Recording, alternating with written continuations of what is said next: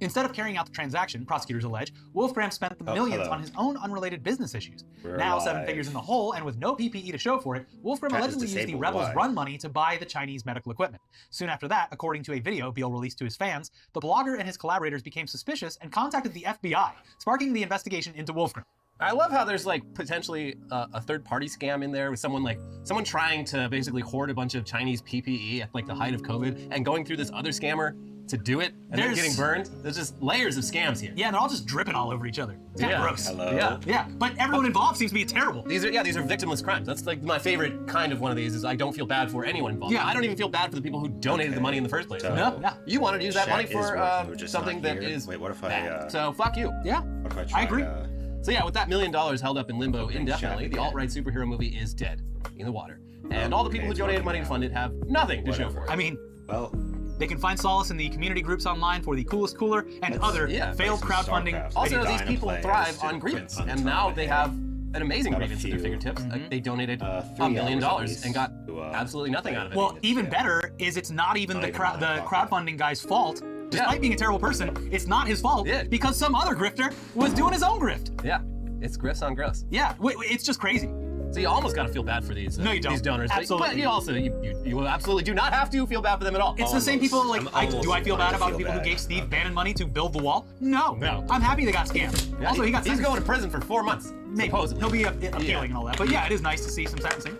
Anyway, Vox Day, for his part, seems to think this was all part of a nefarious conspiracy to stop his groundbreaking right-wing superhero movie from being made. And not just him entrusting $1 million to a sketchy dude without doing even the most basic due diligence. He showed me a picture of him with a suitcase full of money. I mean, which am I to believe? He invented the world's most powerful Bitcoin money.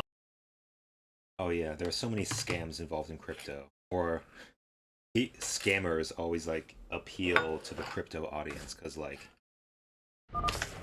This is the hour of truth. No, I wanted to restart because I made some mistakes. Like I realized I was not getting air upgrades the whole time. Restart mission. Wondering why my air units were not doing any damage. So this is the big mission. This is when we see into the future. What happens if we fail in our mission? Brethren, save the universe. Or the galaxy. last twilight has fallen. Last twilight. The This is the bad timeline. burns around us. If we fail. The Terrans have been consumed. Terrans, the humans, have been consumed. Are all that stands against the shadow. The shadow. But if we are to meet our end this day, then we will do so as one. As and one. Taro Tassadar! Taro Tassadar, yes. Okay, so we're gonna do things right this time. We're not gonna F2. I will erase the demons of the past. We're gonna use all the abilities like High Templar. Zeratul F3. You address me? We are the light of the Kala. Alright, we gotta.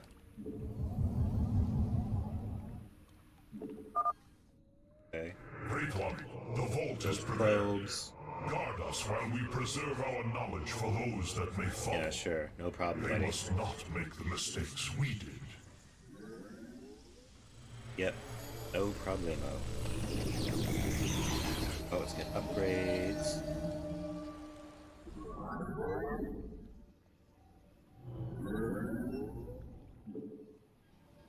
Forge. Then air upgrades. You have enough money to start I have rallied stuff the now. last of our great fleet. Ah, there's our fleet. Your timing is impeccable, Admiral. Admiral Arum.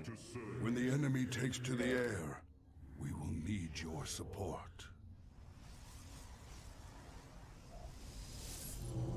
The production facilities. Tab 6. Getting air upgrades. Let's make some Phoenix The side. Zerg performed their function as I planned. My hybrid are proof of this. Okay, so we're gonna use this storm. The last I'm not of the sure protoss will fulfill their if there's anything for us to feedback. No?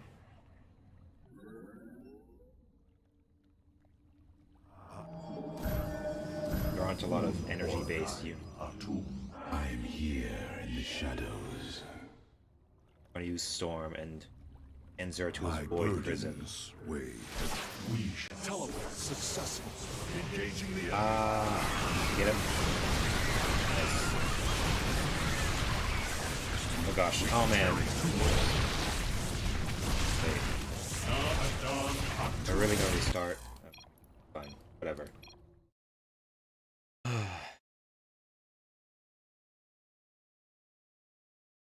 Bit of a perfectionist, but yeah. Boop. Heal.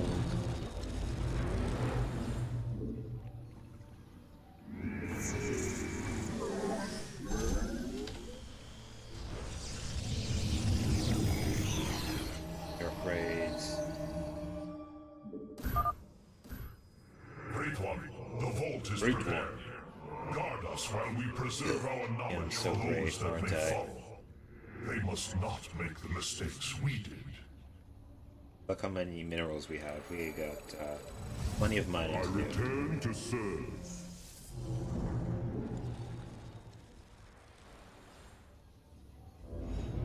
And we can make observers.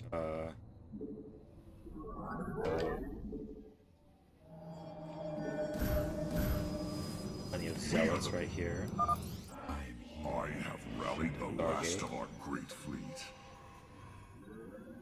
Your timing is impeccable. Look at this, Admiral Urun. this special When the enemy takes to unit. the air, we will Damage need 20. your support. And damage 5, and then 10 versus light. Right, range 4, range 6. Nice. 1.11. Same. The Zerg performed their function as I planned. My hybrid are proof of this. Now, the last of the Protoss will fulfill their function in death. Yeah, we'll see about that, buddy. F3. It will erase the demons of the past. I'm gonna use Void Prison. Guys.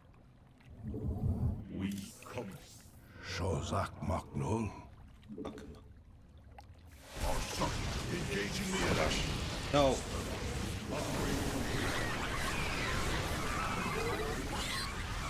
We already lose it.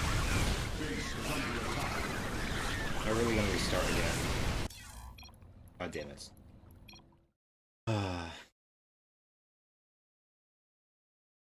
That kind of stuff. My burdens.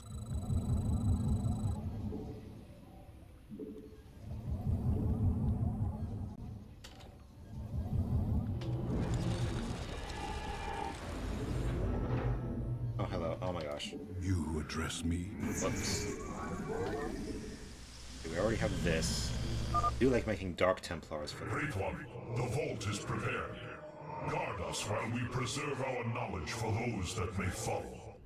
They must not make the mistakes we did. Wonder who could be following them. Other alien civilization a million years.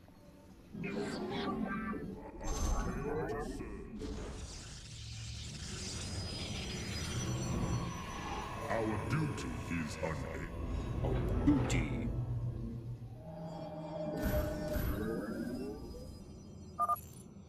I have rallied the last of our great fleet. Your timing is impeccable, Admiral Urun. Admiral. When the enemy takes to the air, we will need your Weapons. support. Those. 50. And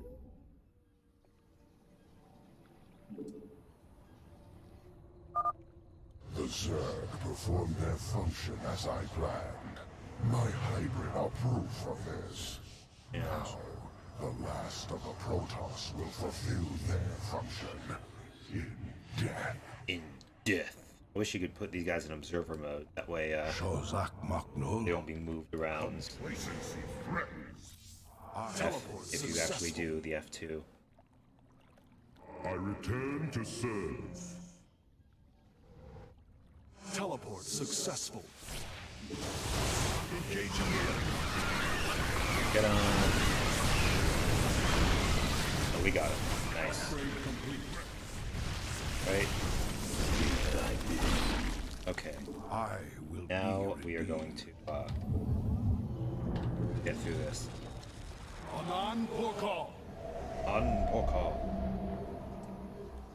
See, we gotta make Asai. Zerg are swarming at our flanks. We have to react quickly or our perimeter defenses will fall. Whatever. You address Your warriors have engaged the enemy. The final hour is upon us. Final hour.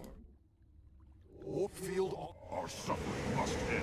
We un orca. I will erase the demons of the past. I return to serve. Get him. Zeratul, the OG. Oh, I forgot. Nobody's gonna take it. Upgrade complete. Whoops. No, we already lost so many zealots.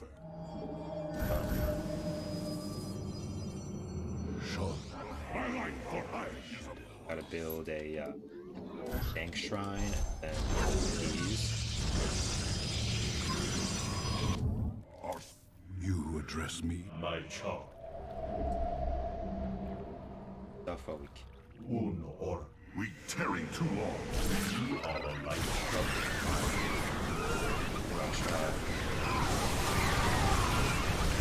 Point prison. Oh, that's a lot. Oh gosh.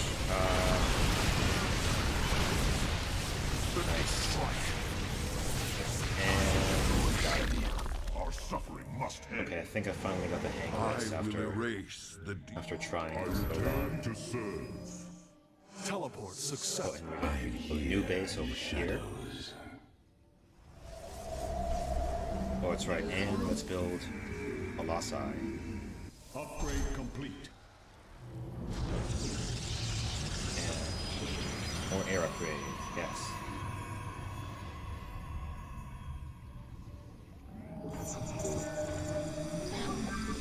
Yes, one more gateway. Doesn't matter too much how many gateways we have. Remade in my name. Behold, my greatest Here they come. Okay.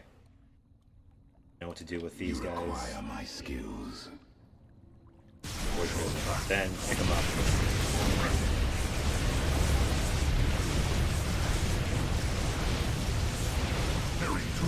Easy. They're armored, so oh man. Oh no. No. Save them. Save them. Ah. Oh man. Oh well. That was okay. Yeah, I want to keep these guys alive so we can warp them into Archons. I'm detecting a large amount of Zerg activity in their hive clusters. Prepare for an assault.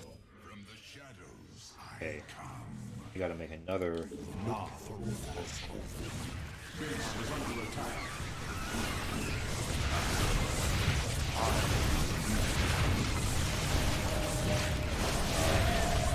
Make Colossus.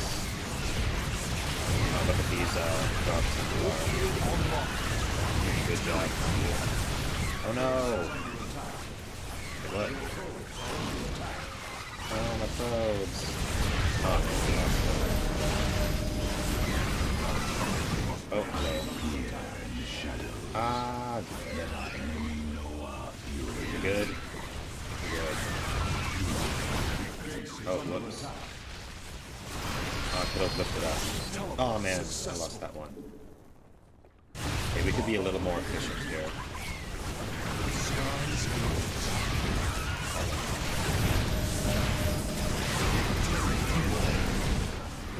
Oh gosh. Look at those Dark Templars having a field day. Oh gosh. Upgrade complete.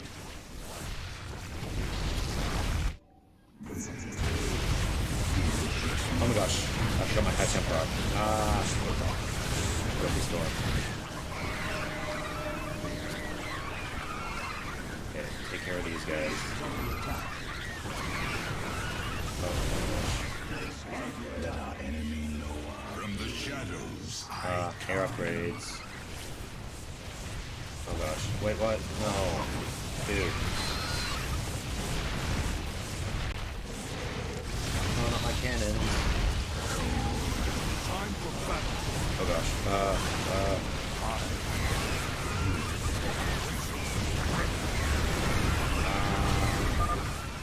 Our void rays are ready to do Oh my gosh. disengage prism inhibitors and concentrate all batteries on the hive. Got him. Oh, nice. Great Mohandar. Great Mohandar. Or Ire. Or Ayur. Okay. Ossis. Oh, that's right. I forgot to build this base. Oh no, we're out of gas. Great. Oh, and we can build more cannons too. Place these cannons. My burdens weigh heavily. My burden. The final hour is upon us. Oh my gosh, I already used F2. That's right. For my observers. Observers.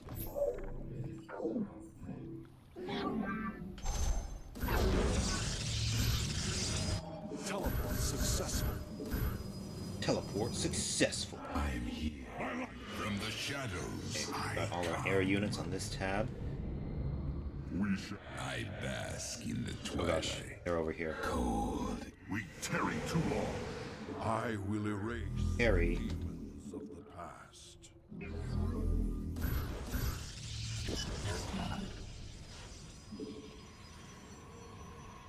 Oh no. Base is under attack.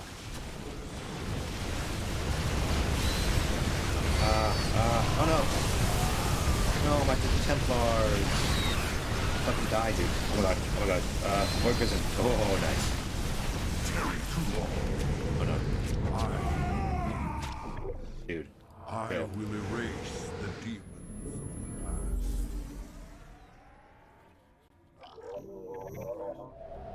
Okay, Void Rays, and then... What are you guys doing? Upgrade complete.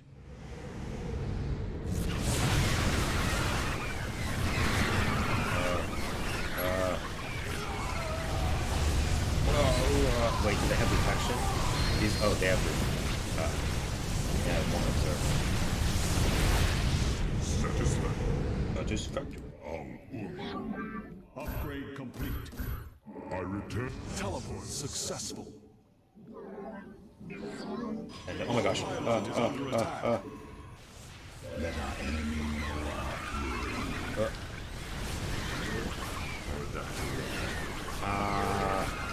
No. Base is under attack. Let our enemy know our fury. Are we doing this? Are we doing it?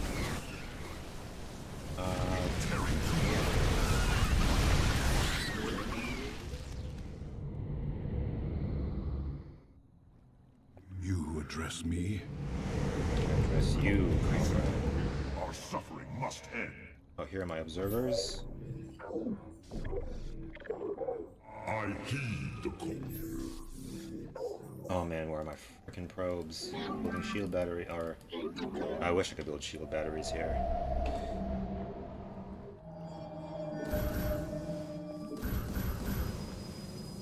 I'm here. I'll build a bunch of cannons. Alright, gas.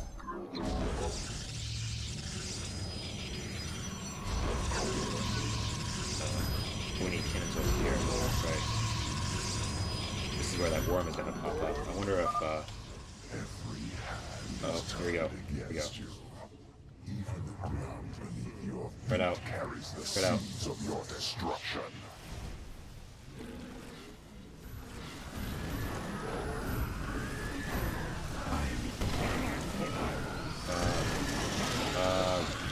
Get him.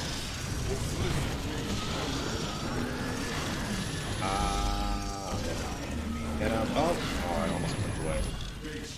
Oh no. This is the hour of truth. No Oh. temple. Focus on that. Yes. The wrath of Ire's We're getting him. Are we getting him? Executor Celendus, unleash the full power of your forces. There may be no tomorrow. Yeah, now we got carriers. We have a whole fleet Intaro now. Tassadar, Zeratul. Taro Tassadar, you know she got feelings for Theory. Theory.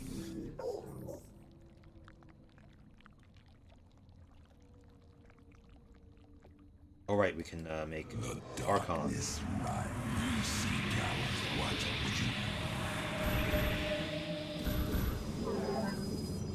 From the shadows Cannons. I come. The merging is complete.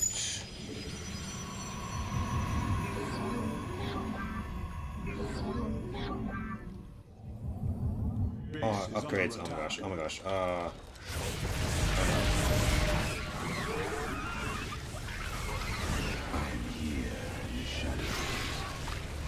Pick him up.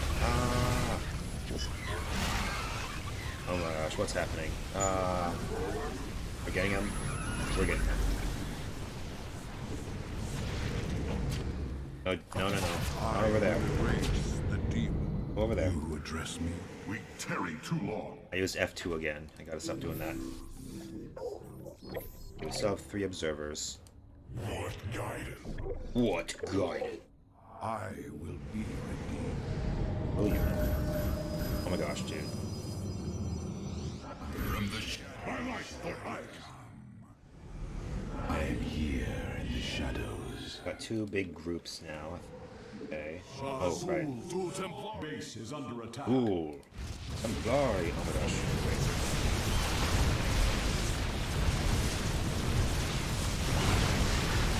I get him. We're getting him. Oh, I can't even micro under here. Oh, is there a tool almost died, dude? Your warriors have engaged the enemy. We're doing it. Nice.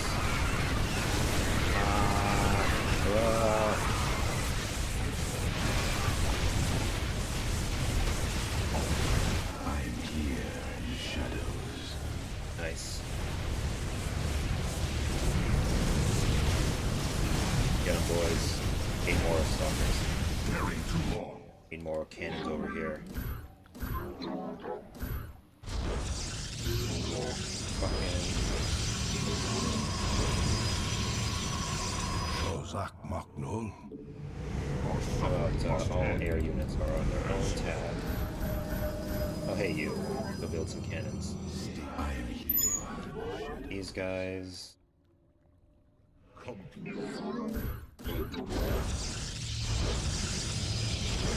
Ah, here we go.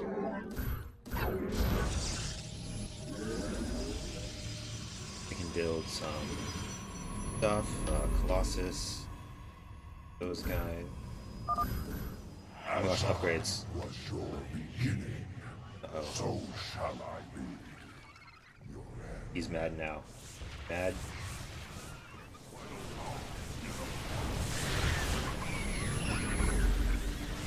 Where's he gonna go?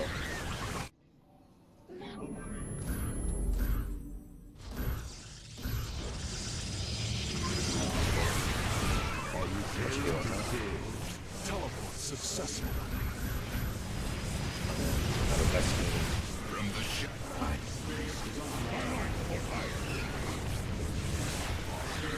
My life for Ior. Precise. Justice.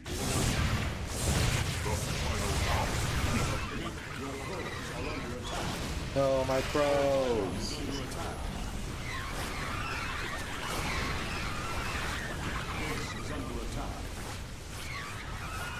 Oh my gosh.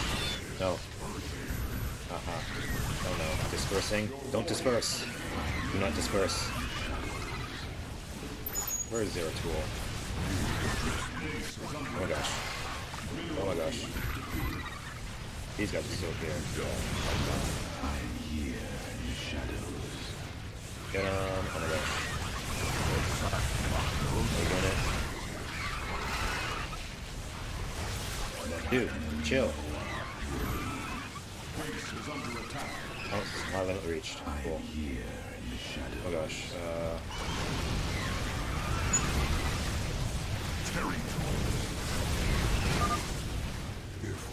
No, no, no, no, no!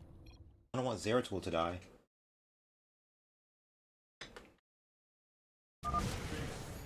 is the hour Here of we are. truth. Noble Temple. Let the enemy know the wrath of Isle's champions. Wrath, Aya's champion. Executor Celendis, unleash the full power of You your showed up forces. just a little too late. There may be no tomorrow. But hey, still plenty of killing left to do. Intaro Tassadar. Zeratul. Zeratul. You address me? You, comrade.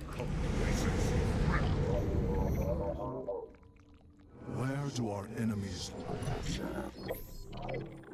Where do our enemies?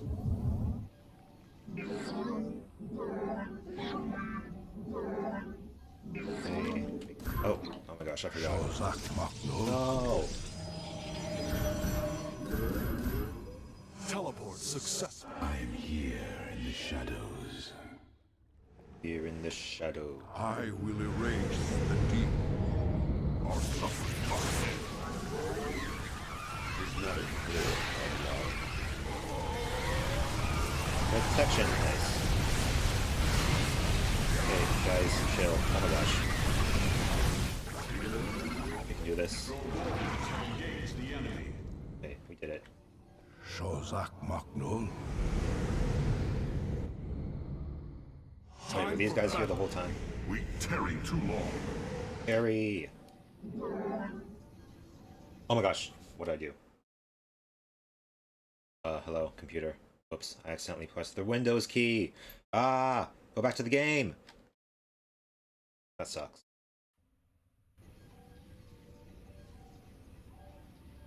You address me?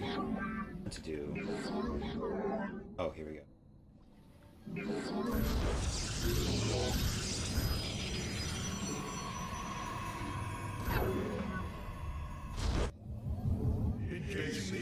Oh my gosh.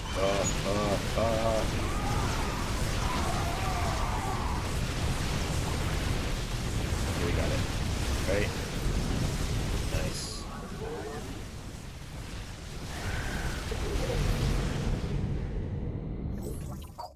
Shozak.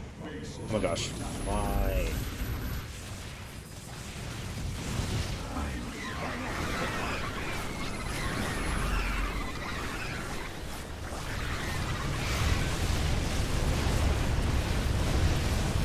We'll restart.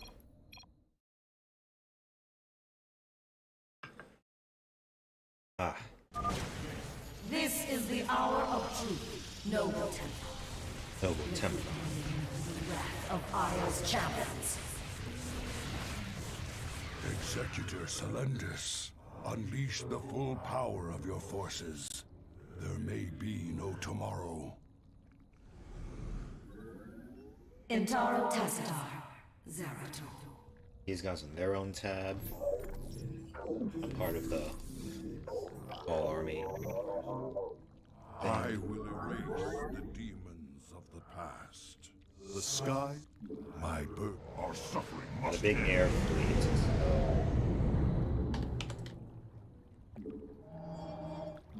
Oh my gosh.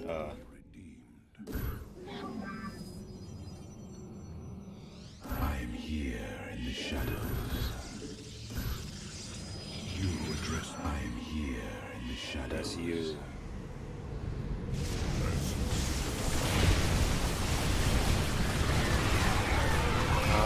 Broken protection. Kill it. Very Dark Templar dying. I don't like that sound. No. No. No. Wait, where did all my Dark Templars die? We tarry too long. Dude. Sorry. I'm sorry. Those guys are expensive. This Keep is the fucking hour up, I know. of truth. Noble Temple. Let the enemy know the wrath of Isle's champions.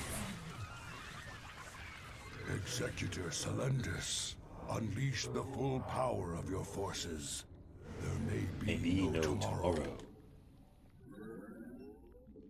Intaro Tassadar. Zeratul. Aro Tassadar.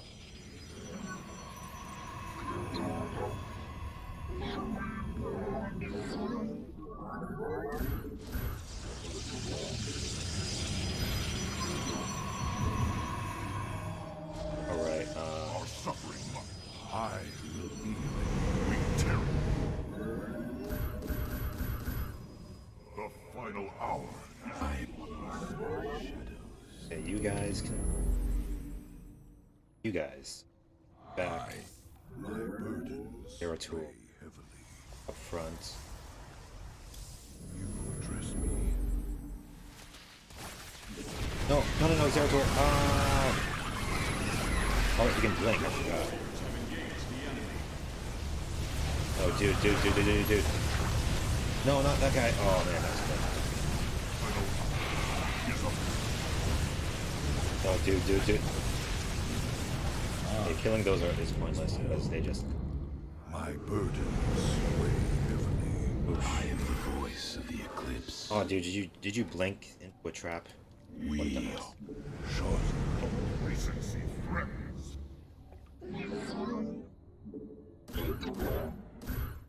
Anand?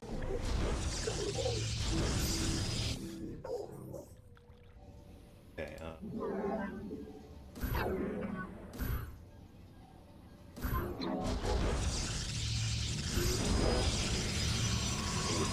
damn it. Engaging the enemy. Oh,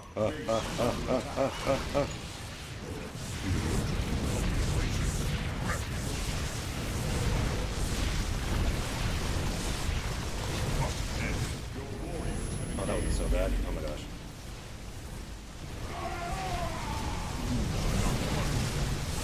Dude, look at these guys. Oh my gosh. Don't shed fire. God damn it. If only you had not just suicided. This is the hour of truth, noble Templar. Let the enemy know the wrath of Aya's champions. The wrath. Executor Celendus, unleash the full power of your forces. Oh, they bought some There may be other no units. tomorrow. Too. Cool. Intaro Tacitar, Zeratul. Zeratul. Heavily.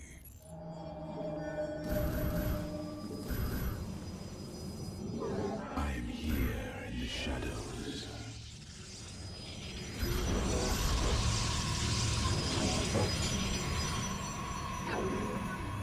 The final hour. Shozan, you address me? Oh, dude. Warriors have engaged the enemy.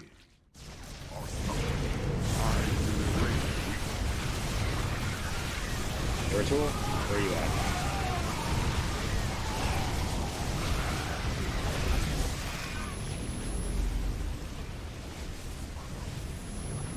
Your warriors have engaged the enemy. Good. My burdens weigh. I am the voice of the eclipse. Shozak Magnul.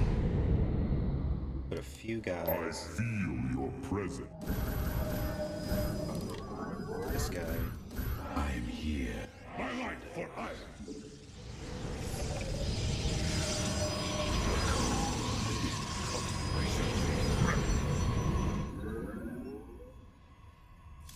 You address me? You are. Oh, here. Getting ultralisk.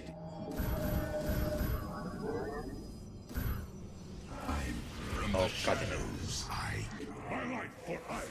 Whoosh.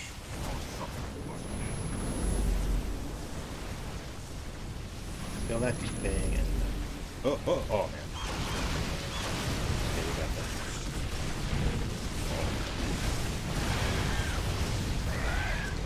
Nice. Oh my gosh. I'm here in the shadows. Dude.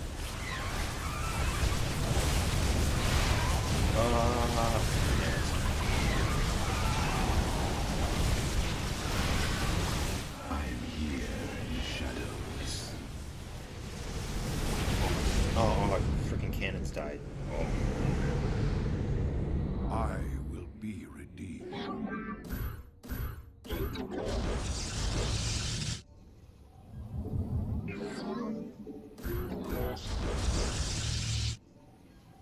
Oh, upgrades. Then I don't know if we should make more carriers. We already have 5. Our suffering must end. Oh, that's right. Fear is an illusion. Where am I? Frickin'. As I was your Here they come.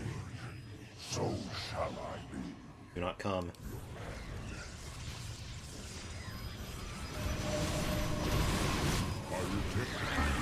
From the shadows I come. From the shadows. Do not come. Do not come from the shadows.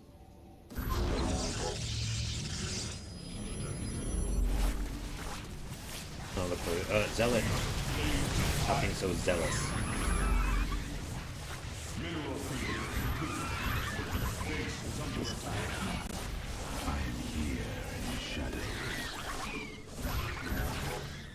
You address me?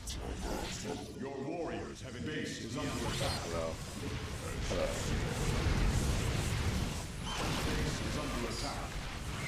Hold this. I think so.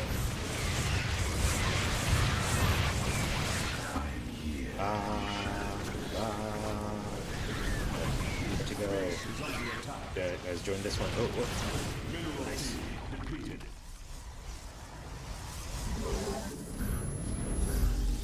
Oh my gosh. Oh my gosh.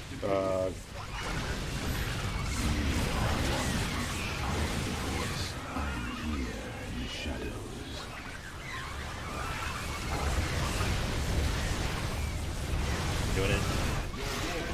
So.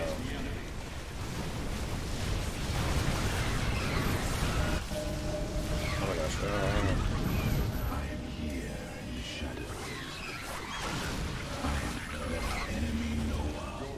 Dude.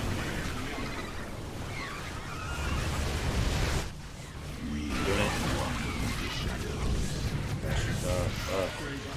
Our pylon is under attack. God damn. I'm here in the shadows. Base is under attack. The enemy closes. Oh my gosh. Oh, wow. Base mineral feed depleted. Oh my gosh. Why? Why? Oh. Your warriors have engaged the enemy.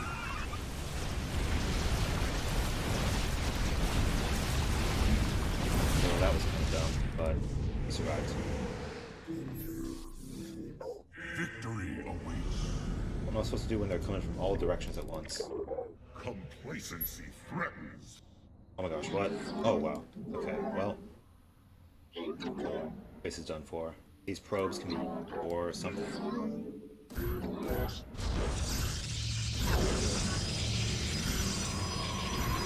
Oh. Yes. We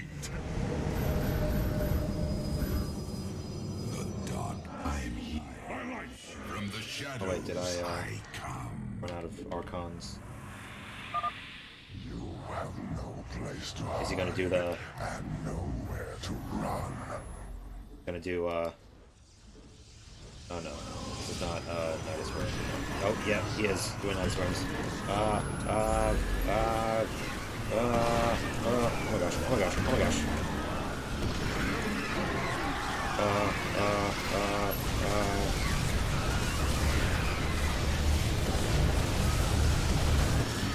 my god. base is under attack. No, dude, no, I can't do that.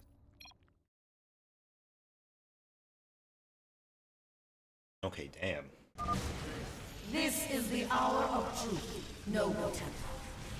Let the enemy know the wrath of Aya's champions. Executor Celendis, unleash the full power of your forces. There may be no tomorrow. Intaro Tacitar, Zeratul. Servers and get some Archons now.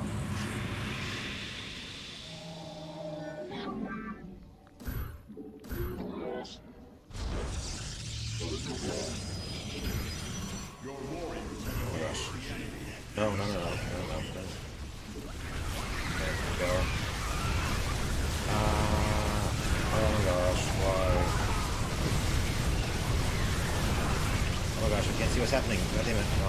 Oh, whoa. Stop. This AI is kind of... Why is AI like this? I will erase the demon. I don't know. Game from 2010?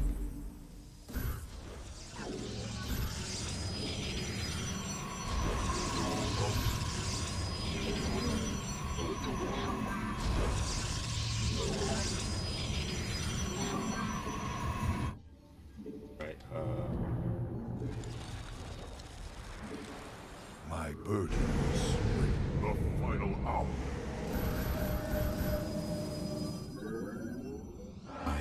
From the shadows I come. oh, here they come. Oh gosh.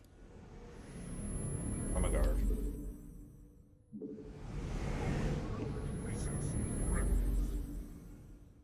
What are these guys doing?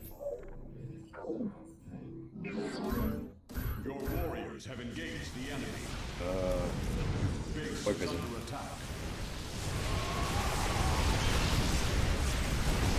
Get out. Oh gosh.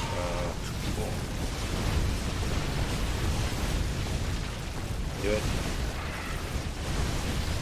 And I wish there was a way to like make Your warriors have engaged the no. enemy.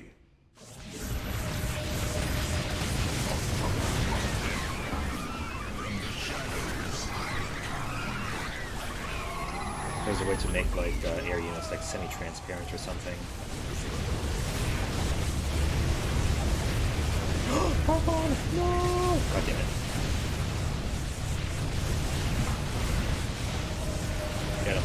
Get him. I will erase the demon. You require my skills. We cope. Almost had it. Yes.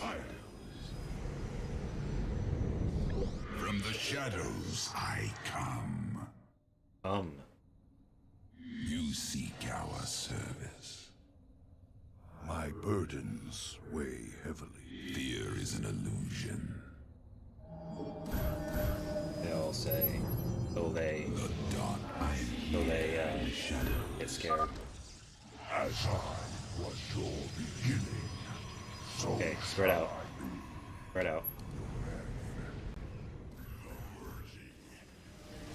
Oh wait, is this not his wings yet? I am the void. I am the... I are... Upgrade complete.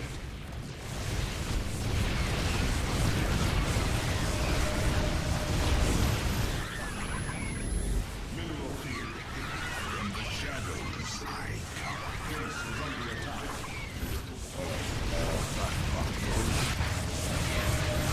Okay, there we are. Upgrade complete. Base is under attack. Get 'em, boys. Again. Oh gosh. We're fine here. Oh, we're also fine here.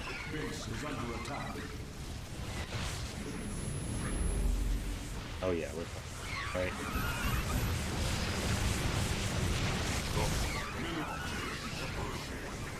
Dispersing. Don't disperse! No! These guys are expensive.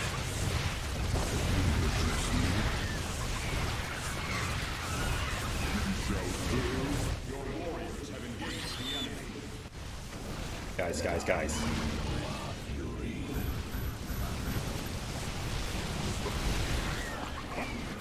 Oh my gosh. Your warriors have engaged the enemy.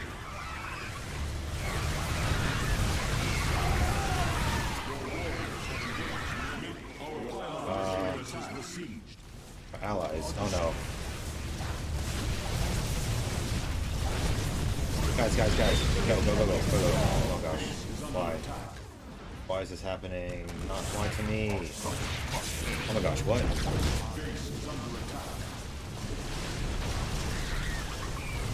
No. Oh my gosh.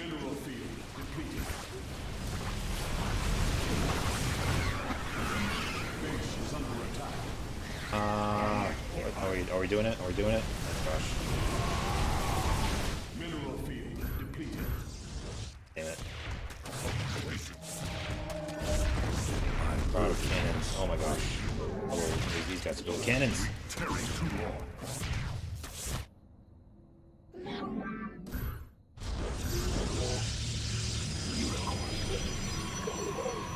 Bosch. Bosch is wild. The final hour is upon.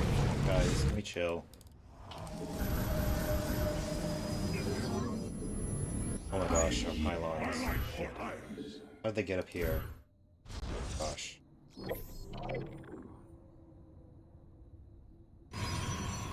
Our suffering must end. You have Oh, here it is. place to hide and nowhere to run. Sure about that? Are you sure about that?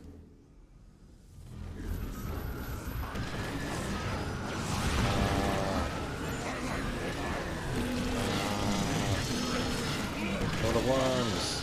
The worms! We're doing it? Oh my gosh, you guys.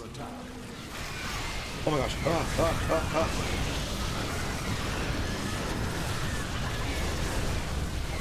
god, oh my god.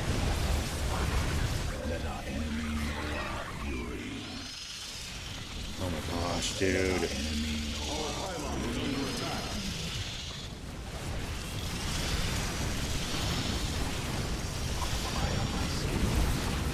You guys, the worms. Okay, we got it. Ah, ooh. I Decency threatens. Okay, well.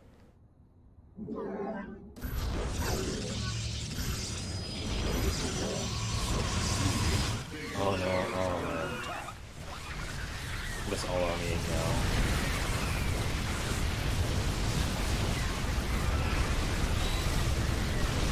Did I run out of units or something? Base is under attack. Oh my god. Oh my gosh. Can I do this? This is really hard.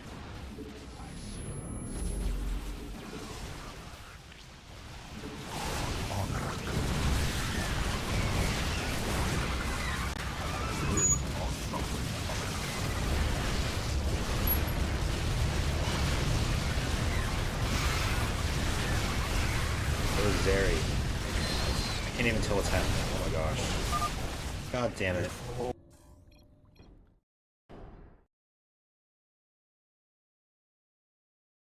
So we want to do this. This is the hour of truth, noble Templars.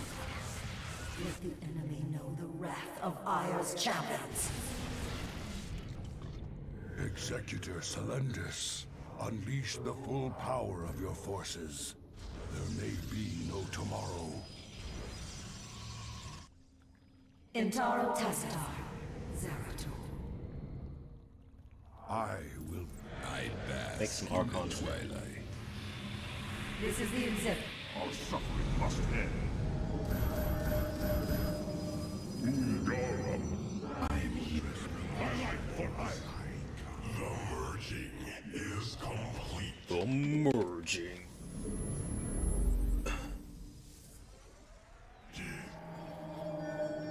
We tarry too long. I will erase the Need to demon. avoid prison. The final. My burdens weigh heavily. Higher. Oh my gosh. Very cool. Get away. Get away.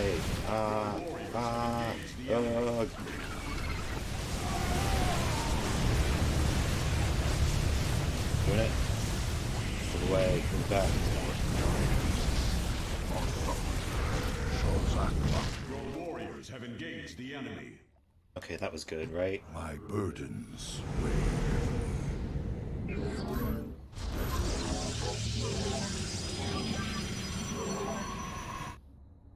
We tarry too long.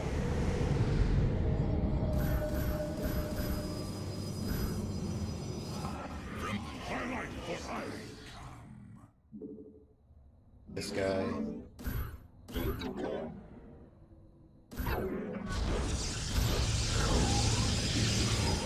Oh my gosh. You.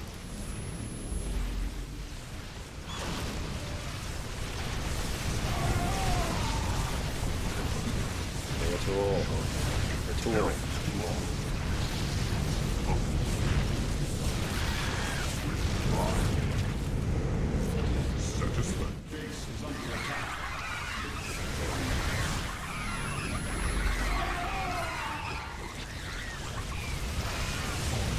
Oh, yeah.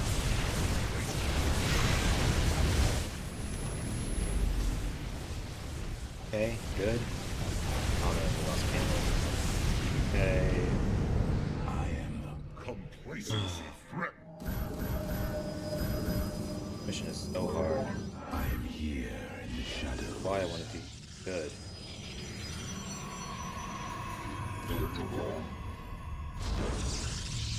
Upgrade complete.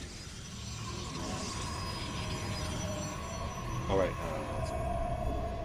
stuff. I don't know if we should make another oh, needed to make more, Colossi. Okay. Our suffering must end. Oh, you guys. Go observe. Plenty to observe out there. Upgrade complete. As I was your beginning, so shall I be.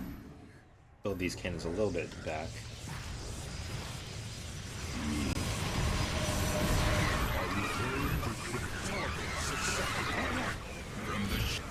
Dude. Okay, zealots. Don't have to be so zealous.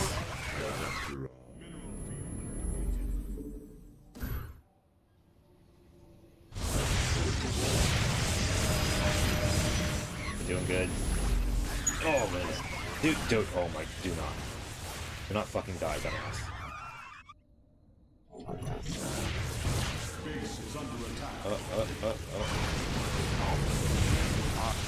Base is under attack.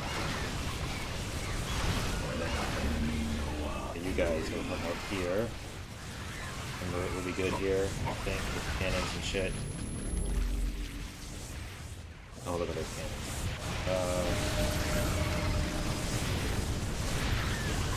I am here in the shadows. I am here in the shadows. Oh gosh, Salah. Fine. Oh, he's Hercules here. Oh.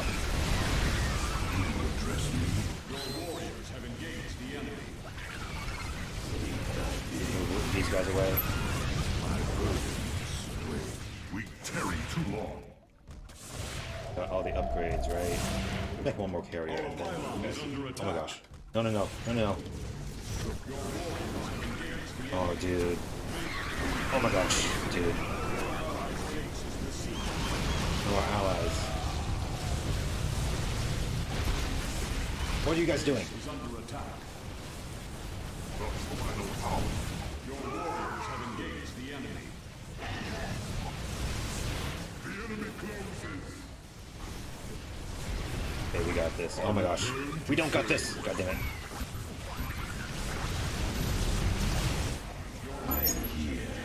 In the shadows. Dude, come on. Wait, how long have they been there? Oh my gosh.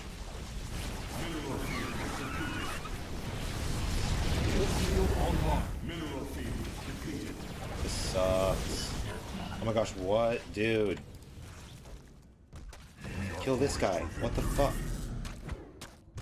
Don't tell me they don't have any interest in it. Victory against Awaiting the call. Mineral field. No, do not tell me. Do not fucking tell me I didn't have it on autocast. We have to do that. Have I not This been is doing the that the hour entire of time? truth. Noble temple. Let the enemy know the wrath of Aya's champions. Executor Celendus, unleash the full power of your forces. There may be no tomorrow. Intaro Tassadar, Zeratul. Hey. Receptors on auto cast. I can't believe. Our suffering must. Behind the rage, Warfield, Shazako, you understand. Dan? Understand what? You address me, you see callous.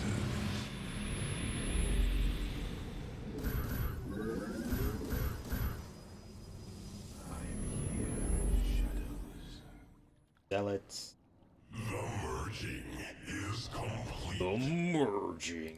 En Arudin, Rashaga. Oh, we can bait them. Okay, cool. That's what I'll quit. Baited. Gosh, are we doing it? We're doing it? I heard a Dark Tunnel about it. Oh, we're doing it. Nice. I can't believe this whole time I wasn't letting interceptors die without replacing them. Oh, dumb. Dumb. Dummy dumb. You require my skills. You address me.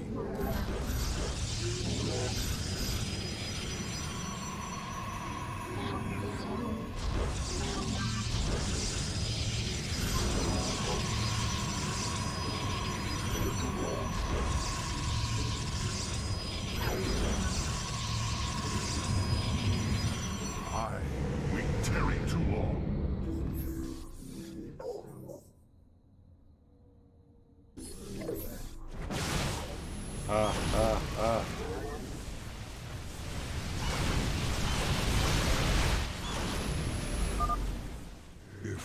Oh, Zeratul. Okay, we gotta. When we use the Void Prison, we gotta make him move back. This is the hour of truth, noble temple. Let the enemy know the wrath of Isle's champions. Executor Celendus, unleash the full power of your forces. There may be no tomorrow. You know. Intaro Tassadar, Zeratul. Cannons, mower. Anything else? Here. Shozakmak, We tarry. my burdens weigh heavily. Zeratul! Oh my gosh.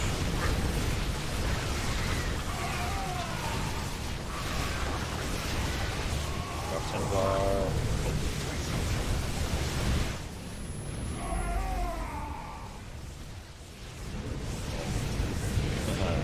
Yeah, that was good. Satisfactory. Upgrades people. Then okay, not enough Vespi. Great. In that case, cannons.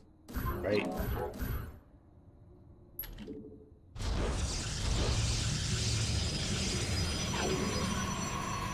Oh god damn it.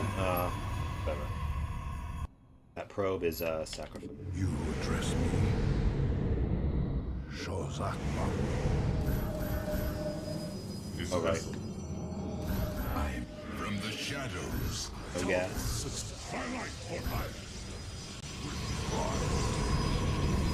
Wait, have I? Oh my gosh.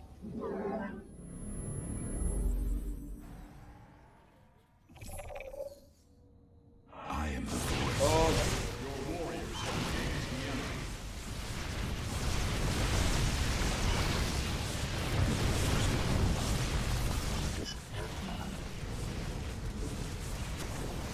Zeratul, no. Do not die. God damn it. Okay, not dying. Base is under attack. Oh, I forgot.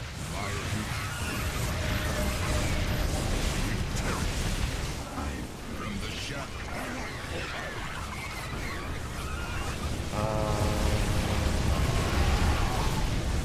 Okay, got it.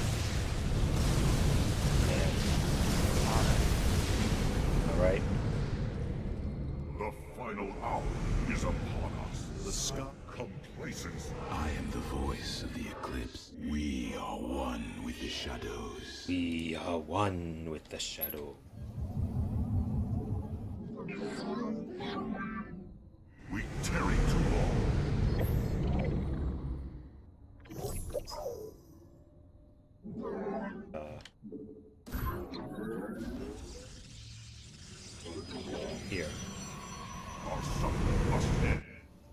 Oh man. Much work to do. So little time. Do it.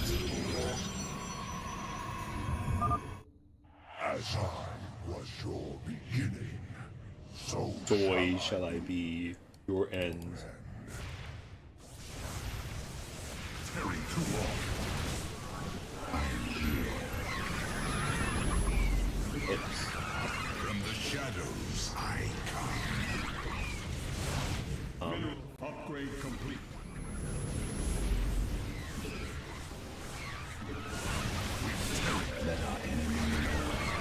Doing it. Oh right.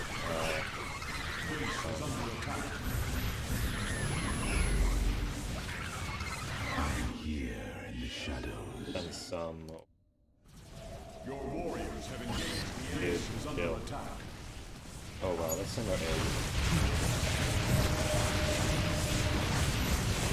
Oh my gosh. Oh man. Let our enemy know our fury.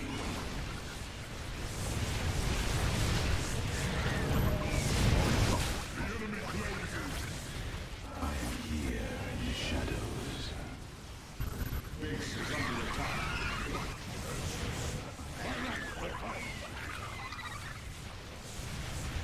Doing it. We're doing it. Warriors have engaged the enemy. Leave some guys here. You guys chill. Gosh, where's the other tool? Oh my gosh, oh man. Do it, can we do it? Oh no. Oh my gosh. Oh,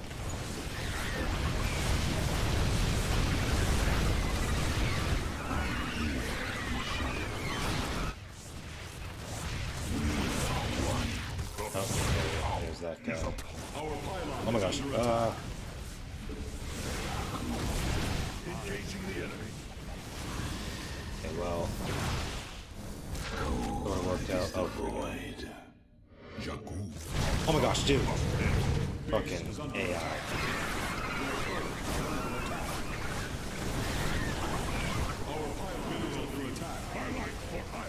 I'm here. What? Embrace the glory of battle. Doing it? Oh, nice, nice, nice. The darkness rides. We just gotta build a shit ton of cannons, right? Oh wow. These cannons died. Build that. Depleted. Tarry to mineral field depleted.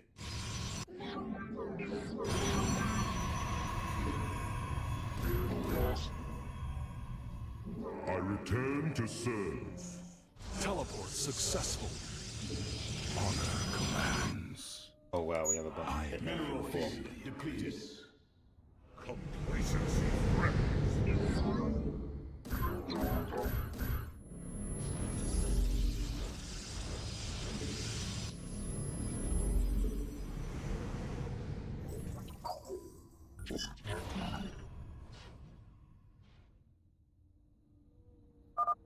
You have no place to hide, and Gonna do it. nowhere to Gonna do it. run.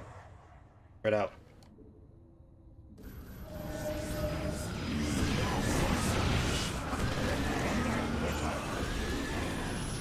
Oh my gosh.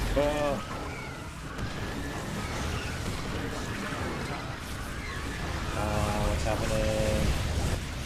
What the fuck? Dude. Get him. Get him. Come on, get him. Are you getting him? Oh, nice. Dude. For the worms, dummy. You address me. Oh, we didn't even lose those cannons. Nice. Oh man. Stressful, but get the hang of it. We gotta divide them into at least 2 groups. We tarry too long.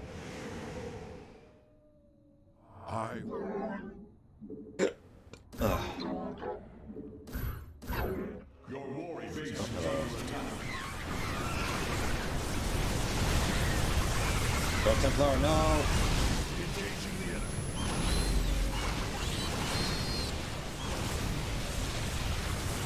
I'm here in the shadow. From the shadow. Base is under The attack. shadows, no, oh no. I get him. Oh my gosh.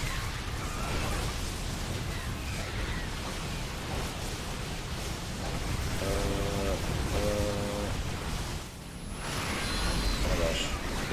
Kill the detectors! God damn it. Oh no, we lost all of Dark Templar. Whatever. Oh, not all of them. Cool. Right, should we even try to protect this base? I don't think so. Oh right, we gotta mine these out though. Okay, fine. With a few more cannons. I mean, these cannons did repel that huge offensive before they died. Oh wow, we're out of cannons again. Throw them a little further back. We tarry too. I will erase. Our pylon is under attack.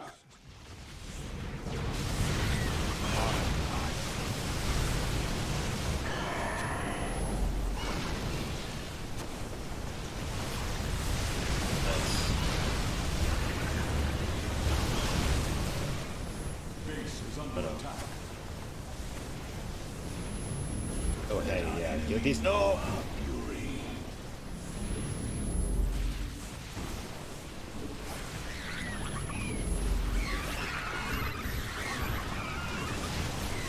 Gotta start working in some zealots. Oh no.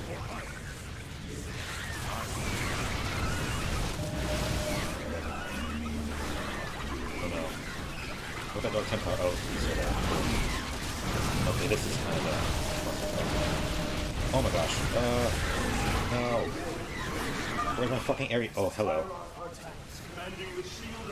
The Shield of Ayur. Our matrix fields are within range. Engaging mass recall. Mass recall. My brethren, hear me. Huh. It's tennis. Oh no. All Dude. that remains of our race, our civilization, are those that stand beside you now. Oh shit. He's giving a speech. Trust in each other. Strike as one will. Oh my gosh. Oh my gosh. Let Oh our my gosh. last stand burn in memory so Are we bright. doing it? Are we doing it? We will Oh be man. remembered forever. Whatever. Remember by who? Entaro Tassadar. Oh my gosh. Oh my god. No. Okay, you know what? God damn it. Oh my gosh. Should we restart? Oh man. We're gonna go back to when Artanis warped in, because like we're already dying.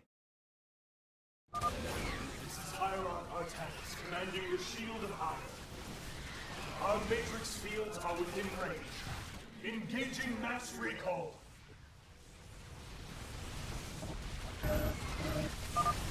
My brethren, hear me, for there is little time left. Uh-oh. He's sad. Oh my gosh. All that Oh my remains god. of our race, What the fuck? Oh my gosh. those that stand beside you now. Oh, it's all falling apart. Oh my god. Oh yeah, it's all falling apart. Strike as one will. Strike as one will. Are you kidding? Turn on autopass. Oh my gosh. Oh, oh, oh, oh, oh. We will be remembered forever. Forever. Entaro Tassadar! Gosh. Are we doing it? There's just too many of them. Too many. Are we doing something? Jeez. Admiral Arun has fallen. Oh no. God damn it. No. Okay. What happened to all our pylons there? Out of supply. This is Hieron Artanis, commanding the Shield of Iron. Our matrix fields are within range. Engaging mass recall.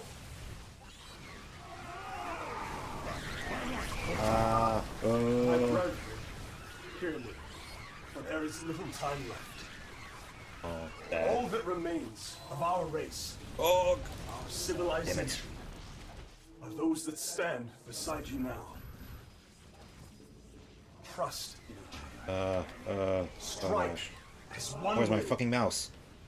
Let our last Lost track of my stand cursor burn in memory so through all bright, the- we will be remembered For all the forever. chaos. Entaro Tassadar! Oh my gosh. Oh my god, what the frick, dude? Our pylon is under attack. Pick them up, pick them. Oh. Cutscene. Prideful children. There was one among you who could have jeopardized my great plan. Ah, this is the lesson. Recklessness. Oh, recklessness. Mistook her for the true threat. Must learn our lesson. If only we had listens. The Queen of Blades. How could we have known? How could we have known? There's no way for us to know. But now we know. Oh my gosh. No. How could we have known? Now we're doomed. Doomed. Okay, you know what? You know what? I'm done. We did a good job. I think. Yeah, I think this is supposed to be when I lose. And with that cutscene. We still have a bunch of units, but like, oh, well, all our base is dead. We still have a lot of resources to mine. Yeah, I don't know. Our thoughts are one. Oh my gosh, mass recall. Teleports all units to a mothership. Marak. Kidding me? I am the voice of the eclipse. Vortex. Cloaking field. Faith before fear. Faith. Okay, you know what? I'll be right back.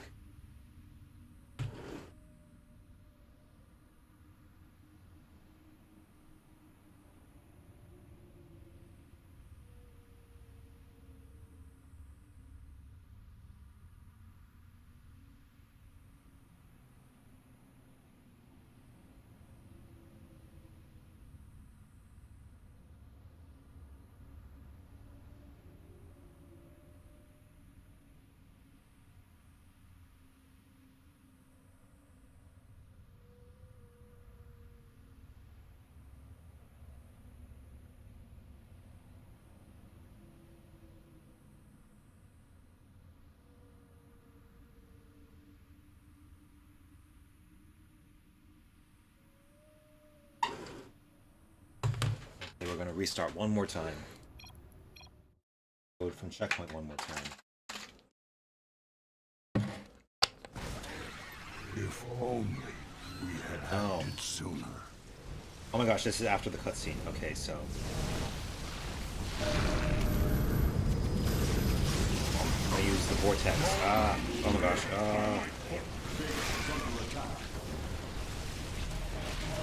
No, all my base. You require my skills.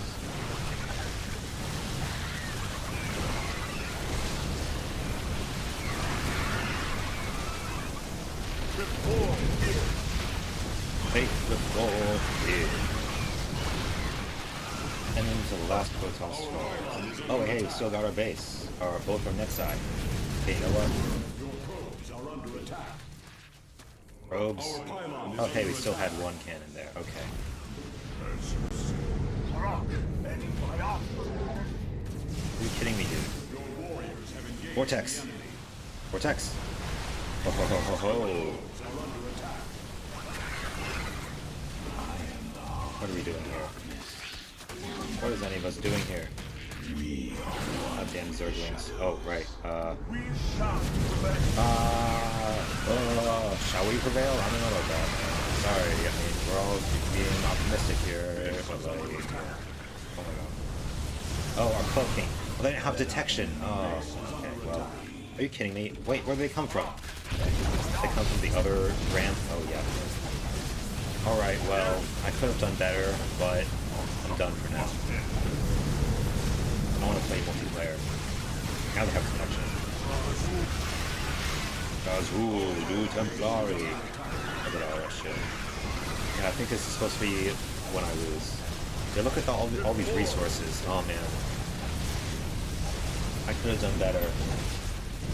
If I just kept producing shit. Did I ever max out even? I forgot to check my supplies. So yeah, this is happening. Okay, all of our ground units got murked. Is there any anti-air even?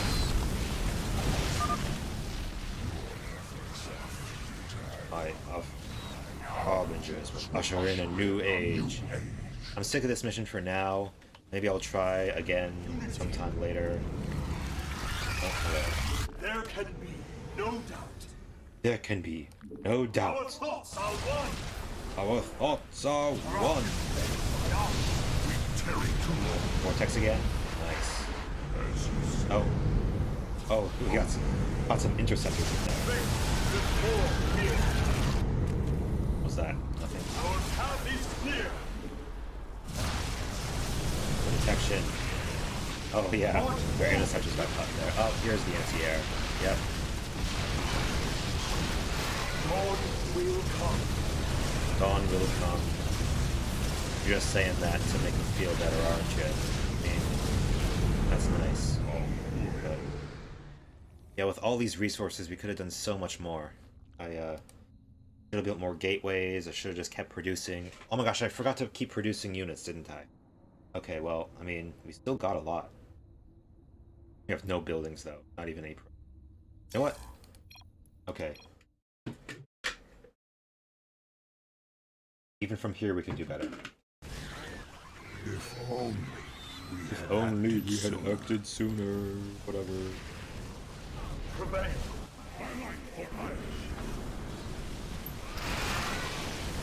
Oh. Base is under attack. We embrace the glory of battle. Oh gosh. Let our enemy know our fury. On my base. Ah. Not very nice. Your probes are under attack. Not my probes, please. Your warriors have engaged the enemy. Our pylon is under attack. You know what? Whatever. Your probes are under attack. Are you kidding me? Our pylon is under attack. March, we shall prevail. We shall prevail. That's the spirit. Your warriors have engaged the enemy. There can be no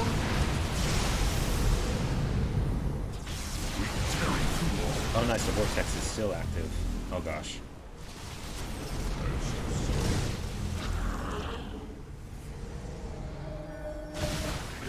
Oh my gosh. Oh,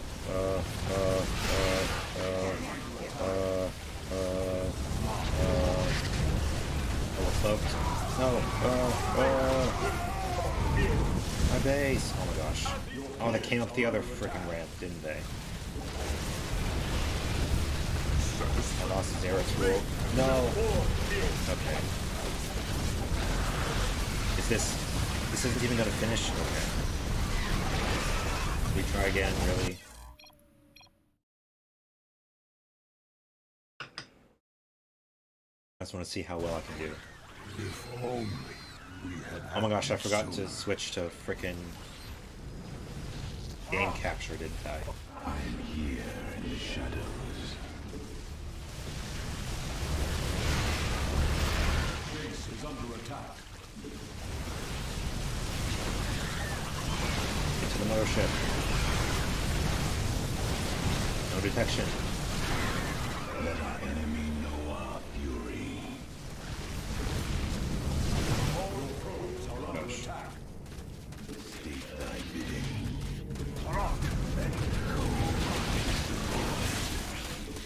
Our pylon is under attack. Dude. Our path is clear. Your probes are under attack. Okay. No. Our Shouldn't say pylon that. is under attack.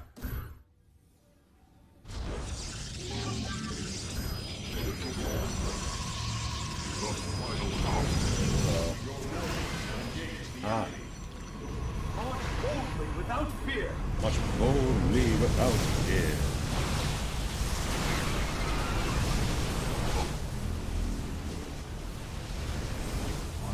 Oh, we're on autocast. Oh my gosh.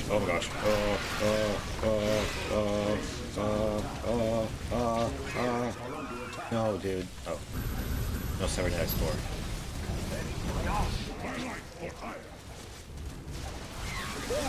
Get on. We do this? Do we not? Oh my gosh. Oh well. Yeah. Banelings? It looks like we picked up all the anti-air we can.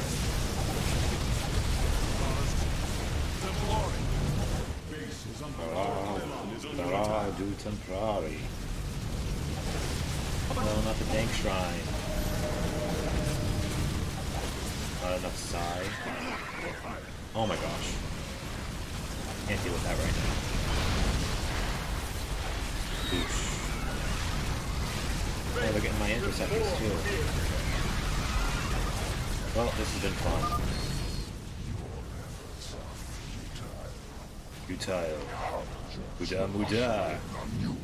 Oh, well, we got all the anti-air again. There's nothing on the ground to kill even.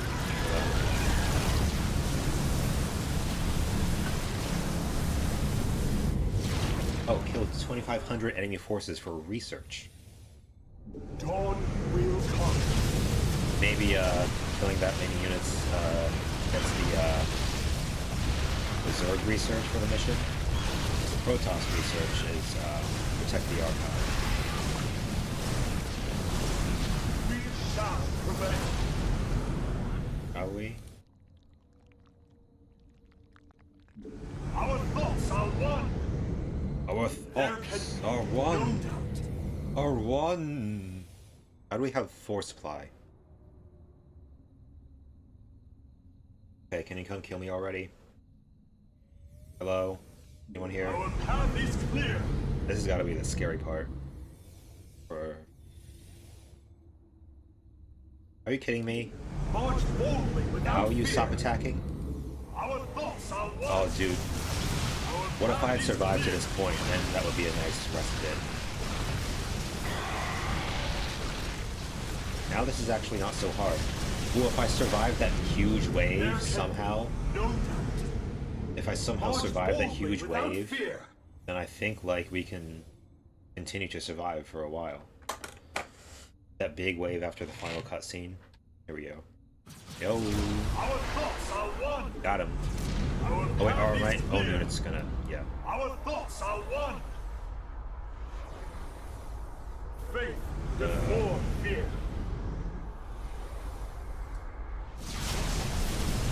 Go. Oh gosh. Oh man. Okay, just kill me already, please.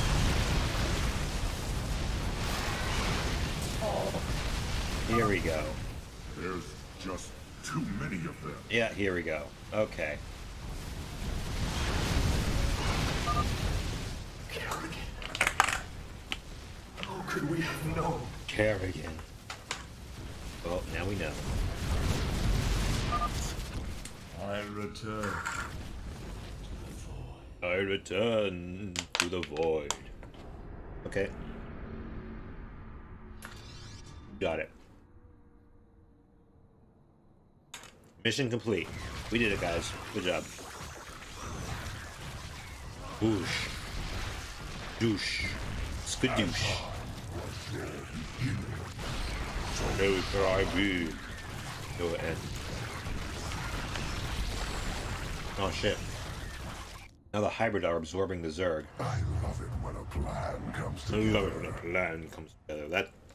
That's what the Reapers say sometimes. So, semi-glorious. Kill 250 additional Zerg units. Blaze of Glory kills 750 additional Zerg. I guess that means above 2,500. So the hybrid there were killing the Zerg after the Zerg completed their final task, which was to kill the Protoss. I guess the hybrid are the only ones left. Damn. Dark. Let's see what we have to say about this. Friend Raynor, Friend Raynor. you now bear witness to the This truth. is the dark.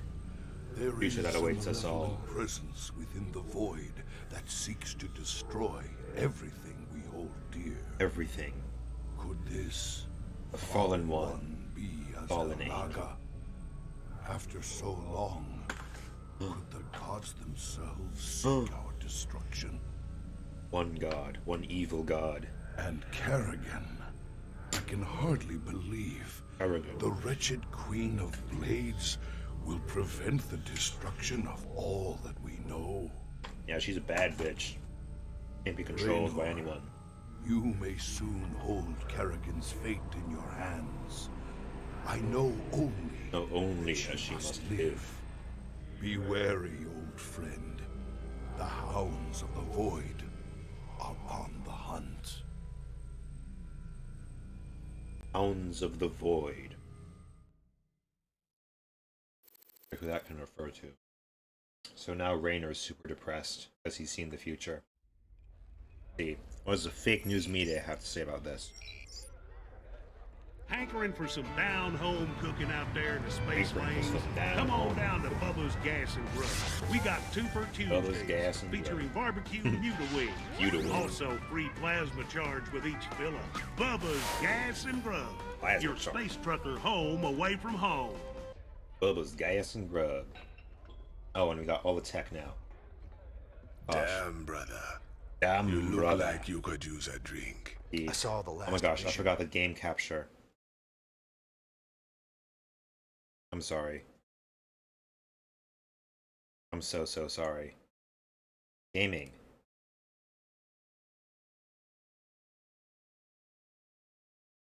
That's dumb of me. That was my fault. Who knows how the wheel turns? Who knows? Cycles upon cycles. This much I know. Those that see the future best. Both a gift and a curse. It's both a gift and a curse. But is it cast in stone? That's what I need to know. Nah. Who knows? I've heard you say we are who we choose to be. If that be true, Future is never the fixed. future cannot be Always fixed. choose. You're looking a little pale there, Jimmy. Looking a little Which pale needs there. another drink. Okay. Sell some stuff. 20,000, 60,000. Nice. Oh, right. Orbital strike or tech reactor? I think tech reactor is better. Because now barracks units around by drop pod and land at the barracks route. I mean, that's nice. They can spawn right, like wherever you want them to, but no, this is better. Tech reactor. Oh, and we got to use the hive mind emulator or something. Okay. Well, let's see what the final Protoss research looks like. All of the containment and reinforced structural integrity theorems I've developed studying this crystal are starting to, well, crystallize. I do the Setman voice. I think we may be able to contain energies that once required huge machines, or even manufacture structures capable of hot landings from orbital origins with acceptable stretches. I'm a sham. I haven't truly learned anything from this crystal. I've just observed the smallest details from it, and somehow wrangled a few tidbits when the crystal helped me. Well, I mean, you've learned things, clearly. I don't understand how the Protoss can possess technology of this magnitude and not rule the known universe. Perhaps they simply don't want to, or they're using it to fight the Zerg, I guess, right? Yeah, I mean, Protoss have all this technology, but maybe they don't have the brains to actually use it properly. Last entry on this sample, I figured out where it is putting all that excess energy. It's feeding the Hyperion, subtly helping to power the ship, balancing out some of the more ragged systems. It's giving of itself, and has been since it got here. Swan is excited that the ship is running so well, but he has no idea why, and I'm not going to tell him. Yeah, let Swan think it's all him. Swan, what do you got to say? What the hell, cowboy? You look like crap. What the hell, You thinking cowboy? about that girl again? Kinda. No, not girl trouble. I just got some What bad kind of girl news. troubles? What might happen if we can't save her? Might happen. No use worrying about what might happen, if you ask me. Yeah, You don't want me worry to about help? it. Just let me Everything will know. be fine. And if everything is not fine, that's life.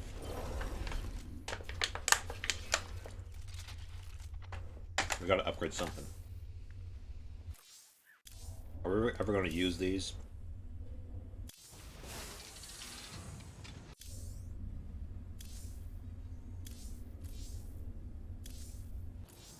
This is expensive. Let's do this. And now, Go play multiplayer.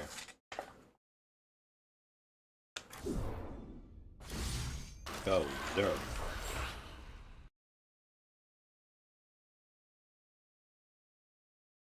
Yeah, those Starcraft missions are fun. Flying machine. Like, look at that. It's whirring, it's buzzing, it's shooting sparks. It's got green Chinese characters falling down like the screens, just like in the Matrix. Weird. All the charts that I'm seeing at CoinDesk show the Bitcoin's down right now, but his machine says it's skyrocketing. Yeah, that's the magic of it. Yeah. So, I'd be a fool not to keep my money here. Crypto. But yeah, regardless of whether this was a conspiracy to take down the most powerful film ever or just alt-right people being dumb and bad with money, regardless, the SJWs win again. I guess so. Didn't even have to do anything. They just, sat on the sidelines. Yeah. I'm going to watch as this plays itself out. Easy money. Cool. There's got to be a section in The Art of War about that. Easy game. We'll find out. Anyways, moving on to some Halloween news. Ooh, ready to get scary skeletons. Decorating your front yard for Halloween can be a lot more creatively rewarding than putting up Christmas decorations. Same. But you can really you can get wild. You can go wild with Halloween. There's just so many more ways to do it, and you can get really funny and topical with it too. Well, up in Washington, in the town of Prosser, there's an annual Halloween decorating contest held in the town's historic downtown area. And this year, it's making national news for a very funny and also a very dumb reason. Here's a local NBC affiliate with some background on all this. Historic downtown Prosser announced a decorating contest encouraging the community to design a display for Halloween. Prosser City Hall decorated its display to feature Karen's Garden, dressing up a scarecrow as a Karen with a shirt reading, "Can I speak to the manager?" The annual fall decorating competition awards traveling trophies to each year's winners. This year, judging is between October 15th and October 23rd. Winners are selected for overall and best theme, which will be announced October 28th. Hey, and looking at the pictures of Karen's Garden, I mean, it's a clever little Halloween display. I mean, who could possibly have a problem with this? Well, Karen would. Karens. We are several years into the term Karen being a widely popular term for demanding and entitled women, and we're just now seeing what may be the most perfectly meta example of Karen behavior Karens ever. Are mad at being seeing called a generic Karen joke and feeling so personally attacked that you run to the media to let them know that you are the specific Karen being mocked. That's me. That's me. I'm Karen. I'm about to prove this thing right. They're attacking Here's more from the local news. The city of Prosser announced on October 17th that the display had been taken down and pulled from the competition because it was inconsistent with the spirit of the competition. Later that day, Prosser resident Maricela Sanchez told NBC Right Now that she believed the display was targeted and meant to look like her. Sanchez claims the display is part of ongoing harassment against her for her affiliation with FutureWise and its opposition of the city's proposed construction bond for a new City Hall campus. This past weekend, City Hall entered an annual Halloween decorating contest with a ghoulish scarecrow dressed up to look like me, said Sanchez. Prosser City Hall engaged in targeted public harassment of a private Prosser citizen on public ground. They created a grotesque effigy to publicly humiliate a city resident as retaliation, proposing a city bond proposal made by someone you pissed off. That's me. The scarecrow in the Momo mask, that is clearly me. I look like a Momo mask. Like in a cartoon, it would be her complaining about it, and in the midst of complaining, looking exactly like the thing that was not actually supposed to look like her. But she's filling the role through her actions. This scarecrow could not be any more generic. It's like it's a bunch of trash bags with some rubber gloves and a scary man. And now that you're mentioning it, the resemblance is uncanny. It's clearly they were targeting my own body, which looks like it's made out of a bunch of trash bags filled with old newspapers. I've been stress eating. I'm sorry. But it's like the Karens that get mad at stuff like this. I just imagine the same people who make some off-color or blatantly racist joke, and they're like, "What? I'm just joking." But like here, something that's completely unrelated to them. They're like, Excuse me? Excuse me. Yeah, I'm sure the backstory with this woman and her city council and whatnot Disculpe? probably goes back quite a ways. So, who knows? This is just the last straw. Yeah, I mean, probably looking for a reason to snap, but also not doing yourself any favors. Anyway, speaking of Karen behavior, we're not sure this next story necessarily qualifies, but it certainly involves a woman taking her spitefulness to extreme levels and being completely unapologetic about woman it. And spitefulness. Now, on its surface, this might even sound like a cool crime, but it's mostly just a very creative crime. The economy these past few years hasn't been great for a lot of people, and the result has been renters getting evicted and homeowners getting foreclosed upon. I mean, it's sad, and a lot of communities have come together to protest an evictions. But recently, one woman in Massachusetts got very creative with how she protested an eviction, and the reporters at masslive.com, they got a little creative with their reporting too. A Hadley woman faces multiple assault charges after allegedly unleashing a swarm of bees onto Hampton County Sheriff's Department deputies attempting to serve an eviction notice in Longmeadow. Rory S. Woods had more than one bee in her bonnet when she rolled into the driveway of 49 Memory Lane on the morning of October 12th, according to court records. And it is Memory Lane. They should have a court of memory there. Yeah. Instead of a standard eviction notice, deputies found themselves targets of a sting operation. Deputies arrived at the $1.5 million home to serve eviction papers on homeowner Alton King Jr., but were met with a cluster of protesters instead. During this time, the officers secured the premises and waited for Mr. King to return, as we were told that he was at court trying to delay the eviction, reads a report authored by Deputy Sheriff Daniel H. Soto. Minutes later, an SUV towing a trailer pulled into the driveway, and a woman emerged from the driver's seat, according to Soto's report. At that time, a female later identified as Rory Susan Woods exited her vehicle and went to the back of the trailer and started shaking beehives to let the bees out, the report states. Deputy Michael Jocelyn attempted to stop Woods, who successfully freed one of the hives by breaking the cover, causing hundreds of bees to swarm around. Deputy Jocelyn was stung in the face and had to retreat. Woods, 55, then donned a beekeeper's suit and began liberating more angry bees, Soto reported. She rolled 3 more large hives off the trailer and carted them to the entryway of the home, situated on a stately cul-de-sac. Officers at this time attempted to stop Woods, but were attacked by the bees, Soto's report reads. I mean, we joked about, but what if, he punched him with bees on his hands? Yeah. And then it kind of came true. Bees are they're a great weapon that no one really thinks to use, but yeah, if I'm supposed to be evicting someone from their home and there's like 10,000 fucking bees, angry bees, no, I'm not going. In the old days, they'd be like, you know what, fine, it's yours. Okay, let's go. I got stung by bees the first time in like 20 years, like a couple months ago. It hurts. It's very painful. I'm around bees frequently. You just give up act like you're no, that's what I always do. This was a surprise. This bee, you swatted it. No. Well, okay, so. Okay, well, here comes the truth. Here's the truth. I was outside. It was during the summer. There was a lot of bees around. I go inside into my house. Long walk all the way up the stairs, up to my office. I feel something on my back. I assume, or it's on my neck. I assume it's a fly. So I swat at it, and it's a fucking bee that attached itself to me and followed me into the house. Yeah, and if you had done nothing and just let it hitch a ride, it would have been just fine. I thought it was a fly. Why would there be a bee on my body inside my house? There was literally a bee in your bonnet. There was. Yeah. They haven't been stung in a while because I treat them with respect and admiration. So did I. I treated them with too much respect. They got too comfortable. They thought they could hitch a ride on my shirt, and I had to put one of them down. Hard. No, not the bees. I plant more flowers, so there's more things for them to go after. I mean, I'm trying to start a flower garden. The bees deserve as much nectar as, we got him. As I can get him. I'm playing the long game because one day I'm going to end up like this woman. Yeah. If I need the bees, I want them to be on my side. I was vaguely curious about beekeeping. All the news about like bees being in trouble. I was like, how hard would it be to start my own beekeeping operation? Apparently, very fucking hard. It is extremely difficult, and everyone who does it says, "Don't get into this. This has ruined my life." What? Yeah. I mean, you already have pets, so you do have lives in the balance, but it just seems like, you'd have to be an enthusiast. Yeah, it's not something you get into casually, is what I've found. It'll turn into a business where people are calling you up and be like, hey, I got these bees over here. Come get rid of them. Luckily, I brought my own queen. That's what you need to do. That's really what you were going after. You just want to carry around a queen ready to go. Oh, good thing I have a second queen here. That one day, Elliot, on the news, it's going to be like, luckily, there was a good guy with a bee. God save the queen, bro. Anyways, apparently a few of the cops were allergic to bee stings and had to go to the hospital. Oops. Luckily, it wasn't fentanyl. It was just bees. Yeah. What if those bees had fentanyl on their stingers? Could be. What if they were like just pollinating fentanyl plants? Check your children's Halloween bag for bees with fentanyl on their stingers. When Woods was told this by the cops arresting her, she reportedly said, "Oh, you're allergic? Good." She's become mayor for the day. Do you think I would I have even bothered if I knew that at least a few? You should have knocked a few more off when they said that. As for why she had so many bees ready to deploy, well, she's a beekeeper.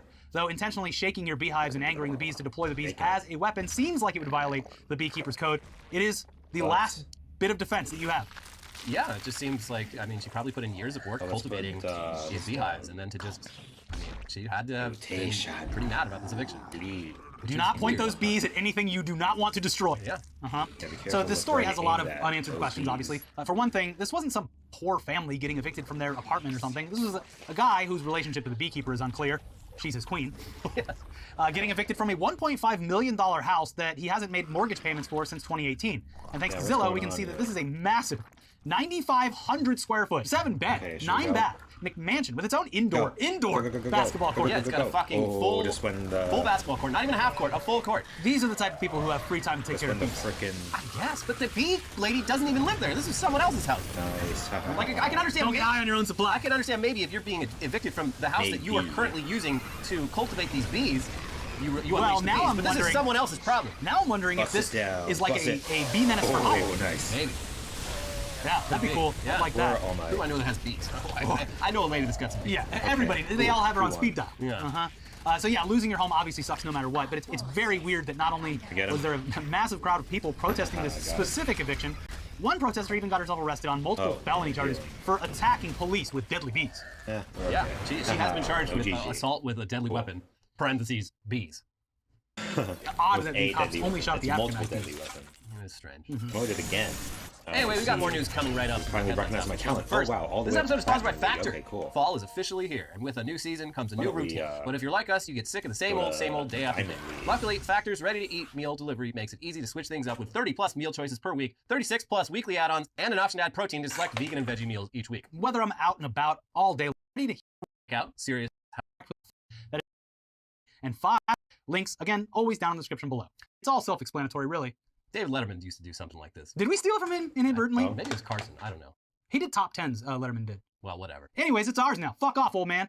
Driver accidentally reverses into 700-year-old toilet at Japanese Buddhist temple. Oh, jeez. No, not the Oh, toilet. jeez. If I had any karma left. Oh, I spent it all. Yeah, it can't be good for karma. I hadn't thought of that. No, it's gonna be terrible. A 700-year-old toilet, which I assume is just a trough in the ground.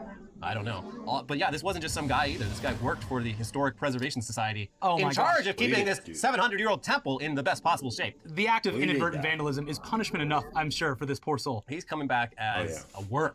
No. Would you date me if I was a worm? Well, baby, I'm a worm. Oh, man. Yeah, that's specifically a bad thing to happen, specifically for that reason. Literally just like shifted, shifted in reverse. And well, like look, if this was America, he would have been tearing through a farmer's market. So, you know, at least it's an old toilet. It's not a bunch of people on a Saturday morning. Toilet. This is part of toilet history. Well, now it needs to be preserved. It's got a new little note in history. Yeah, in 2022, confused man just drove his car through this toilet. People are going to be like, you know, this is a I feel bad. I would leave, now. you know, some well wishes at the spot where he destroyed the toilet. Yeah, I'd definitely do. Yeah, they'll make a shrine. The rituals. Again, I think it'll become the a new act is punishment Shinto enough. god. Obviously not intentional. Yeah, probably ruined this guy's life. It is a shame-based culture over there, and yes, he will be carrying shame with him for some time, I imagine. It's like the guy that grew his fingernails really long. It's like, you can't cut him. Then you're just a guy. Yeah, I think he did eventually. They had to use like a fucking. Don't take this from me. This is all I have. Yeah, like Dumb and Dumber. Yeah. By the time he got it off, like the hand that had the nails on it was so like warped and fucked up from. He hadn't really moved his fingers even for like 30 years. Oh, what? So the hand is still useless. But now it's not remarkable. Yeah. Unlimited strangers, though. Yeah, he's got that going. Yeah. You know, you sit on your hand, feels like somebody else. This guy, no problem. Always. Always, every time. Weed is coming to Circle K gas stations in U.S. next year. Nice. And in Florida. Very oddly enough, in Florida of all places. Which so it's a medical state. Medical. So this is so weird. Like I do every time some news happens with weed in America, I feel older and more out of touch because like when I was a medical marijuana patient in California 15 years ago, it was absolutely not something they would ever put near a gas station. Like you had to get buzzed in through like 3 separate doors. Like it was it was a kind of tense thing. This news, although on its face seems like a great idea, I feel bad for the person who works at the gas station who. It's like getting more work, just like toss on your plate. I think SCV has a little bit more health. They're adding them on as like a separate like structure attached to it. Oh, so it's not the Circle K employees aren't going to be like having to like hold on, I'll put gas on the pump, but first I have to. And I think they appreciate it because they'll be selling more like Doritos and Takis and Funyuns and whatnot. Hot dogs. Yeah, it's good for business. But yeah, it'll have a separate entrance, and I don't know what the verification is like in Florida. Because like, hey, it's me. Yeah. That's the verification. Yeah, in LA, like they'd have to like you give them your information, they'd go into some like database. It was like it was not easy. It's not the kind of thing you'd want like at a gas station. I mean, maybe. I think if you looked around on the computer that the guy was doing it, it was like the same thing as the scam guy. Hackertyper.com. But yeah, this is. I mean, I guess this is great. I think that it's obviously a bit weird. It's confusing optics for the state specifically because like weed is both a felony and legal. Yeah, because of the medical. Florida is one of the states I would, if I was going to open up a medical marijuana dispensary, Florida would be toward the end of the list for states where I'm going to be sure that this isn't all going to be seized in some, in some raid that I can't do anything about. Yeah, I mean, DeSantis literally just did that with voting rights. Yeah. So hey, you guys you can do weed. You're all allowed to vote. Oh, did you vote like we said you could? Well, you kind of broke the law. You broke the law, and we're coming for you. That's what he's going to do with the weed. Yeah. Every Circle K. I wouldn't trust it. Kanye West wants to build his own mini city called the ecosystem. I'm so Kanye Epcot. Oh my gosh, I forgot. Yeah, it makes sense. Like he's got the Kanye. Yepcot. He's got Yepcot. He's got Donda Academy. Ooh, but he's like Elon, where like he has ideas. Yeah. But he has absolutely zero follow through on Some of it he does obviously execute very well. But well, it's like with fashion, he's built quite a fashion empire, but he, at this point, all of the companies he was using to actually manufacture and sell the goods, every single one of them is broken off from him, including his favorite, which I never pronounced correctly, but Balenciaga? Balenciaga? Yeah, Balenciaga? Yeah, also, I'm sure, well, they just dropped him, but I'm sure that they weren't happy because the only stock image of Kanye from the past 2 weeks, Balenciaga grill. Yeah, it's bad for business. So yeah, I mean, like, he's had these ideas for a long time. He had that PDF like 10 years ago, the Donda like empire he was building, and like plan. getting into all sorts of like every possible industry. That's just like that weirdo busybody CEO mentality when you're not actually in that position. Yeah. There's like a leaked video of Howard Stern from like 15 years ago doing like a yearly thing with his employees, and it's just the most like, I tried. I'm not a real boss, but but here's a bunch of graphs that I think look really pretty with ideas that are very simple. It's just like one of those things where it's like, it's great that you have motivation to do these things, great that you're thinking outside of the box, but you should really get people who know how to execute on these. And that's why, like, when he works with Adidas, it gets done really well. Right. But get him. I'm not working with them anymore. Yeah. He's gonna be calling up Ohana Capital managers for some money in a second. The only ecosystem I can see actually succeeding would be something along the lines of like Waco. I mean, something like that. Some a cult compound. I mean, the resources are already in place right here in LA with that school that he's like. Yeah, that school has some very serious cult vibes. Gotta give him credit. Expand that into a whole ecosystem, and you've got. Welcome to the ecosystem. You got a cult. I am a serious person. Welcome to the ecosystem. Also, it came out today. Like, I guess Charlemagne the God was Kanye's complaining about Pete Davidson's 10-inch dick. Man, my ex-wife is fucking a white man with a 10-inch dick. Can you believe it? Like, what do you expect? He also, the full Piers Morgan interview was released. He calls Joe Biden an R-word for refusing to listen to Elon Musk's ideas. And R-A or R-E? R-E. And that thing he's been doing in interviews, like, yeah, when he feels he's being interrupted, even though he's just rambling and the interviewer's trying to keep things like, you know, because you're he's like, la, because you're ruining his train of thought. Yeah, but Piers Morgan threw a la back at Kanye at one point in the interview because he was getting interrupted by Kanye. It was a real meeting of the minds, Piers Morgan and Kanye West. Like 2 3-year-olds arguing. Yeah. I've still only seen like clips from it, but it is a 2-hour interview. And he really landed the ultimate look into the mind of Kanye West, and it doesn't look like there's much going on there right now. It is. There's just symbols clanging together. Yeah. I mean, if you go on like the Kanye evil symbols clanging together. If you go on like the Kanye subreddits, he's still got diehard fans. Like maybe he just hasn't clarified his thoughts yet. Maybe they're just waiting for him to, clarify what he actually means. And it's like, no, he's gonna do something brilliant any moment now. Yeah. Yes, don't understand. Wikipedia tells users to be more specific when searching 2022 UK government crisis. Which crisis did you mean? Did you mean the one from the summer where Boris Johnson was booted from the party after numerous scandals that he oversaw? Or was it the one from later on when Liz Truss was appointed prime minister and booted 44 days later and really only did technically 7 days of work and tried to pass some of the most austere controversial laws in modern British history, causing a civil war within the Tory party? Which one was it? I mean, it could be any. There's still months left in the year. Too. The original Wikipedia page, unreadable. Too many trees. Yeah. It's crazy. Pitting Liz Truss against lettuce is offensive to lettuce, says man with trash bin helmet. This is a guy we talked about a long time ago. I think it was on the old channel. But the original, it was like a 2017 general election in the UK. He was known as Lord Buckethead back then. Of course, I know Lord Buckethead. Yeah, he looked sort of Darth Vader-ish, but with a very long bucket-like head. What if he ran against Theresa May in that election, but he's rebranded himself now as Count Bin Face, like a trash bin. Yeah. But still the same guy. It's kind of like Papa with Ghost. Just every album, new Papa. You gotta reinvent yourself. Yeah, exactly. Like Lord Bucketface. Okay, we've seen it, but this new guy, Count Binface, a lot of cool ideas. Yeah, a lot of very cool ideas. Yeah, really. Times like these, we need Count Binface to bring dignity and respect back to the United Kingdom. I do like on the last episode, like we made a comment about Liz Truss breaking the glass ceiling, and someone in the comments was like, "Hold on, you're forgetting Theresa May and Margaret Thatcher." Thank you very much. You made that comment. I would have never said that. But also, Margaret Thatcher, she broke the glass ceiling for satanic demons being Prime Minister of the UK. You didn't get a human woman in the Prime Minister slot until Theresa May. Let's be clear about that. Yeah.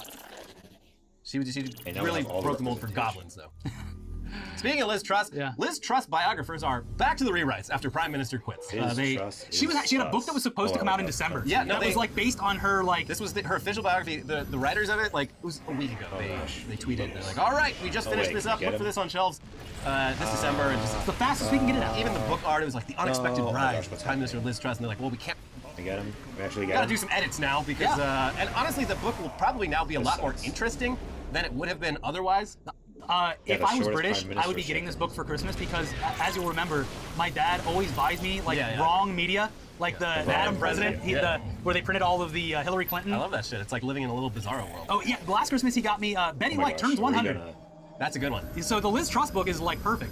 With the Betty White one, like I knew they were jinxing it. I kept seeing that on like supermarket shelves. You like, were into politics. Yet, guys. Yeah, it's like every time like you start seeing some like posts about like Ukraine kicking Russia's ass, it's like a day later they like it's like, oh god, oh god. Cool. Yeah.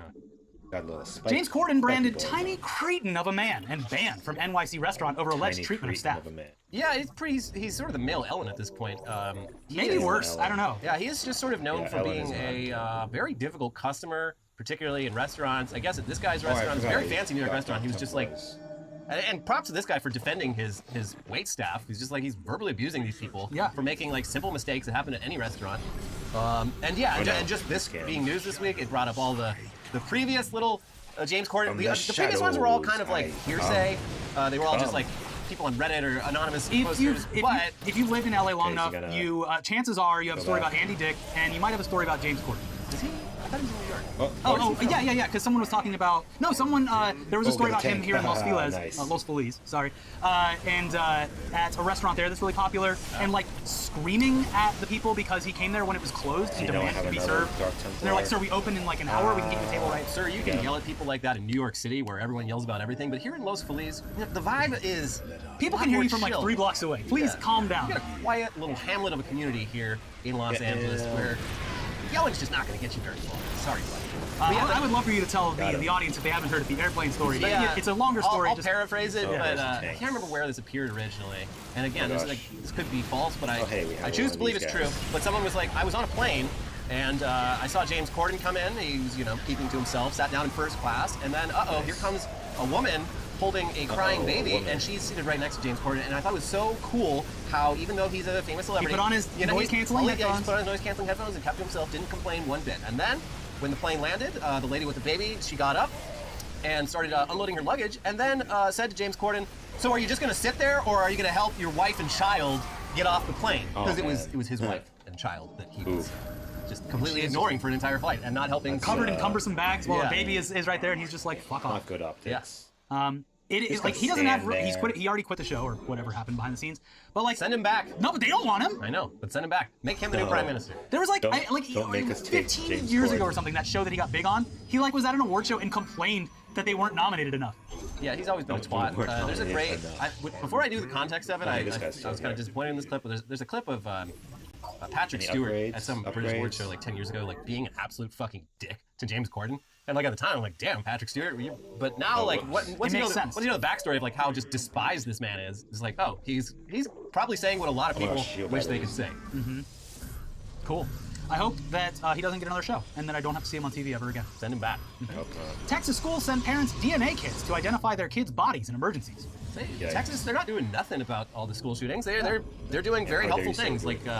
Oh my gosh. We're going to need your kids' DNA and fingerprints so that in the event that they are just absolutely eviscerated by a high-powered rifle, you'll know sooner rather than later, whether their body is down there. So don't say we're ignoring a problem. Here in Texas, we take this very seriously. We are a serious state. This sounds like a solution that, like, all of the angry people at PTA meetings, they were like, okay, all right, look, we're not going to ban guns, so let's all come together. We'll figure out a solution. Let's create a DNA database of all children in Texas. Yeah, I've got an idea. Well, why don't we just make it easier to identify the bodies? Yeah, and it's the kind of thing, it's like these same people, if you ask for their DNA, would correctly be like, that's very intrusive. Why the fuck would I give the government my DNA? But, when it's either that or any restrictions on guns, well, they're going to choose DNA. Yeah. Speaking of guns, Canada, no more handguns. Okay, nice. Well, which is, like, honestly, like, rifles, AR-15s, whatever, they get the most attention, but handgun crime in the U.S. is, like if you banned handguns, but everyone could still own an AR-15, like, that would make a huge fucking difference. most people shot are shot by handguns in the US. And not to get even more morbid with it, but I mean, the numbers already exist from Australia, but suicide numbers would literally like fall off. There would be none. Australia is the absolutely perfect case study, but no one fucking cares. Yeah. Like, well, it's different. I'm not gonna explain why it's different, but it's different. Anyways, scorned Russian mothers use Putin's draft to rat out deadbeat exes. Yeah, these ladies, they haven't been able to get child support in years. When they found out that the what is he even attacking? if you join up with the Russian military, you get paid direct deposit to an account that you can't hide from, like it's a government bank account. So you'll be able to get that alimony and that child support, no problem. You just so all these Russian widows are going down to local recruiting offices like, I've got just a soldier for you. He's this guy. He lives at this address, and by the way, he owes me a shitload of money. So just put that straight here. Can we chase him down? Yeah, and like, a lot of these guys, like these Russian women, absolutely brutal. They're like, yeah, it's possible that he dies, but you know that would probably solve two problems at once. Because I fucking hate this guy. Yeah. Yeah, fuck him. Brutal. Let him die. War is hell. Let them die. It really is. Even in the interpersonal relationships sector. No, you don't understand. I want my husband to die. Love and war, right? And that, to be fair, it might be just as likely that that guy's like, yep, send me over. Yeah, I'm done. I've been drinking myself to death for half my life. Let's just fucking do it. Have you seen this babushka? Send me over there. I don't care. Take my wife. We've been drinking vodka since we were 3 years old. We look like shit. Yeah. I somehow have nice post-birth shot. fetal alcohol syndrome. It's supposed to be impossible. Do you think I want to live? I've been swinging off of apartment complexes for YouTube videos. I've been trying to find a way to die every week of my life by risking my life in pointless ways, and somehow I'm still here. So yeah, send me to Ukraine. I'm surprised you even got a hold of me. I was standing on top of a radio tower about to base jump. Or just into some snow, which I have seen before. That one's crazy. That one's so risky. It's like, you have to just have faith that there's enough fresh snow that falling off a building into it is not going to kill you. And they pull it off. Good for them. You know, it is one thing about the old internet is like you were able to see consequences back in the day. Yeah, nowadays no consequences. I've definitely seen the video of that guy falling off the building as he tries to grab onto the side of it. Yeah, that's. I mean, you don't see anything, but it is. Well, you know what happens. Yeah. And I've seen a lot more than that. You know, the 2000s was wild. Final headline: Newsmax TV bans reporter over wacky rant about Satan, insects, and drinking blood.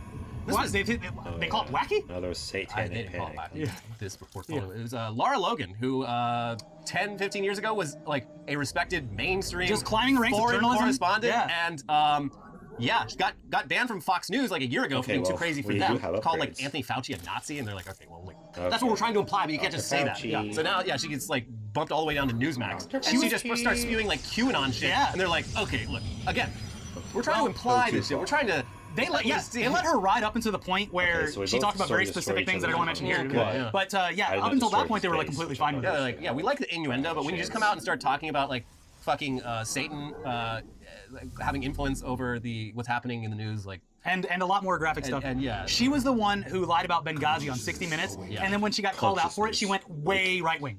Yeah, something happened at that point, and because she was fired over it. I guess, but she loses jobs all the time. Yeah, look, that's the beginning of it. That's where it started. So yeah, it's like when Baked Alaska got fired from BuzzFeed. But like to go from being a foreign correspondent on a major national news network biggest platform to being kicked off fucking Newsmax for being too weird for them, like what a fall from grace. Sucks, but she did it to herself. Anyways, that's it for today's episode. If you want to watch our previous episodes, they're going to be up here in just a second.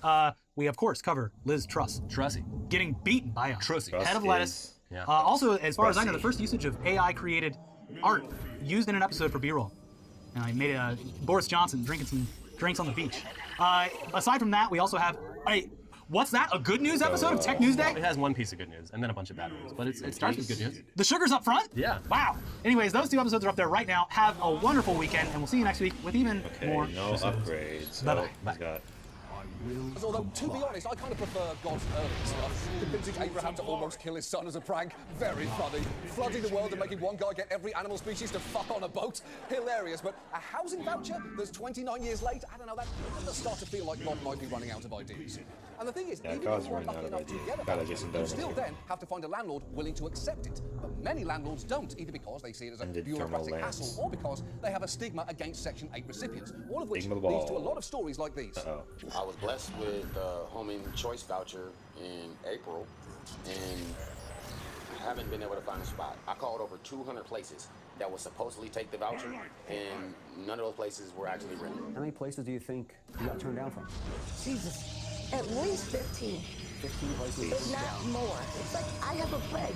It's like it's too much gas. Have a plague. Everywhere you turn, no Section 8. I called up 50 apartment complexes in Sacramento.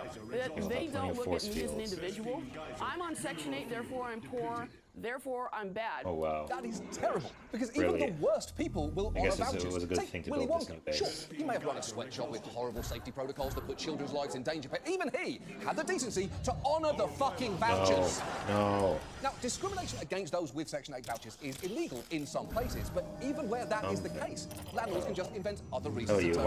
Watch this, watch this. This tight, rents skyrocketing, and landlords holding this much power. Renters can be left vulnerable to the nightmare scenario, eviction. We've talked about evictions on this show before. They're invasive, traumatizing, and like all the other perils of renting, disproportionately affect black people. One study of more than 1,000 counties found black renters made up around 20% of all adult renters, but nearly a third of all evictions can we get him? Can we get him? No way of demonstrating the enormous power landlords Shield is still going. Housing. Starting on the fact that in most places, tenants don't have a right to a lawyer in eviction proceedings. And if you don't have an attorney through what can be a complex process, we're so close. not only can you fail to raise legitimate defences, you can make basic mistakes with huge consequences. Gina comes across a tenant sitting in the street. So she came to court beautifully, came to court early, and as happens sometimes because court is confusing, she sat down. While her case was heard in a different court, when she realised her mistake, she dashed on and caught the landlord outside. And the court informed her that after 10 days, the sheriff would come in and remove her and her 3 children from her home. Oof, that was a fun game, mistake, and her housing was gone, which is clearly unfair. The only time someone should be punished for going into the wrong room is when they accidentally stumble into the 3:30 showing of Downton Abbey in a new era. Because get ready for a long, boring ride. Oh, but John, it's delightful because they're Before you get excited, the app says that nudity and sexually explicit content will still be prohibited. Cops attacked by bees. Which, like, what's adult-themed if it's not sex and nudity? You know, it's just like, ugh, who's ready to watch me refinance my mortgage? YouTube should charge for the interest rates are so huge right now, I don't think I can afford to live in my house anymore. In international news, Japan's oldest toilet, which was 500 years old, was destroyed when a man accidentally backed his car up over it. And you know, I've heard about people trying to cover up what they did in the bathroom, but this is taking it a step too far. It's also amazing how putting the word oldest suddenly adds gravitas to something that none of us actually care about. He broke the toilet, so it was the oldest toilet. Oh no! I need to call my mom. And by the way, if you're wondering, the oldest toilet in New York City is the subway. In some consumer news, Uber Eats has announced that they will start delivering weed in Toronto, Canada. Which is amazing. Yeah, weed delivery? What a game-changing service that no one has already been using forever. Yeah, especially under the name Repair Guy on my phone. Wow. All right, let's move on to some of the big stories of the day. We're now in the home stretch of the midterm campaign season, which means it's almost that time of the year when you wake up on that one special morning in November and you're like, oh shit, I forgot to vote yesterday. And with just 3 weeks to go, this is the last chance for the candidates and the shadowy billionaires who fund them to make their case to the voters. And as always, they're making that case through campaign ads. In fact, a record $9.7 billion worth of ads. So if you live in a swing state, basically every ad you're seeing on TV right now is a campaign ad. And by the time November comes around, you're gonna be praying to see the ads that you used to hate. No more, please, I just want to know when Toyota-thon is on, please. Now, I don't need to tell you guys, but political ads in America can get pretty wild. They really can. And as the country becomes more and more polarized, the type of political ads that come out become more and more intense. So I figured, let's enjoy some of the latest blockbusters in another installment of Vote Demic 2022. All right, let's start our ad watch with the Republicans. Now, for this election, they want everything to be focused on 3 issues: inflation, crime, and pretending they didn't hear that thing Trump just said. So they've been running ads emphasizing these issues. You know, some of them have been subtle. But Louisiana Senator John Kennedy has decided that subtle is not his style. Violent crime is surging in Louisiana. Woke leaders blame the police. I blame the criminals. A mom should not have to look over her shoulder when she's pumping gas. The police for rising I voted against the early release of violent criminals, and I opposed defunding the police. Look, if you hate cops just because they're cops, the next time you get in trouble, call a crackhead. I'm John Kennedy, and I approve this message. Those are the only 2 options? Can't call your neighbors or something? Unless your neighbor is all right. Case. First of all, that's kind of cool. Nobody's gonna call a crackhead. It's 2022. I'm gonna text a crackhead. It's such a crazy way to frame things, though, right? He's like, violent crime, call a crackhead. The Senate is acting like cop and crackhead are the only two options. That's it. What about social workers? What about mental health experts? What about heroin addicts? There's a whole range, people. It's also weird for a guy who's been in office for 6 years to complain about crime and then campaign on it. I find that a little strange. He's like, ever since I got into office, crime has exploded. Re-elect me so I can figure out what's going on. I don't know where this logic goes, right? Because no matter what happens, Republicans always want more cops. Crime is up, we need more cops. Crime is down, we need more cops. Like, what is the plan, just to keep hiring until the entire population is just cops? Yeah, that way I got an eye on me, yeah. Maybe the solution is just to hire crackheads as cops. Yeah, because, first of all, they're always there when you need them. And say what you will about cops versus crackheads, but at least the crackhead is not going to plant crack on you. They're keeping it for themselves. It works out. Yeah, crackheads will do literally anything. I know it might be a little crazy, but you got to admit, the Crackhead Detective Show, oh my gosh. That sounds like a great idea for a CSI spinoff. I had to eat the pasta. Okay, I just had to. The victim is on the table, next to the flowers that he bought for Valentine's Day. I guess that means it's time to go smoke some crack. Dun, dun. Dun, dun. Smoke some crack.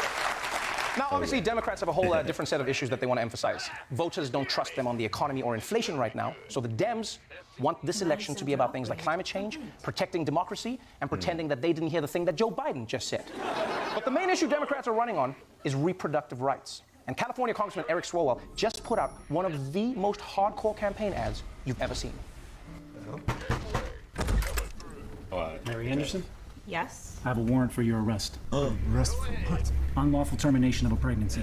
You gotta be kidding me. That is my personal business. That's for the courts to decide, man. Your medical records have been subpoenaed, and Dr. Landry's already in custody. No, my God, you can't just... You will have to submit to a physical examination. What? By who? No one's touching my wife. Man, turn around. Put your hands behind your back. Now. Why is this happening? Love you. We're just enforcing the law here. Elections have consequences. Vote Democrat on November 8th. Vote Democrat, unless you want your wife to be kidnapped. Holy shit. That was intense. You don't usually expect a campaign ad to turn into an episode of Black Mirror. What was that? Like, I actually feel bad for the shows that had to come back from that ad break. Hey, did you see that? Why is this happening? Mom, you'll never see your mother again. No! And now back to young Sheldon. Yeah. Look, it is wild. It is wild how overturning Roe has upended society so much that now white women can be as scared of the police as black people are. And yes, this ad is obviously exaggerating things to make a point, but it is true that in many states in America, cops could show up at your door if you had an abortion. They could arrest you, and they could force you to have a physical examination. I mean, ironically, it's probably the only free healthcare you'll ever get in America. And so, look, I know this ad was a little heavy, so I thought, let's lighten things up with a local campaign ad for Linda Paulson out of Utah. Now, you probably look at this picture and you think, oh, there's no way this little old lady could spit fire over a dope rap beat. Well, guess what? You're right. Oh my gosh, did the fucking... Hey, Utah District 12, listen up right here. There's a new name on the ballot for the Senate this year. Did we win? I'm pro-religious freedom, pro-life, pro-police, the right to bear arms and the right to free speech. But in schools, they are pushing for new beliefs. And just to clarify, as a female adult, I know what a woman is. If you share my values, if you like what I stand for, then give me your vote on the 8th of November. District 12 needs a choice. Let me be your voice, Linda Paulson. Linda Paulson for Senate.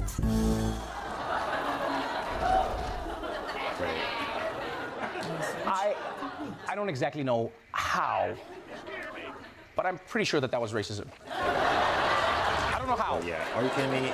You think I'm not going to see that? I don't know if you noticed this. Did you notice that at some point the beat stopped? But it stopped itself. Like, she was so off beat. It's almost like the beat was like, am I the one messing up? Wait, do you know I'm here? What is happening? Yeah, gangster rap, Linda. Unfortunately, after recording that track, Linda was hit in a drive-by shooting. Yes, tragic, but when you're in the game, you're in the game all the way. Here's my question. Who is this for? Who is this ad for, right? Because she is a conservative Republican in Utah. Nobody who supports her likes rap. And nobody who likes rap is going to see this video and be like, man, I wasn't going to vote for Republicans, but her flow just can't be denied, B. By the way, if you are a politician who insists on rapping in a campaign video, can you at least try rapping in a style from this century? Huh? I'm Linda Paulson, and I'm here to... Your shit is corny, Miss Paulson. Get with the times. Update your reference. Like, use a trap beat at least. In fact, the trap beat is actually better for politicians because nobody can understand what you're saying. You can just dodge any moments at any debate or any reporter. You know, just be like, Senator, what is your position on cutting Medicare? Well, here's what I do. And I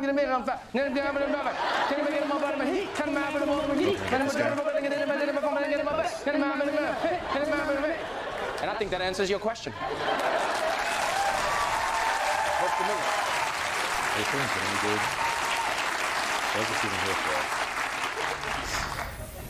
You know what I was thinking is like, when you think about it, Joe Biden has basically been doing trap music this whole time. Hey, man. Come on, man.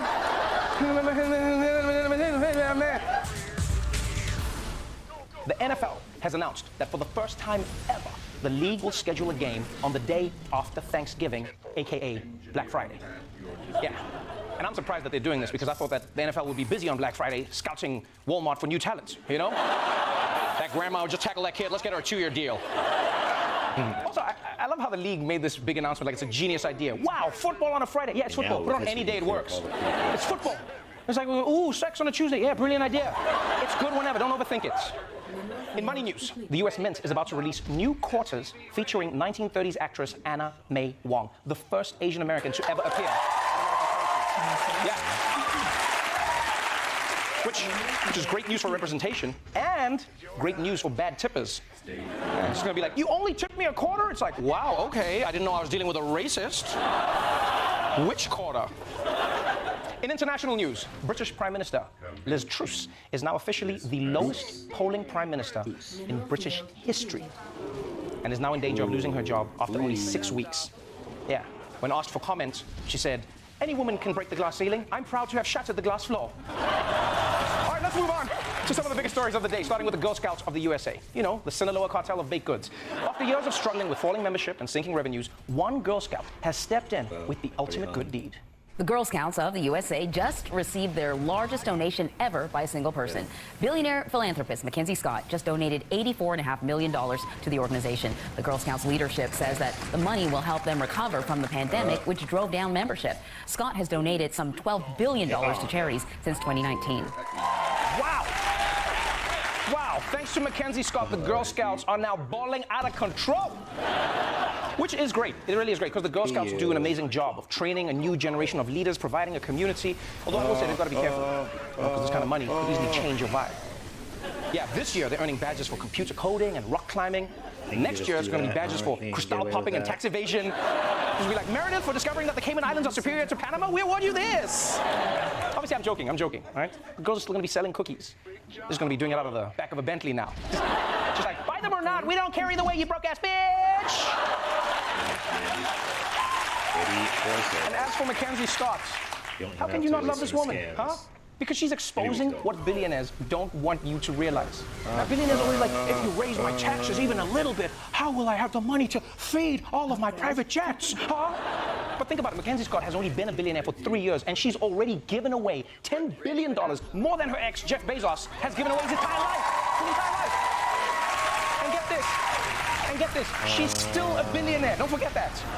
Yeah, it just goes to show how much good you can do when your main priority isn't going to space in a giant metal penis. There are things you can do. Anyway, let's move on. Let's move on to some big sports news. For decades, boxing dominated the world of prize fighting. Then, MMA came along with the roundhouse kick and became a worldwide phenomenon. And now, we might be witnessing the birth of a new era. Slap fighting, it's become a viral sensation over the past few years, and now UFC president Dana White is starting a league. He got approval yesterday for it to be a licensed athletic competition in Nevada. His Power Slap League will be regulated by the Nevada State Athletic Commission. And as you can guess, slap fighting features two competitors across from one another, throwing slaps with open hands to each other's faces. The sport has been around for several years, but never regulated until now. Yeah, that's right. Slapping is about to become an official sport. And those big dudes might be the champs for now, but it's only a matter of time before the sport is dominated by immigrant moms. Feet on their couch! Feet on their couch!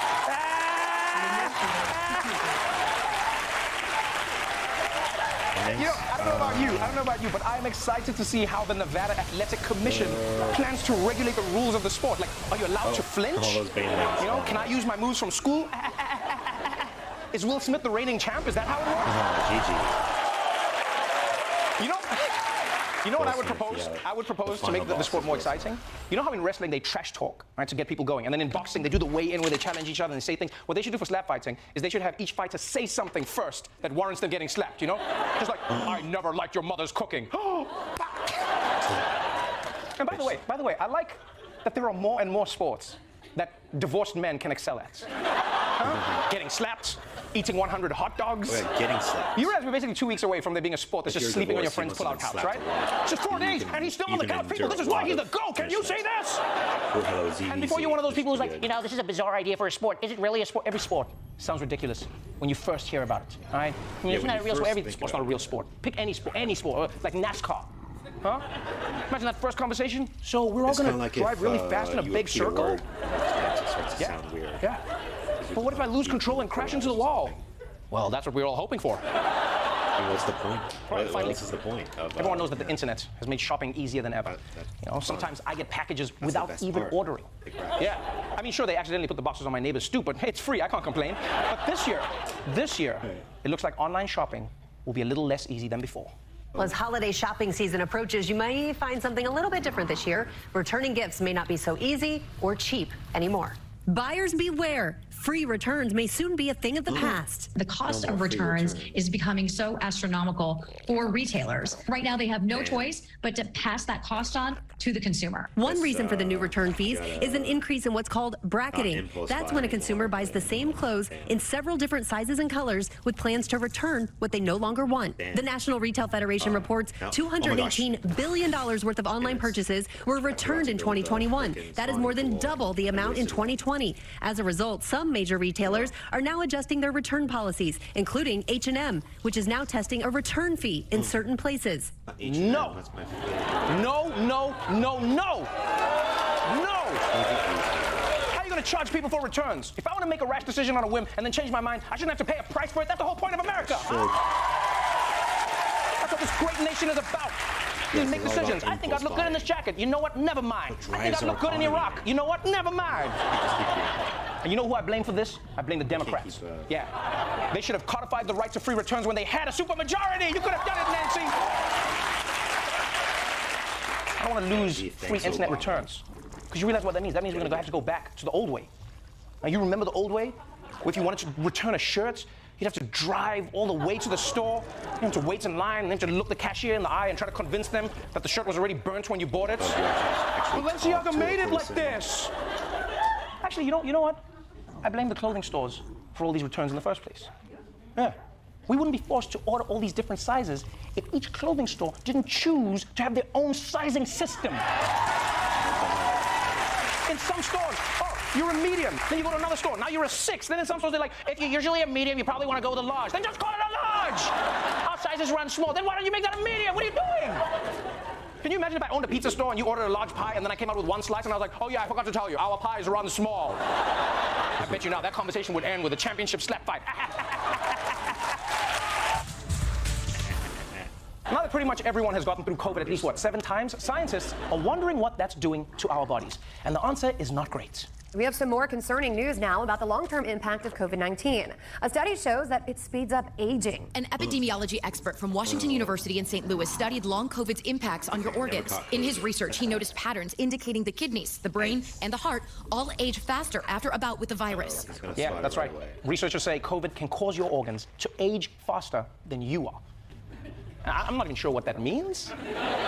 I guess you turn on the TV to watch Euphoria and your kidneys are like, what about Blue Bloods? Come on! No, but for real, this is disturbing news. Fighting COVID is so difficult that it ages your body parts. Damn.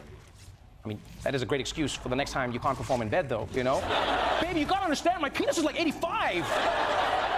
And this is the scary thing about COVID. Because it's a novel virus, we still don't know what the long-term side effects might be. And what sucks is that it's always going to be bad. We know it's always going to be bad. Like, viruses never have good side effects. News anchors are never like, breaking news, we're learning now that 9 out of 10 people suffering from long COVID get those sexy V things. This is hot. Now, if we had more time, we could talk about the long-term strain COVID is going to put on the medical system, or how weird organs are in general. Like, why do we have so many? Why don't we just have one big one that runs everything? But we can't get into that important medical discussion, because while COVID keeps coming up with new ways to attack our bodies, the virus of Russia, Vladimir Putin, has found new ways to attack Ukraine. Well, tonight, a third of Ukraine is without power after Russia destroyed power stations in the last 8 days. President Zelensky says Russia has thrown the country into massive blackouts and is urging his nation to brace for a tough winter. For the last month, Russia has targeted Ukraine's electricity grid, especially substations that serve as junction points between cities. Just yesterday, Russia unleashed these, a swarm of kamikaze drones to dive bomb energy facilities throughout the city. Yeah, after being beaten back by Ukraine's forces on the ground, Putin has now resorted to using kamikaze drones. Catty bitch. And you know, if this doesn't prove that Putin's strategy is failing, nothing will. Because you never need to use kamikaze when you're winning. You know? It's like anytime you see someone rushing somewhere with their hands full of paper towels, you know things are not going according to plan. Oh shit, oh shit, oh shit, oh shit, oh shit. And by the way, also, can we stop calling them kamikaze drones? Right? If there's not a person inside, it's not kamikaze.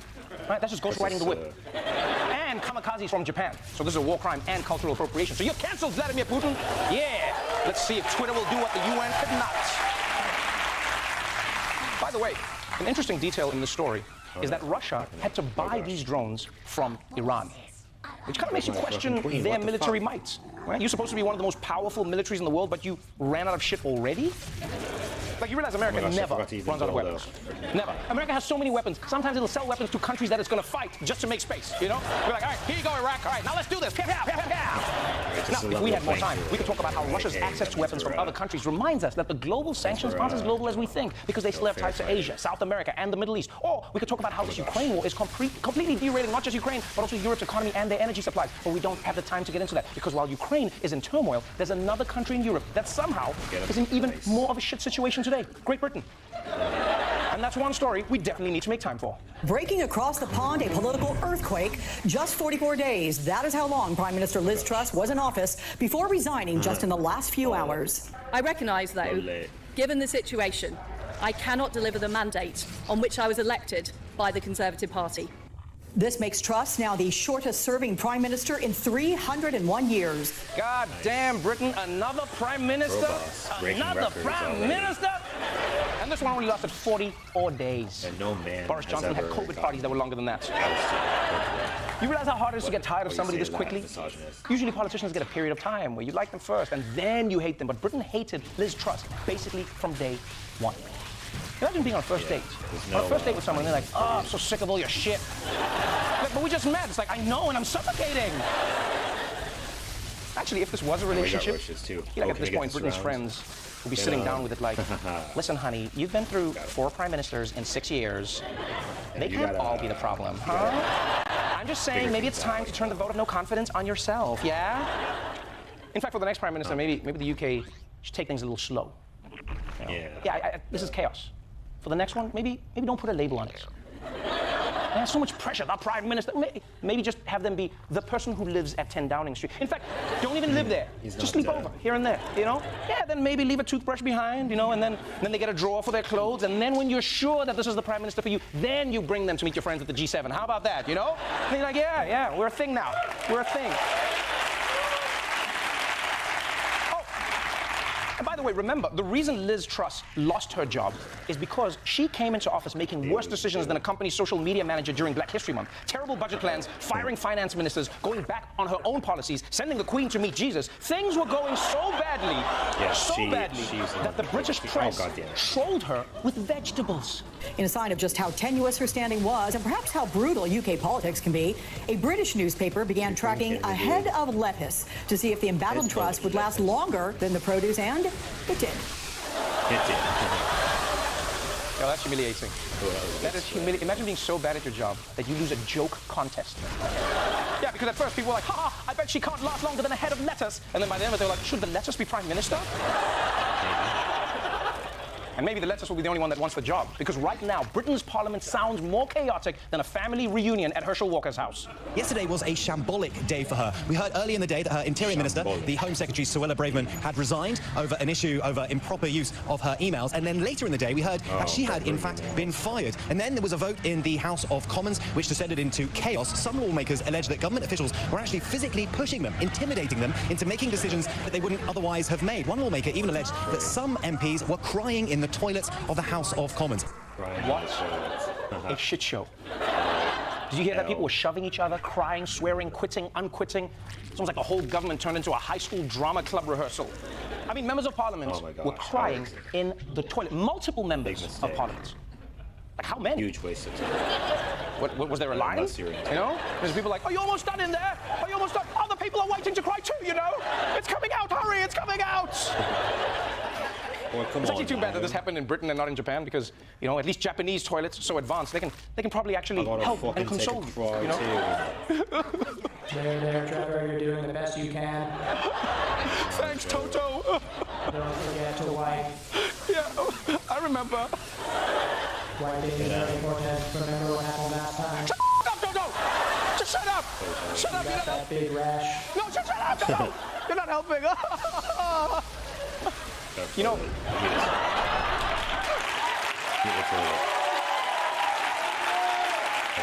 The craziest part of this whole story is that Liz Truss only became Prime Minister because Boris Johnson was embroiled in so many scandals that he was forced to resign.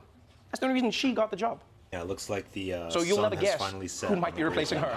The big issue, though, for the Conservative Party and for this country is that no one really knows who's going to be able to replace her. There are a number of names in the mix, including, I have to say, Boris Johnson, who's currently on holiday and on vacation at the moment in the Caribbean. There are a number of Conservative Party members who are calling for Boris Johnson to return to the helm. I went to my constituency at the weekend, and the strong message that I got was bring back Boris Johnson. Some supporters and some allies of Boris Johnson say that he may throw his name into the ring, which would be pretty remarkable since he was forced out by scandal just 6 or 7 weeks ago.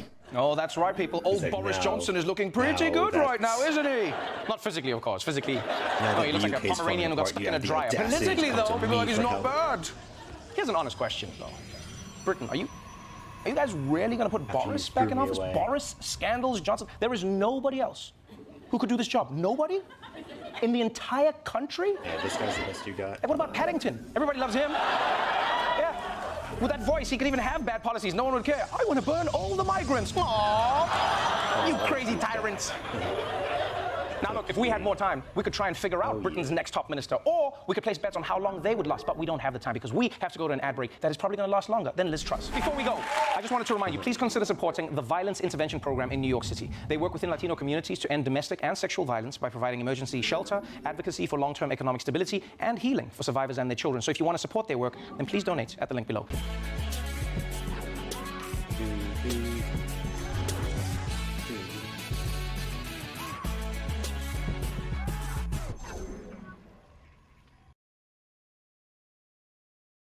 This episode of Weekly Weird News is sponsored by Factor and by Athletic Greens. The world today faces superheroes being too woke.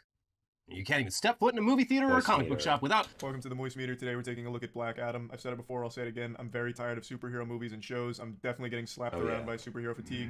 But I went into this movie expecting it to be pretty good, at least formulaic and standard, nothing like bad, nothing special.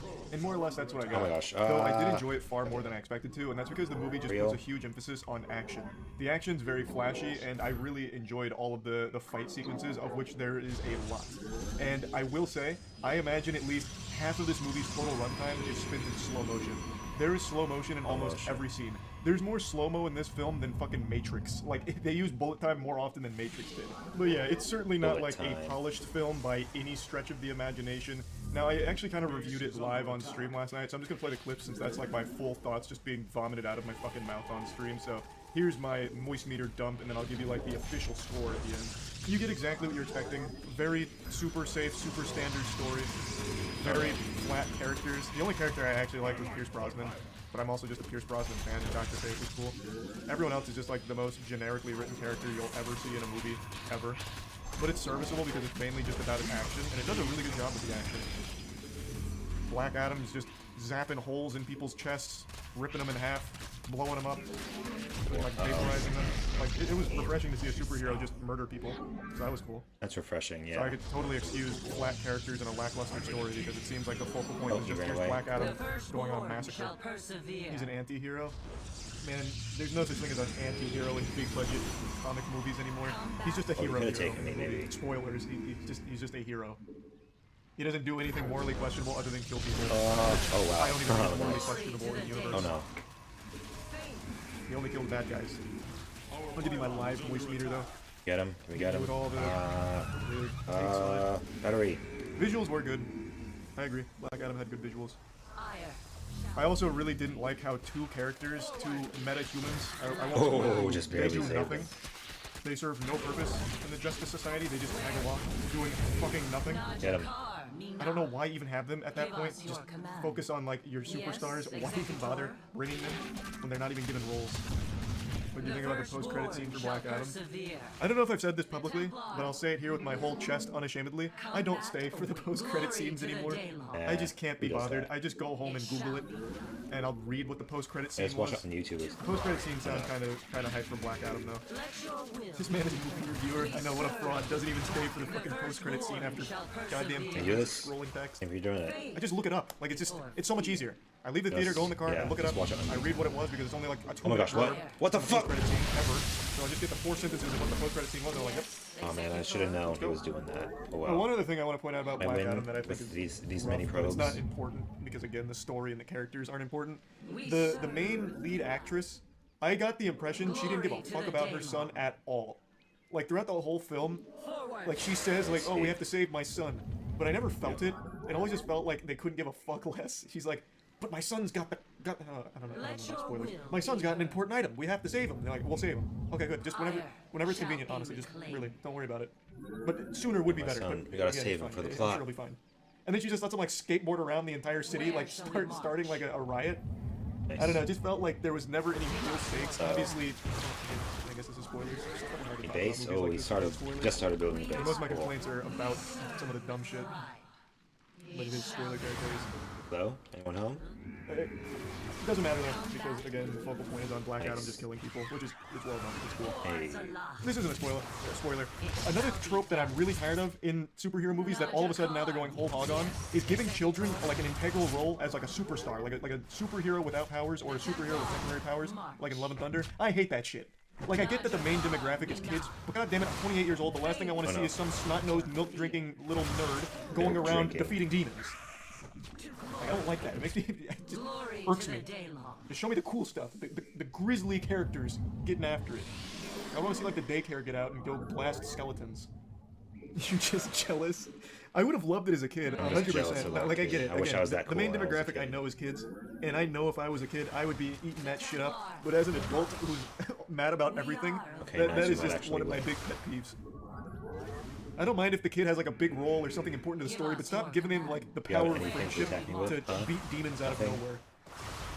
Those cool dudes.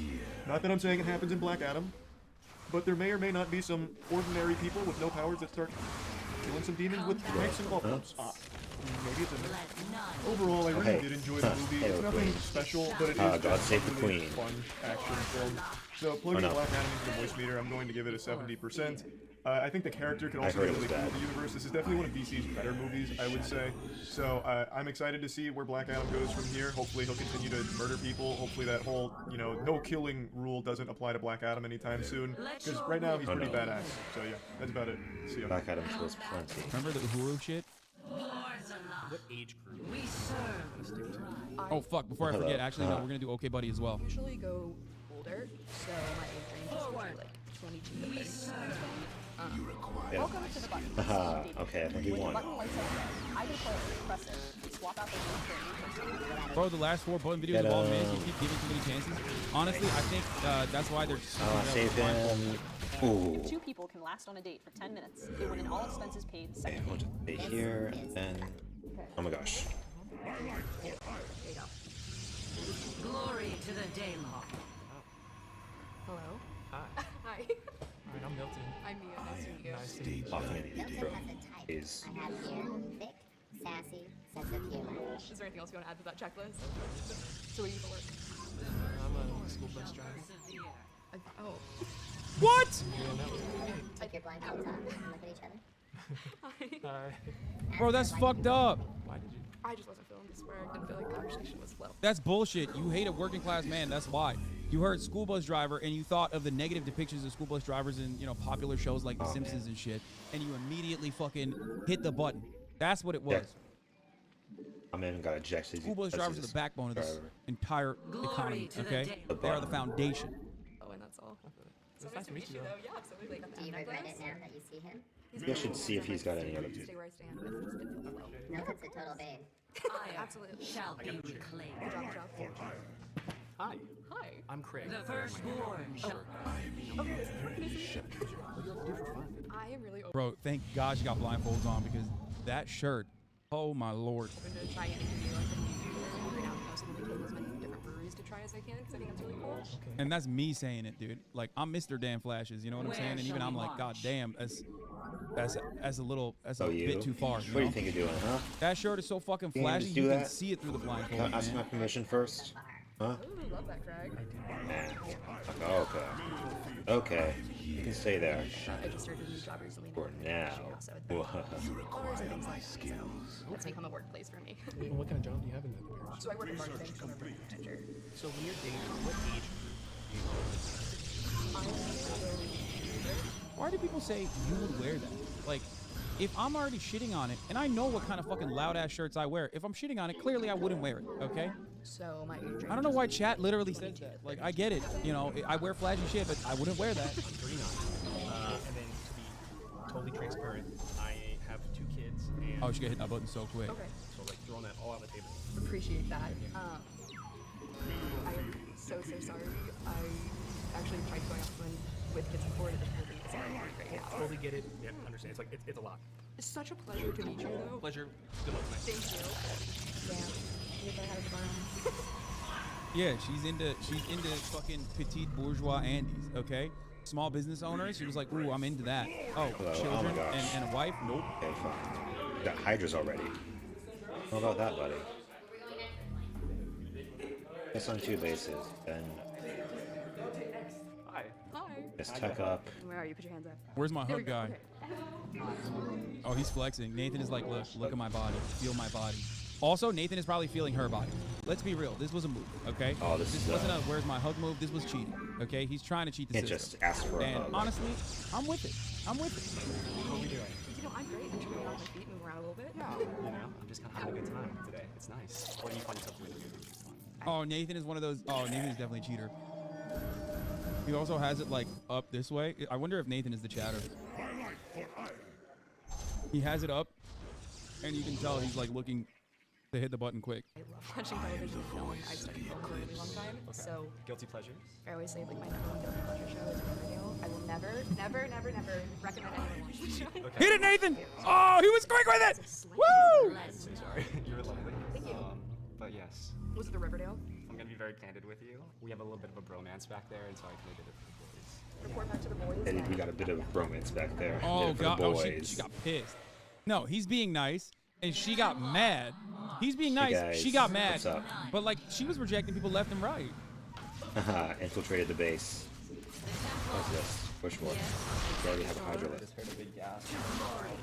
Uh-oh, there's too much metagaming happening. Everybody, stop playing. Stop metagaming. Why is everybody metagaming? What the fuck? You're ruining the integrity of the button. You're ruining the integrity of the game. Oh, he's trying to do it again. He's trying to do it again. He was like, should we go for a hug? Nope. I'm doing good. Nope. So, All hugs for you. what is something that just automatically feels like? I think maybe sometimes, and I've had a lot in my past. Oh, does she have fur under her mask? What's going on? I'll talk about something, and then they'll just cut me off. I need someone who will listen to me. What is something that you watch by yourself that's a guilty pleasure that you don't tell anybody? I mean, I watch a lot of anime. I watch. Me too. That's not a guilty pleasure, okay? I don't. She's literally dressed up in a full anime suit. You can't say that's a guilty pleasure if you're a fucking walking billboard for watching anime. And then you're not guilty about it, right? Why'd you say careful, Pepela? I return to serve. We can easily win, right? A lot of Asian shows, like Korean dramas. What is your type? I'm Say it, definitely a little very sick. into Asian men. It's not like a deal breaker or anything. What race do you think I am? I return to serve. I don't want to make You assumptions. want to take a guess? I would say like maybe white to Asian, maybe. I'm Asian. Bro, this show's getting unhinged, and I'm here for it. Oh. Also, the most normal weeb, straight up. Straight up. The most normal weeb. Immediately was like, I'm really into Asian men. What the fuck? Beast, yeah, What the fetishizing fuck, weeb. dude? It's a little bit of a red flag, maybe. Okay, Nathan, come on, dog. We know what you're doing, dog. He wasn't fucking. He's not doing the hug. Come on, dude. Yo, Nathan. I would have, dude, in a million years, I would not have thought to do that. Okay? Like, now that I know, I probably would in a game like this if I was ever doing a game like this. But I never, like, sure I would have felt like that's cheating. You know what I mean? Research complete. Okay, everything checks out. Nathan is a gamer, 100%. He's gaming, dude. This we can easily. He's got an out though. He's got an out. You'd be like, I felt like you were fetishizing Asians. Force. We get along on a lot of different topics, but I felt that it was something where I could become a really game life. Hey, you. Doing here, huh?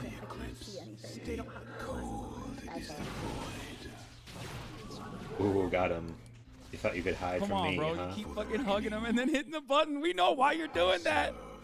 Oh, he's just trying to get one. He's just trying to get a hug in, and then dipping. And literally only want one thing. Disgusting. Yo, the girls all they really want need to is stop hugs. Okay, and the guys too. Like, what is this Guys always coordination? Like, hug me, and I'm like, oh, ew. kind of fucked up. No, okay? thank you. Let's go bowling.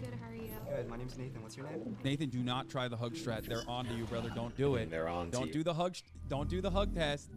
Don't fucking do it, Nathan. They're gonna clap him. Ben? There's no way he stays alive after this.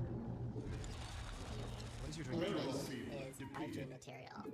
Link 2. Just What makes someone wifey material? I just really like to take care of my man. Like, I like to spoil him. I mean, I obviously like expect the same energy back. I can cook really well. What do you love to cook? Steak, dinner. upgrades? No? Cool. Wow, that is very fancy. You can beat me with just that? Oh. Oh. Ooh. How tall are you? Oh no! Yo, she was gonna stay strong for the girls group, but now that she knows Nathan is a model, if he gives up his height, it's over. She's not hitting that button, dude. How tall is he? So you want to give me a hug and see? Oh! Nathan going for it again! He's going the fucking madman! He's mental! 3 in a fucking row, man! Bro, this is this not to be the guy that like ties everything back to Valorant, but this is literally like when I have a strat on like A site, okay, on defense, and I keep doing it over and over again, expecting the exact same results no matter what, okay? And sometimes if it works, it works. My life for oil. Bomb buddy, follow the bomb buddy with your fucking weapon out. Then immediately, if the bomb buddy catches someone, we grenade. got 3 disruptors. Okay, check this out. Why did you press the button? Like, was he alive? I can respect that. Pop. And ooh, oh god. I'm trying to really find the trace.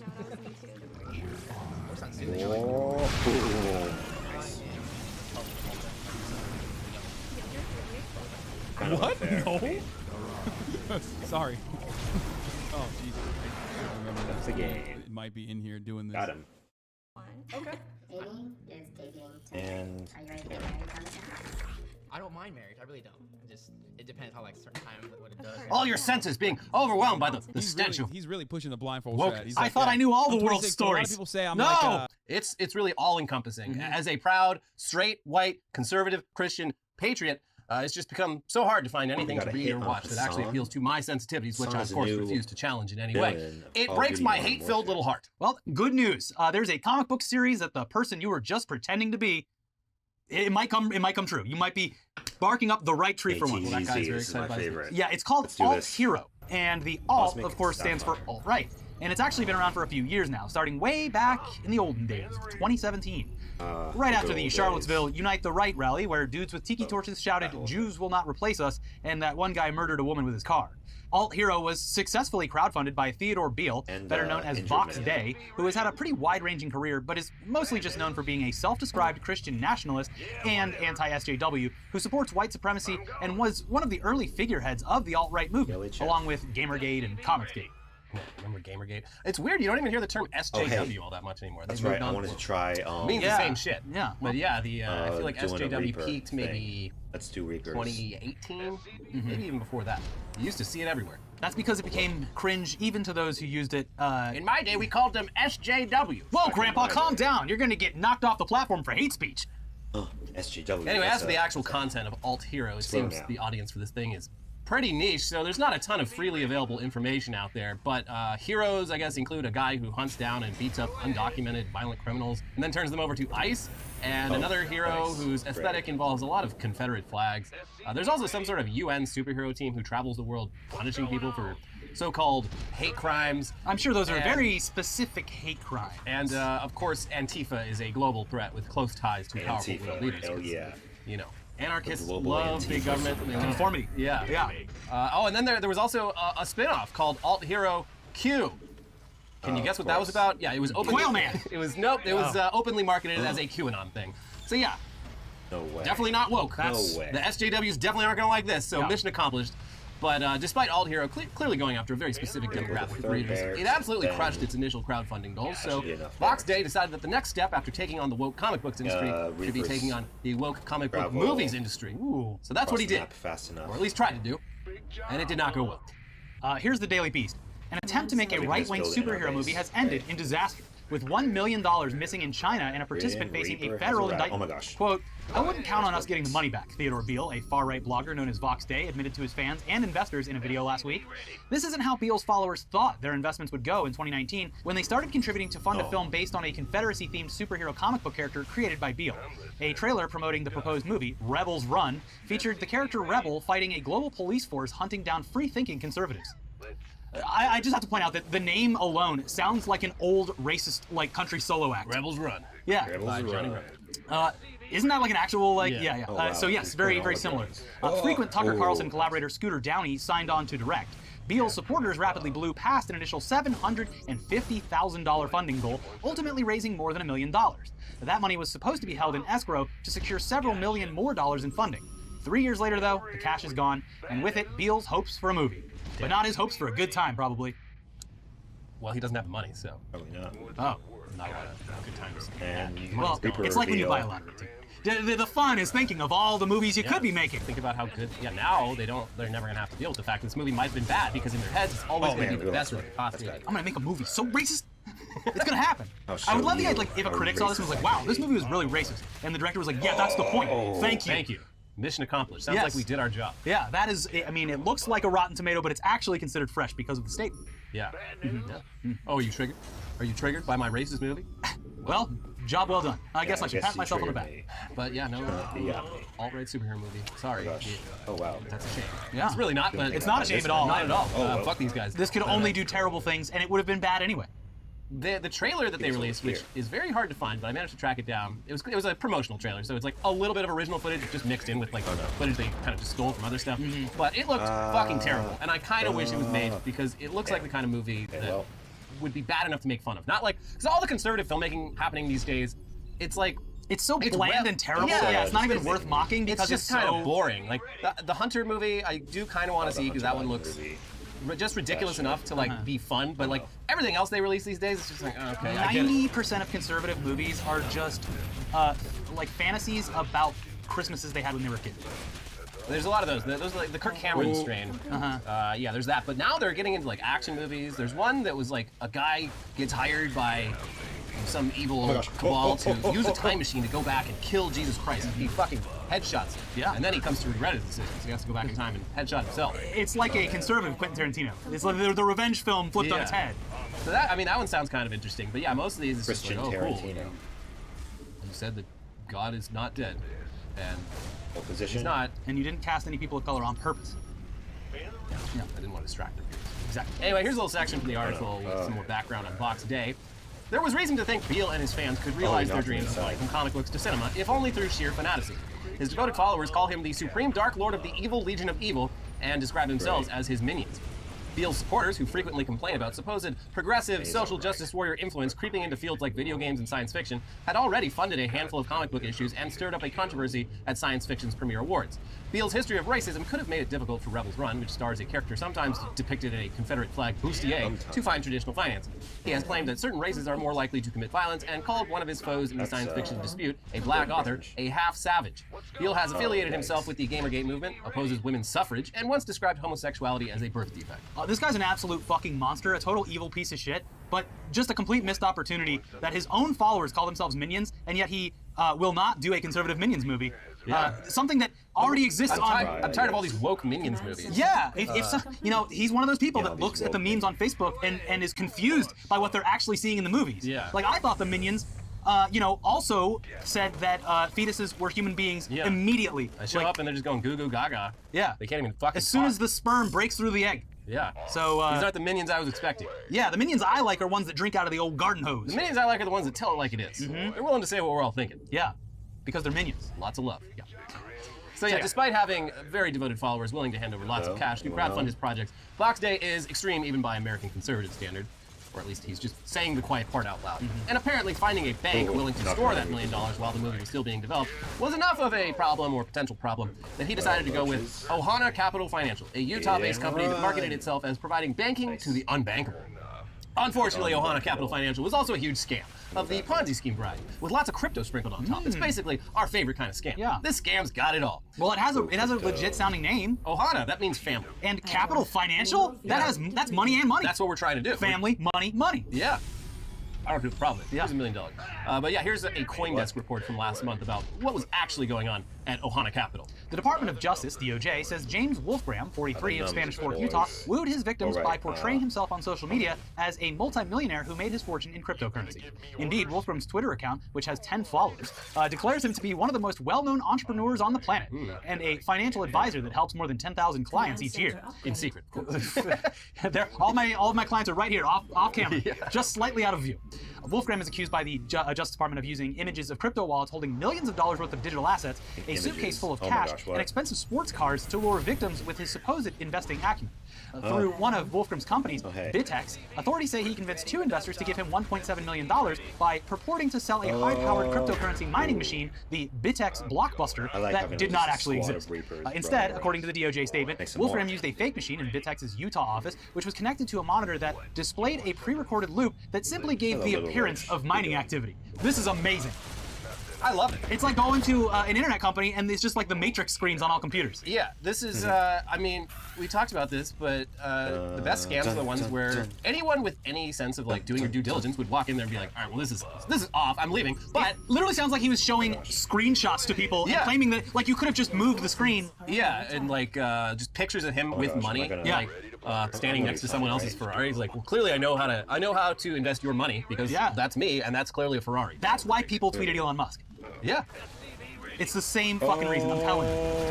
Anyways, that was just one of this guy's scams. Others included Ohana Capital, where the $1 million in Alt Hero crowdfunding went, which Wolfgram used as basically a piggy bank to pay off his other debts.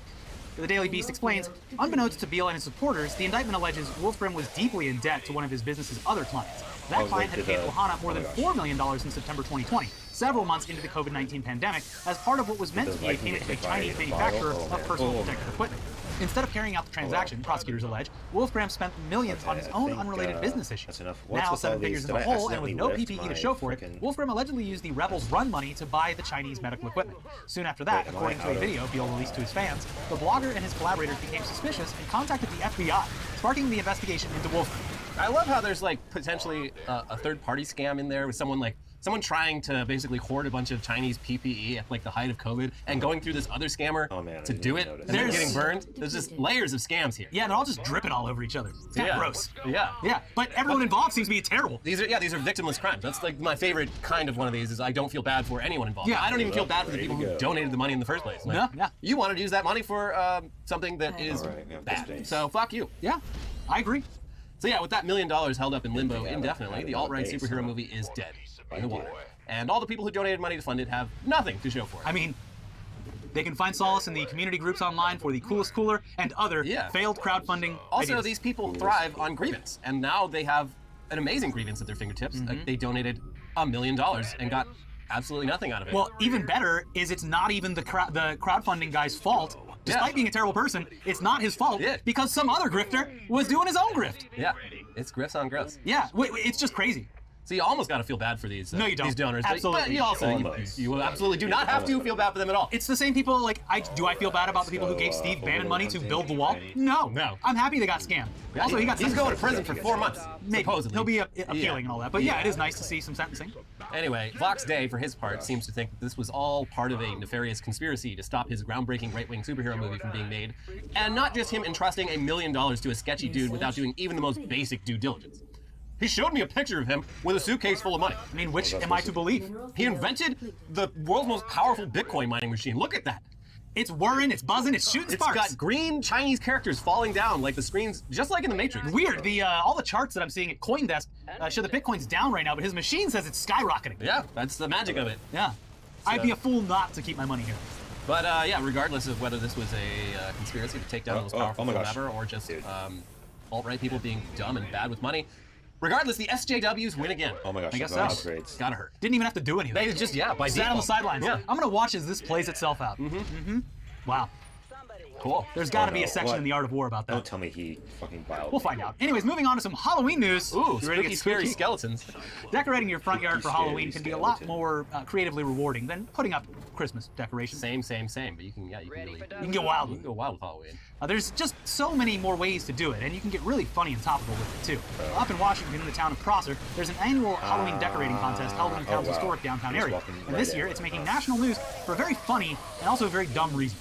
Here's a local NBC affiliate with some background on all this. Historic downtown Prosser announced a decorating contest encouraging the community to design a display for Halloween. Prosser City Hall decorated its display to feature Karen's Garden, dressing up a scarecrow as a Karen with a shirt reading, "Can I speak to the manager?" The annual fall decorating competition awards traveling trophies to each year's winners. This year, judging is between October 15th and October 23rd. Winners are selected for overall and best theme, which will be announced October 28th. Hey, and looking at the pictures of Karen's Garden, I mean, it's a clever little Halloween display. I mean, who could possibly have a problem with this?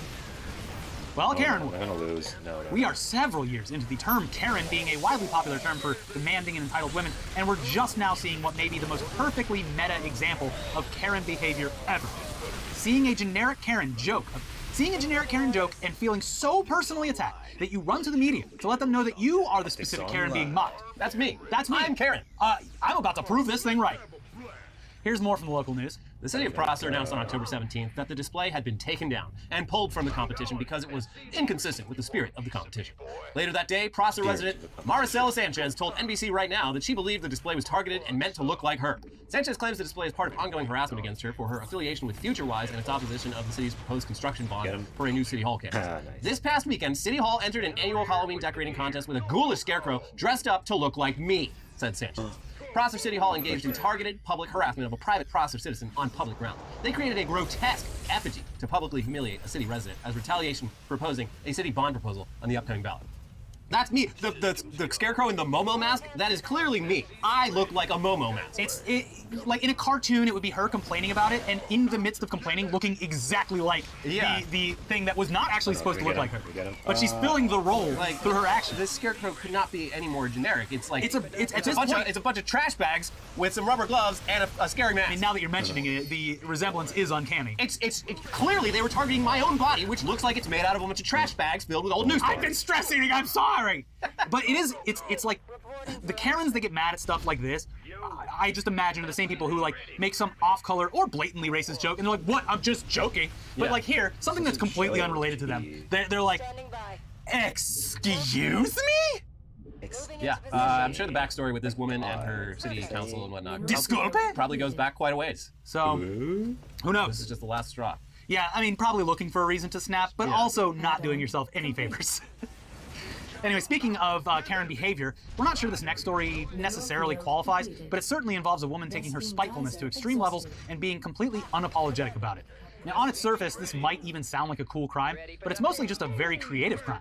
Now, the economy these past few years hasn't been great for a lot of people, and the result has been renters getting evicted and homeowners getting foreclosed upon. I mean, it's sad, and a lot of communities have come together to protest some evictions. But recently, one woman in Massachusetts got very creative with how she protested an eviction, and the reporters at masslive.com, they got a little creative with their reporting too. A Hadley woman faces multiple assault charges after allegedly unleashing a swarm of bees onto Hampton County Sheriff's Department deputies attempting to serve an eviction notice in Longmeadow. Rory S. Woods had more than one bee in her bonnet when she rolled into the driveway of 49 Meamery Lane on the morning of October 12th, according to court records. And it is Meamery Lane. They should have a court of Meamery there. Yeah. Instead of a standard eviction notice, deputies found themselves targets of a sting operation. Deputies arrived at the $1.5 million home to serve eviction papers on homeowner Alton King Jr., but were met with a cluster of protesters instead.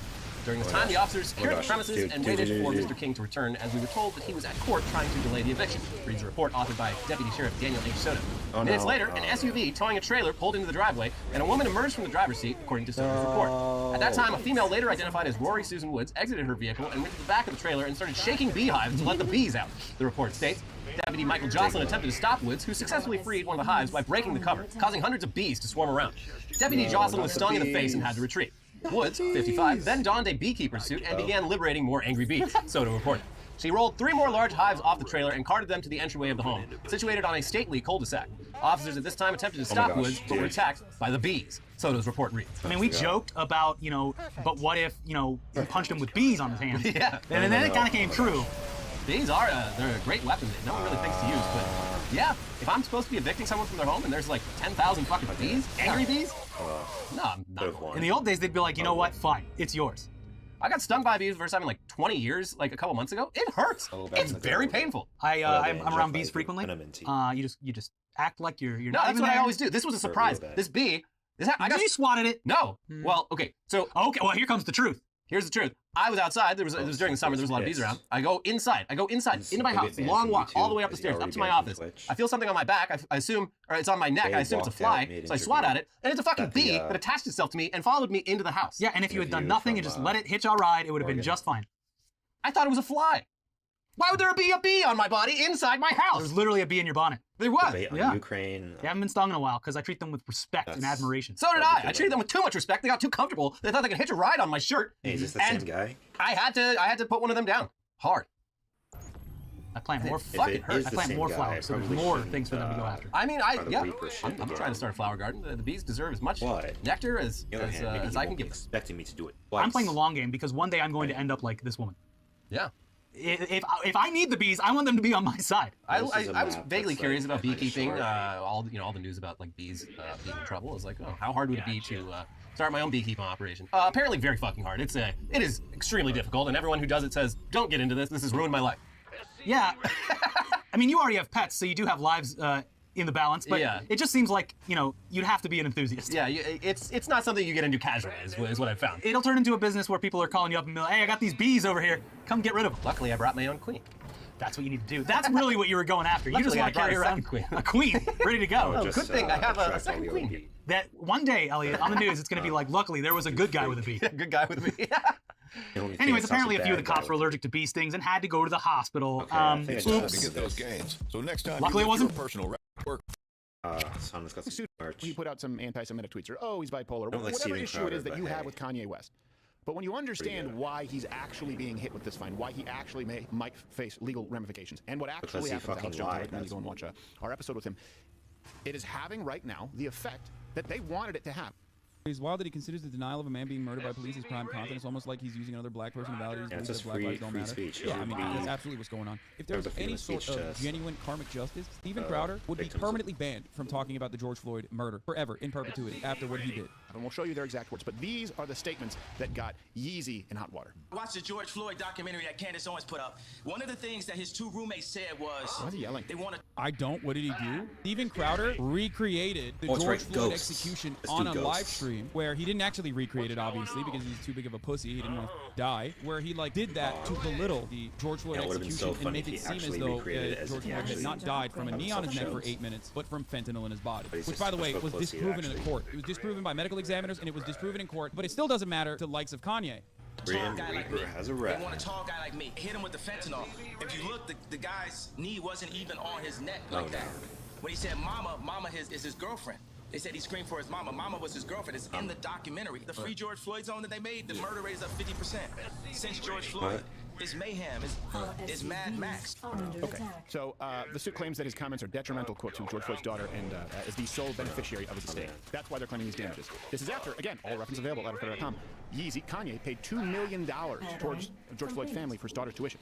So again, this doesn't matter. You may not like what he said. You may not like how he said it. But this tells you where the guy's spirit is. Even though he disagrees with the media narrative. You have to agree. He is being very racist. Because his heart went out. I like that. When do we get to the point where we start judging people based on their... He did do that. Ye did give them money. That's true. He's not wrong. I think he said that he was going to put George Floyd's daughter through college, all that sort of stuff, right? Except that doesn't allow him a carte blanche approach to just fucking unload, then belittle and minimize George Floyd's legacy and lie about his execution. Like, you can't just buy your way out of that. You can't be like, well, I gave you money early on so I can say whatever the fuck I want. That's crazy. I love that Steven Crowder is literally stating that regardless of the media narrative that Kanye West doesn't agree with, he still gave money to George Floyd's daughter because he's so nice. But yeah, he donated $2 million to other causes, including paying the legal fees of Ahmaud Arbery and Breonna Taylor. And he set up a fund to cover the cost of the university for George Floyd's 6-year-old daughter, Gianna. Actions more than the words. We can't because we judge them on skin color. We have to judge them on gender. We have to judge them on political affiliation. Oh my gosh, what roaches. Not only their own gender, but where they line up on the other countless. No, dude. It just changed to 74 genders. $2 million to the family. And by the way, everything what you just said. He's supporting people when they're in need, and then they're turning around and suing him for $250 million. I don't understand where the damages come from. They're saying, and they're trying to be very open. There has never been a more transparent example that conservatives do not give a fuck about free speech and only just like being able to say whatever they want without zero repercussions than this moment and the Alex Jones trial. Alex Jones, in a court system, was found guilty of defaming families of the Sandy Hook victims. That's it. That is not protected speech. That's not covered under free speech. There are obviously boundaries to free speech. Unacceptable to fucking hold on to this narrative that like, oh, it's free speech. Like, no, it doesn't fall under the boundaries of fucking free speech. You can't do that. And everyone, especially these incredibly litigious conservative freaks, oftentimes will try to sue people for defamation. They tried to do that for Kyle Rittenhouse. Remember when Kyle was doing a fucking tour and everyone was like, oh man, I can't wait for Kyle Rittenhouse to sue everyone and anyone. There has never been, even with the expansive and broad coverage that American free speech offers to every individual citizen, especially white conservatives. There are still restrictions to that. There's always been restrictions. And no one is a free speech absolutist. That's not a real thing. That's not a real concept. This does not fall under the category. The George Floyd family suing Kanye is well within their right in this circumstance. I should have known because of the things that Kanye was saying. He's defaming the family. He's defaming George Floyd. They have every right to be able to sue Kanye West. And he's doing it on a large-ass platform. It's like way larger than Alex Jones. You know what I mean? Way larger than Alex Jones. They're trying to say that it's causing damages because this was settled in court. He wasn't killed by the drugs. It was Chauvin and it's settled. And something interesting is that if Kanye goes into the paint here, guess what? That might actually force an acquittal for Chauvin if he now goes through a lawsuit and can prove. What? He's insane, dude. He is sipping on the highest degree copium here. He's on like rainbow-colored fentanyl copium. He's on that new shit. That's crazy. Derek Chauvin is gonna get an acquittal because of the family of George Floyd suing for defamation. That's crazy. Prove it. No, wait a second. There were other reasons that contributed to his death. There are a lot of dynamics at play. This is to silence someone with a platform. You have a big enough platform, they will try and silence you. Let's go through George Floyd's autopsy report at the time of death. And we've done this a lot. We went through this topic ad nauseum as it was taking place, but okay. There were no life-threatening injuries that were identified, okay? There was no physical trauma to the neck. He had COVID. He had hypertensive heart disease. The court declared that this was absolutely false. I think maybe Steven Crowder wants to get in on the fucking defamation suit a little bit. There were multiple, as is the case in every single fucking high-profile murder investigation, multiple autopsies are conducted. Some of the autopsies are conducted by medical examiners that are a little bit politically motivated. When the other medical examinations completely fucking go one way, and the singular one that is just standing out in the crowd, being weaponized by indecent people, being weaponized by racist people like Steven Crowder, it'll get thrown out, which this one did, if I'm not mistaken. I believe this is the one that was not, this was not real. He had arteriosclerosis. I can never say it. You know, the hard veins. Arteriosclerotic heart disease. Yeah, arteriosclerosis. I can never say it. The meth levels in his system were 19 nanograms per milliliter, okay? And there were various forms of fentanyl. There was a cornucopia of fentanyl, totaling around 16.6 nanograms per milliliter. Wow. Again, all the references are available at loudercredit.com. Hit the like button if you want to help the algorithm here, because a lot of people still don't know this information. The lethal amount of fentanyl, particularly in combination with other drugs, so they have a threshold, right? Lethal amount of fentanyl. And then, of course, that threshold changes if it's in combination with other drugs. You ever taken medication at home that says do not combine with other medications, do not combine with alcohol? It's very common. We all know it. They didn't talk about this in the media. So the lethal dose, or I think it's the mean dose of lethality for fentanyl in combination with other drugs, is only 7 nanograms per milliliter. Again, he was at 16.6 and 19 nanograms of meth. which we know, by the way, meth, of course, is one of the worst drugs to combine with any of the drugs. By itself, it's a wonderful solo artist. I highly recommend. It's so crazy. He just happened to perish just like that, even though the cop was subduing him by choking him out with a knee to his neck. It's so strange for him to be saying this when a lengthy criminal trial completely destroys the argument that Steven Crowder is trying to put together. I was really interested in this. I thought once the tempers kind of flared down a little bit on this, we could go back and review the actual evidence of this case. Are the medical documents about the contents in his blood 100% fake? No, but it doesn't matter how much you try to overemphasize the drugs that were in his fucking blood. Even the first medical examiner that wrote fentanyl and meth intoxication on the report declared Floyd's death a homicide. Why do you think that is? Maryland officials ordered the reinvestigation about 100 deaths in police custody. After George Floyd was killed by former Minneapolis police officer Derek Chauvin in 2020, Maryland's former chief medical examiner, Dr. David Fowler, was called in as a defense witness for the 2021 trial. On the stand, Fowler testified that based on his study of the forensic evidence, Floyd's death should be classified as undetermined and not a homicide due to a medley of factors including heart disease, drug use, and carbon monoxide exposure. For those of you who are saying, why is this guy doing this, right? Because the entire system is designed in a way to protect cops. Of course, medical examiners in every circumstance are going to be literally looking for ways to protect cops in unlawful murders that cops engage in. And if that's your fucking exclusive job, it's like going to human resources and assuming that they're going to side with you. No, motherfucker. The job title is not to side with you. Their job in HR is not to side with you. It's to protect the corporation. Just like in a lot of these circumstances, when it comes to unlawful deaths, we're not talking about like fucking murders or serial killers or anything like that. We're talking about a cop killing someone. The medical examiner works with the cop. His job is to literally deflect the responsibility away from the cop. That's his job. And the fentanyl level was not fatal.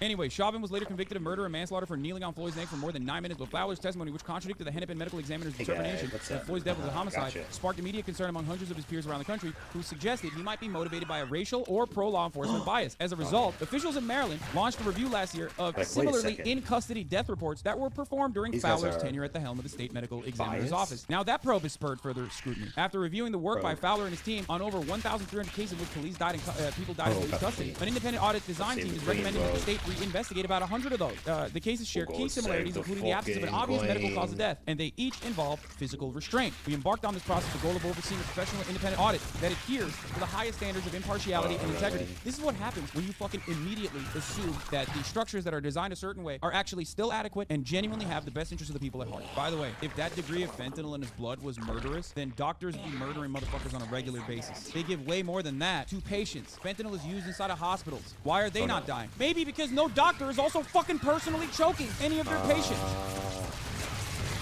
So think before you go along with whatever narrative that someone who is very clearly demonstrated his dishonesty. Oh, we should have made Bane language earlier. Fowler has been considered one of the foremost medical examiners in the country and served on the National Board of Medical Examiners and defended his record, noting that he did not work alone when preparing autopsy conclusions. He's like, yeah, it was my underlings. It wasn't me. There's a large team of forensic pathologists with layers of supervision, and those medical examiners always did tremendous work, Fowler told Baltimore Sun. The findings of the audit could have significant impact on several cases involving the deaths of other men in police custody, including the 28 death of Anton Black. Bro, if you watch a man get choked on the fucking pump in front of 45 people in broad daylight, or 25 people in broad daylight, and then you go to the otherwise white supremacist criminal justice system, and that cop, who we all know are fucking above the law in every other circumstance, but we find an instance where a cop, otherwise above the law, found dead to rights, criminally liable, guilty of executing George Floyd for choking him out for 8 minutes with a knee to his neck, and you still find yourself rushing to defend Derek Chauvin in this situation, I'm sorry, but you're fucking insane. You are insanely racist. There's some other motivator here that you have to investigate inside of yourself,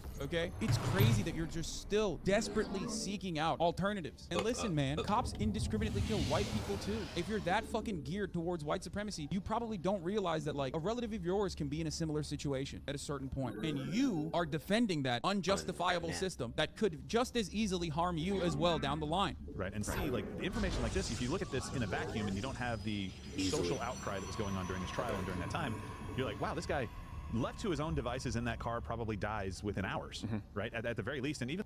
That's bullshit. You just made that up. That's not real. And also, that's not what happened. What do you mean? You're admitting, even in your deflection, you're literally admitting that Derek Chauvin is criminally responsible, dude. That's the crazy part. He just admitted that Derek Chauvin is still criminally responsible for accelerating the demise of a human being. You're a fucking cop, dog. Your job, if someone is in need of desperate medical attention, your job in that circumstance is to help them, not accelerate their death, which is not even the case here. In the corner, we'll talk about it in a minute, the corner even said, like, yeah, if you find him at his home absent any other trauma, you're like, That's one hell of a drug overdose. Well, you know what? Let's run, guys. I know we have that clip from our show. We'll run that last. But here, don't take my word for it. Here's a video presented during the Chauvin trial of George Floyd. In other words, to hear George Floyd say it, and again, this is a tragedy. Of course, you never want to see someone die. That's not even true. He does not believe this is a tragedy. He literally tried to fake recreate it and didn't actually recreate it. Remember, he's too much of a coward to fucking die. Okay? Whether they're in custody or at their house, it's a life lost.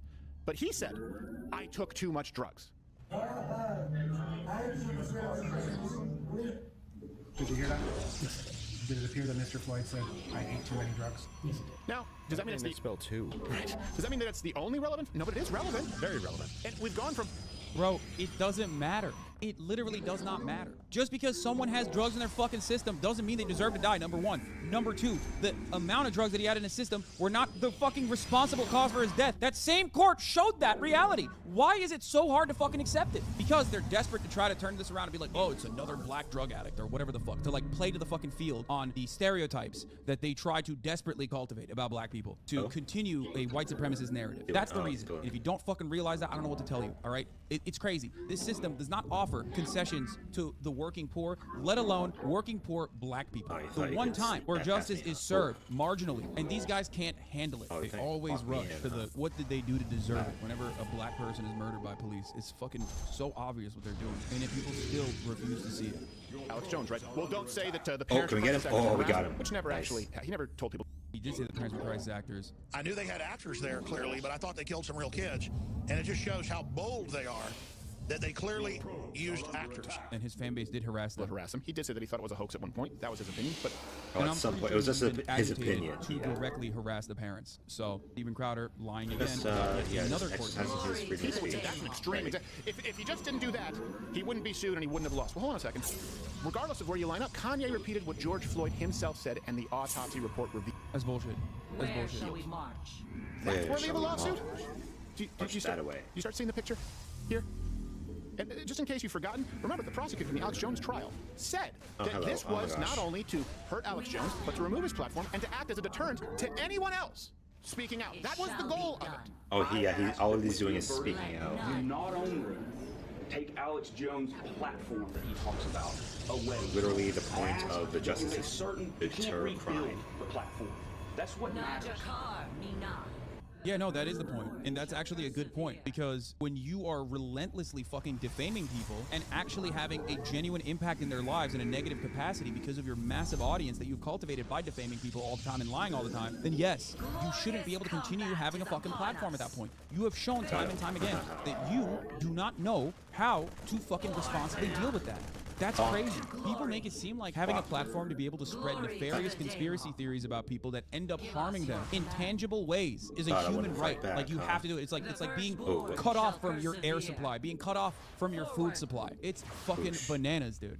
Take him out of this discourse, of this misinformation, of this peddling of lies, and make sure he can't do it again. That is punishment. That is deterrence. So I ask of you to take the bullhorn away from Alex Jones and take the first step. I didn't even attack that taking early. That bullhorn away from all the others who have it, or all the others who might want it, all the others who believe they can profit off of fear and misinformation. Make them understand that they too will sit their ass in that chair right there and have to actually respond in a court of law for what they do if they choose to do the same thing that Alex Jones did. A couple of things. They weren't able. Yeah, Alex Jones was found to be guilty of spreading misinformation that ended up causing tangible damages. If other people do that, then yes, they should suffer the consequences as well. A part of the criminal justice system, or this wasn't even the criminal justice system, a part of the justice system in general and the court system is to prevent others from engaging in these sorts of actions. This is no different than a prosecutor going on stage and saying, Jeffrey Dahmer is a murderer. And we want to make sure that if you have that kind of hatred in your heart, if you have that murderous desire, that you will also be criminally punished, or you'll think twice about doing such a thing. That is the job. And Steven Crowder's like, well, hold on now. Maybe those people deserved it. I mean, is Dahmer really a murderer? Like, that's basically what he's saying. It's crazy. He's using this clip as though it's like, as though this guy is saying something fucking wild. He was found liable for defamatory statements and intentionally inflicting emotional harm. It's nuts. But I know why Steven Crowder is scared. He's scared because a lot of what comparing lying to murder is actually crazy. It's called an analogy. I'm not saying that lies is the same as murder, even though Alex Jones's lies have caused not murder, but, close to it, people to be shot at. Still, But you want to fucking take that in the least charitable way possible. Call it an analogy. It doesn't have to be a direct one-to-one comparison.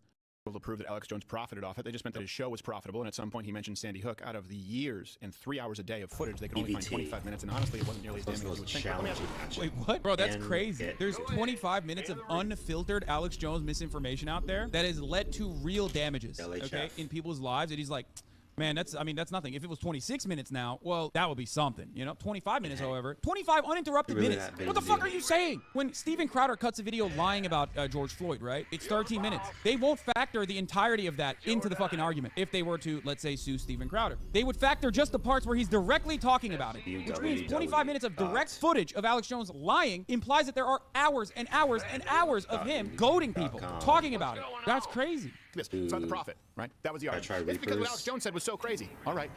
What Kanye has said now is not that crazy. Whether you disagree or not, it's certainly factual. When he said there were drugs in his system, that George Floyd said he had consumed too high of a dose of drugs. When the autopsy report reveals that the blood levels are higher than the lethal dose required. Okay, let's ask another question. How is Kanye profiting off of it? How is Kanye profiting off of it? You could maybe argue if he has a single called George Floyd Didn't Die. Ha! Dude, that's awesome. He can't roll back the racism even while he's like trying to fucking functionally be on the side of Kanye. These are Kanye West's allies, bro. That's what happens when you're so fucking over the top with your anti-black sentiment. These are your fucking fellow allies, okay? Your brothers in bond. These are the people that are defending you. Right? But how is he profiting? It's not about the fact that Alex Jones is profiting off it, which they didn't prove. It's not about the fact that what he said was so radical. It is, as he said, removing the bullhorn from anyone else. Hey, who's next? Yes, 100%. If you are defaming people deliberately and doing it over the course of many, many years, and those people are literally getting damaged by this defamation, then yes, you should no longer be able to profit off of that. You should no longer be able to have a bullhorn. Yes, that's how this works. I don't understand. The entire point of this is that, which is why the lawyer was saying exactly that. You can try to make an argument and claim that what Alex Jones did is not wrong, which is what you're desperately trying to do, but unfortunately, it doesn't work. The courts do not agree with you. I don't believe, personally, that George Floyd died because of the knee on his neck. I think it was bad practice from the police. I think they were trained improperly because that was a practice that was taught to the police department. But I will say that 100%, okay, irrefutably, just a knee on the neck from a 165-pound man would not kill someone in that amount of time. Why? Well, I don't know. Is this worthy of a lawsuit? I did it. Oh, he's trying to get sued. He wants the smoke. I can't believe he's replaying this. He should have had me stand on his neck, dude. I would have done it. Well, now definitely. For people watching, I'm not saying this is pleasant. I'm asking, would this kill someone? Somebody can do just fine in this position. It's uncomfortable, but it's not going to kill them, right? No, well, I will actually go further than that. My, I do grappling, and my father, who's a brown belt, it's far more uncomfortable for me to be under side control. I would not be able to maintain that for 9 minutes. And by the way, I have been talking this whole time, and in case people wonder, I talk really fast, and I have a heart condition. It's a chest condition where my bone goes into my heart. I have to get surgery in July. The point is... Sounds like Alf. The point is that this is probably more difficult for me than it is for a lot of you out there watching. But I also don't have 4 times the lethal dose of fentanyl in my system. And again, I'm just laying down because this is more comfortable. Bro, he literally pushed the dude up. Look at this. Than it is for a lot of you out there watching. But I also don't have 4 times the lethal dose of fentanyl in my system. Look. Does that seem like you were getting choked on your neck, dog? He just lifted up his neck. Like, that immediately shows that your entire recreation of this was a sham, a mockery, which it was. That was all this was. It was a mockery. Does he think the autopsy was forged or anything? No, he doesn't care. He only cares about the medical examiner that said that there's fentanyl and meth in George Floyd's system. Because they're using anything and everything they can to deflect away from, you know, the reality of the situation. That's why you don't hear him talk about all the fucking facts, even if it is to address it, even if it is to counter it, they don't talk about it. Because it's much easier to just like give you half truths and then leave it there. You're watching someone push back on the lightest amount of force on the back of his upper back, okay, not even on his neck, and you still fucking turn around and you're like, wow, that's fucked. 30 seconds. Down because this is more comfortable. Okay, I didn't hear. See, I couldn't hear you back then. I didn't realize you said it sounded like Alf. Well, you did. Oh, I guess I shouldn't have taken that speedball laced with fentanyl. I should stay away from meth and stick with consuming cats. Hanging out with the dad on his show. Just loves crack. Oh, yeah. He'd be a fan. Oh, yeah, big time. He'd be like, yes, let's do those drugs. Breathing expert estimates half of Chauvin's weight was on Floyd's neck.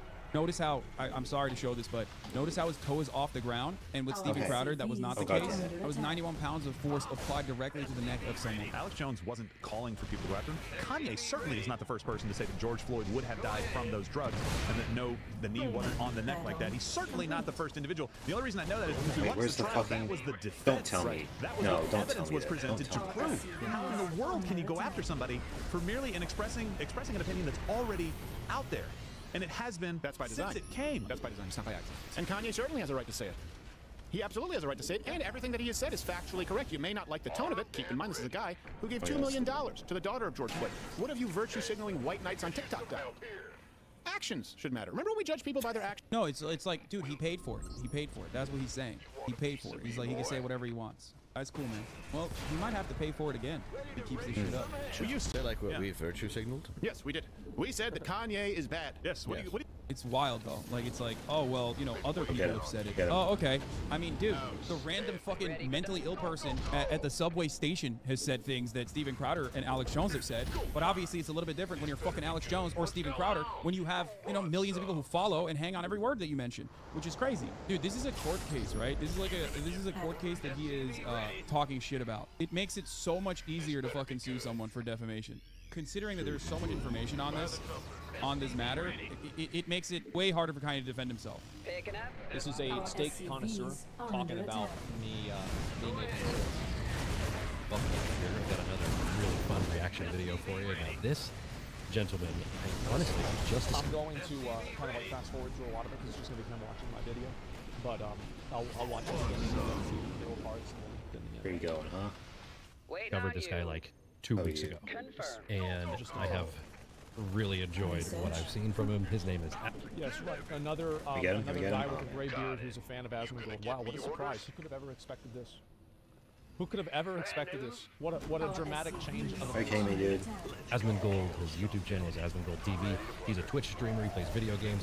And honestly, I don't even play the video games that he plays and talks about, so I have no idea what he's talking about. I just enjoy what he says. And during his videos, he's hilarious. He's a super down-to-earth dude. He's got millions of followers. And he's super popular. And I'm really glad that he just appeared on my YouTube feed one day, and I'm like, oh, this guy's awesome. And then, as I'm watching a couple of his videos, not sponsored, another one popped up, and it's him cooking a $2 steak, and I'm like, oh gosh, let's save this one and not watch it and do a reaction video to Asmongold. I think it was 3 in the pack, and so it was like $2.70 to be fair. So it would round up to $3. Bill cooking his $2 steak. Sounds lovely, doesn't it? Everybody wants a $2 steak. Let's check it out. I can't wait to see what kind of steak. Now, one of the things you could expect from this video, without even knowing who Asmongold is just some off-the-cuff, matter-of-fact kind of humor, which I think is just hilarious how he executes. His is just naturally funny. Oh my gosh, how many tanks are there? You just gotta watch it. If you like these kind of videos, if you like my reactions to them, make sure you hit the like button, make sure you hit the subscribe button. Let's dig into this, and let's go see how he cooks. Someone said, oh, it's not humor. Yeah, it's a good point. It's his $2 steak. What's up, boys? So I've wanted to do this for a while. A lot of people have asked for it, and we're finally going to do it today. Yeah. Like I said, I just discovered him 2 weeks ago, and let's just take inventory of what's happening in this video right off the bat here. So we've got this long-haired gentleman in what looks to be like a really old apartment. It's a house, and this door, by the way, it doesn't shut. Yeah, the door doesn't shut. There's bugs that get in sometimes, but we had a garage door with a bunch of holes in it, and then we had to get new homeowners insurance, and they said that I had to get a new garage door, so now there's not as many bugs. But yeah, my garage door doesn't shut all the way. I'm going to describe it as an old apartment, and it looks like the kitchen, and a t-shirt. I don't know what's happening to his sleeve on the one side of his t-shirt. It's because I sleep.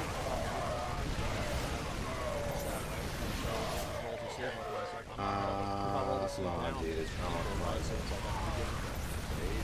Do me like that?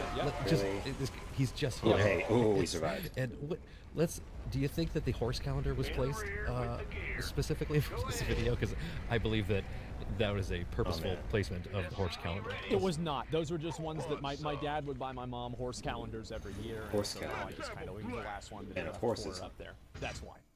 No, who he It was just there. It was there was not a paid actor. I can do it. Sorry. Hey, I'm going to show you all how I cook a steak. I know how to cook one meal, a steak. Okay. And today, you're going to learn how to do There's the same one meal thing. you Now, need to know how I to would cook as a say that steak is the most important meal of the day. Usually, whenever I get up Doesn't matter around when. 2 to 3 Just steak p.m., is the meal. I start the day off. I eat 1 to 4 cookies. Gummy lifesaver. Very healthy. What? Yeah, I ran out of it a couple days ago. I've got Maybe go down to, I don't know, McDonald's to get some food, and then towards the end of the night, this is about where we're at now, it's a little past 1 a.m. And so this is... Yeah, that was a bad game. What a diet. I can't say I'm not jealous. You know, I mean, you got some gummy lifesavers in McDonald's followed up by a late night steak. Okay. Prime steak McDonald's. time. And like I Well, you had, like, that's, before on my stream. Some interesting legal news that I want to go over relating to the ongoing legal troubles of the failed expert. former president and his associates. First and foremost, very interesting report from Bloomberg. Prosecutors believe that they have the evidence to charge Donald Trump on the basis of the investigation connected to the search warrant served at Mar-a-Lago.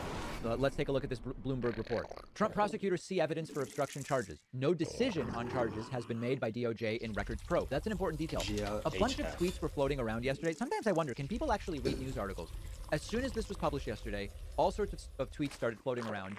A decision has been made. Trump is getting charged. The sub-headline is no decision on charges has been made in that Records Probe. Timing, politics, and debate over charges are among the considerations, and that's an area of significant concern that we should all be worried about, and we will get to it in a moment. Here's what Bloomberg writes. A group of Justice Department prosecutors believe there is enough evidence to charge Trump with obstruction of justice, but the path to an actual indictment is far from clear. The team that's part of the classified records probe has not yet made a formal recommendation to Merrick Garland, who would ultimately approve or reject such a move, according to people familiar with the matter. It's also unlikely officials would bring only obstruction charges amid several other Trump investigations into potential crimes. Now, this is the part that I don't love. In addition, while some FBI agents oppose bringing such a politically charged case as Trump considers a 2024 presidential bid, others support actions He's going to run on the platform who ask for of getting anonymity me out of prison. because this is not yet public. Agents, however, don't make final Please decisions. let me be The president Justice again Department so I has can publicly pardon indicated myself and obstruction all is part of my its probe friends. into the mishandling of classified records, noting there was probable cause for the charge in the August 5 FBI Please, search we warrant need it, folks. application. Believe from me. Give me a Mar-a-Lago break. estate. Come on. No charges are likely to be filed or publicly revealed before the November 8 elections, and perhaps only after the Christmas holiday, the people said. One other note here. Frank Figliuzzi, former FBI Assistant Director for Counterintelligence, said, quote, of all the things Trump is being investigated for around the country, obstruction of justice is a slam dunk, and I think he's going to be indicted. I don't see why a charge of obstruction of justice couldn't be filed by the end of the year. So, listen, charge him. It's time, okay? We've had enough of this. It's really simple. Consider, I mean, forget about Georgia, forget about SDNY, just focusing on this case investigation alone. Did authorities know that Trump had these files? And then they went to him and said, you better return these files. Oh my gosh, yes, what? They knew he had them, and they asked for those files to be returned. Did Donald Trump return them? The answer is no. We know that because they found files when they executed the search warrant at Trump's Mar-a-Lago. Do we now know that Donald Trump was aware that they had files, directed staff to move them, directed a lawyer to lie and claim that they had been given back? I mean, all of these obstructive acts. Yes, yes, yes, yes, yes. So, is it time for an indictment? Of course it is. Of course it is. Of course it is. Now, what I'm not thrilled about is this discussion about FBI agents do or don't want the charges levied because it could impact the midterms, so they're going to wait until later, but then it could impact Trump if he decides to run in 2024 or whatever. Listen, if there are charges that follow logically from the evidence, lower tier, not charging Trump because it might have a political impact is just a decision as saying, let's charge him in order to make it have a political impact. The apolitical thing to do here is that those in law enforcement look at the evidence, they compare the evidence to the law, and they decide, is there sufficient evidence that a law was broken such that we are going to levy charges? You don't calculate the timing based on political effect or whatever else. Think back to the 2016 election, by the way, where then FBI Director James Comey did one press conference about Hillary Clinton's emails, and then as far as we knew, that was it. There weren't going to be charges coming, et cetera, et cetera. And then right before the 2016 election, for some reason that we still don't really understand, James Comey does another press conference about Hillary's emails, and we now believe, we can't say any one thing led to Trump winning and Hillary losing, but it was certainly another little factor that served as a reminder of, oh yeah, that thing, even though obviously no charges are coming, that may have pushed some people away from Hillary Clinton and to Donald Trump. If there was any politically oriented, politically motivated timing for the FBI doing something, it would be that. Here, we have enough probable cause for the search warrant to be executed. We now have, colloquially speaking, as lay people, all of the elements that make up obstruction by Donald Trump, knowingly directing people to lie and hide documents, all these different things. And at this point, this idea of, well, we don't necessarily want to charge him because it might affect a future run for president he hasn't even announced. Well, opting not to charge for that very reason is also a politically motivated decision, and it's absolutely pathetic. It is just as politically charged not to charge someone because it might hurt their chances of winning an elected office as it is to say, well, let's deliberately charge him now. If the evidence is there and the investigation has been completed and it points to this person likely committed this crime, then you just have to levy charges and that's it. We will see if it happens. It's not going to happen before the November election. It's abundantly clear at this point in time, but if and when it happens, when will it be? I often have a very hectic schedule and I don't always have the time to plan the exact nutrition of all of my meals, but our sponsor, Athletic Greens, just makes it easy to make sure I'm getting the nutrients I want. I've been using it for almost a year now and it's great.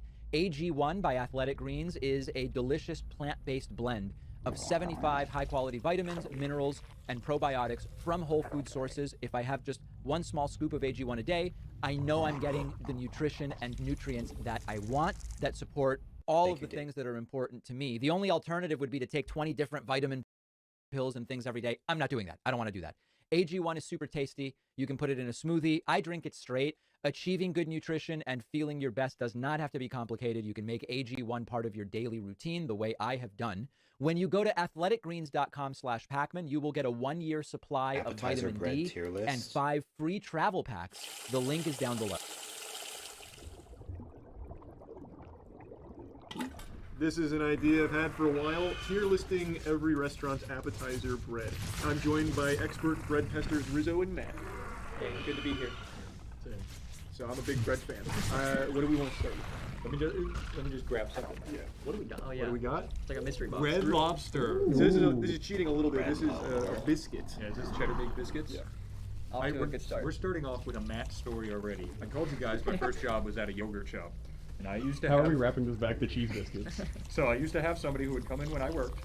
They worked for Red Lobster. And they would bring in a full fresh tray of cheddar baked biscuits and trade it for one single cup of yogurt, frozen yogurt. It almost got me fired.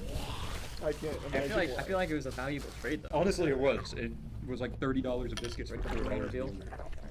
Ooh, look at the stack. Wow. Wait, I forgot how good these are. It actually smells I don't think I've ever had these before. Take your favorite. I've never been to a Red Lobster in my life. I only had them from that guy bringing them to me. Well, Danny? Oh, once you guys eat them, I'll go. All right, let's do a little triple cheers. Cheers. That's a lot drier than I thought it was. I was thinking the same exact thing. Does it normally come with butter that you put on it? Definitely. There's butter on this table. It's so good. They haven't. I'll go for round 2. It's got good flavor. No, it's good. It's just a little dry. I don't know if that's because it was to go or not, but it's just a bit dry. We can talk to him on social media and let him know. Every tier list we do from now on, we should tweet at the restaurant in live time and say, I just gave you whatever rating. Boys. To be better. That might attract them to like pay us to do Can you imagine tier lists to start being $1 million in video? Red Lobster sponsored tier list. I'd say for me, this is a B tier biscuit. I was gonna say B. Yeah. I'm right there with B. It's a little dry. If it was a little bit more moist, I would give it an A for sure. I already had one.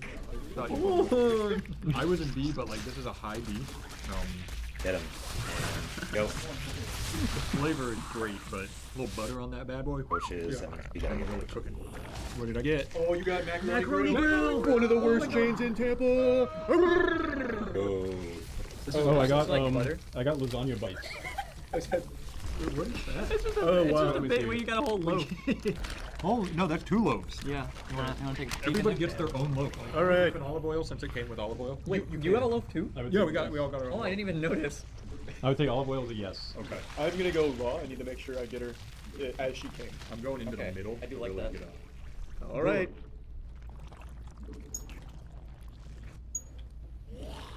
Yeah, that's not good. Not It great. smells exactly like I remember macaroni grill tasting. It's like the cheapest bread imaginable. Like looking in there, it looks like a block of dust. Let me try it with some olive oil now. Yeah, that's some pretty dry bread. So but they do give you oil, which means it's intended to be eaten with oil. They did put oil on the top as well. You can see that. What's the rosemary here? They tried to revive this, but it's like a corpse of bread. No, that's much better. It's quite literally the bread plus olive oil. Yep. That still sucks. Which is a shame, because I will say, when I used to go to Macaroni Grill, It takes like 5 minutes to finish chewing it. It's so Yeah. fucking dry. Yeah. I was excited It's like for a that. cinnamon challenge with every bite. I think macaroni grill might be better, but since Oh, they macaroni- stopped going, they lowered their quality. I will say, Macaroni Grill did this really weird reverse thing, where they lowered their quality while raising their prices. With the Burger King. Yeah, and I think it ruined everything. So yeah, that's I feel like it can't get much worse than that. I'm gonna put that. I can tell you it can get worse than that. Okay. So I'm going B. You really got to keep your mind open on Yeah. the tier list. We got. I don't know if we have any of the shit ones today, but there are some shitty appetizer breads. Where do we buy That's bread? Carrabba's. Oh yeah. So I will preface this one Fire. that this is different than the bread that Carrabba's used to do. Like This is brand new. whoa, I've never seen this bread before. No, that's got to be good though. So Carrabba's used to have bad bread. I used to get Carrabba's pretty often. I used to get their minestrone soup, minestrone soup or whatever. It went hard, but their bread was bad. This looks a lot better. This is so different. Yeah, it looks a lot better. So we've been given Parmesan, red sauce, and stuff to put the olive oil in. I say we go in raw to start. We know which one you want. That's fine color. Ooh, let's use Light crisp. What's your first step? Cheers, boys. Yeah. Go in range of that spine. Sometimes you gotta be scared to bring out the flavor before jump scare. Like when you aerate with wine. Yeah, it's not bad. Not bad. Not great. When it first touches your tongue, you get the seriously. seasoning and stuff, and you're like, oh. And then it just kind of, And then for some reason your heart rate spikes. Alright, I'm gonna do this. screaming sound when it drops in my Ooh, mouth. that spine has been so valuable. Okay. Oh man. Yeah, this is good for the table. Ooh. This guy. That is a good mixture. I agree. That one adds a lot. That does.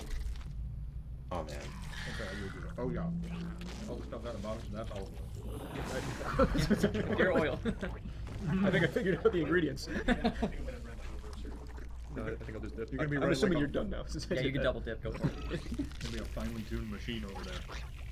That's tricky because it's not as good as the cheddar, And then you think more cheddar bases. better biscuits or whatever. But Punish stuff. my heart's telling me B, but it's just not as good as that, so I'm gonna have to go C. Same boat. So I'm in the same boat, but putting it in C makes me want to drop the macaroni grill to F now because it's offensive. That's what I did. You were Look right. at it. It's offensive to put this one layer below that because there's nothing. Oh, Hey, stop this. Yeah, sorry. Can I get a little hit? Yeah, go for it. I'm gonna give it points for holding a shake. yeah, seriously. Structural integrity. That's good. All right, so Maggiano's Oh yeah, we got it. comes in. One second. I don't. A Chili's box. No, dude. No. Oh my gosh. We're not quite sure, but you got two of them. They're both Chili's. That is Maybe like get very on sad. I used to. Have you heard of those things?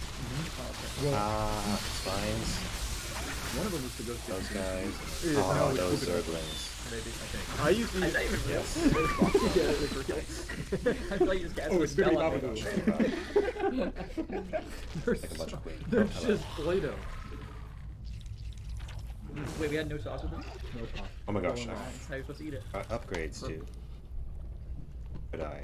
Yeah, like Papa John's does breadsticks better than that. I would just eat the Papa John's burger bun over there. The what? I was nodding, but I have no idea. The Papa John's chicken sandwich. No, not Papa John's. I'm thinking of, what am I thinking of? I don't know. Burger Popeyes. Popeyes. Matt just had a stroke on camera. I thought you were. This is so bad. This is horrible. Let's go back to the bad breadstick. Matt's had a long week. This sucked. Yeah, this is really sad, actually. The only thing that What you gonna do? almost saves it is at least it's not super dry like macaroni grill. Olive Garden normally has more oil and like salt sprinkled on top. These are flavorless. Flavorless Play-Doh. Yeah, there's nothing. I feel like I'm eating tofu. Like this is what the last supper they were serving. I feel like I took a bite of like a scoop of What is flour. with you? So they're allowed to have seasoning on their bread. Yeah. No, this Get is him. great. Alright, this sucks. Get him. Get him. No. You like that? No, this one is definitely better, but I gave it an F. This One's definitely also an F. That's why you don't throw the F out so quickly. You're allowed to put things in the same This is tier. worse. They're both really bad. You don't have to. You're allowed to put things in But the this same one tier. at least, this one at least had rosemary on it.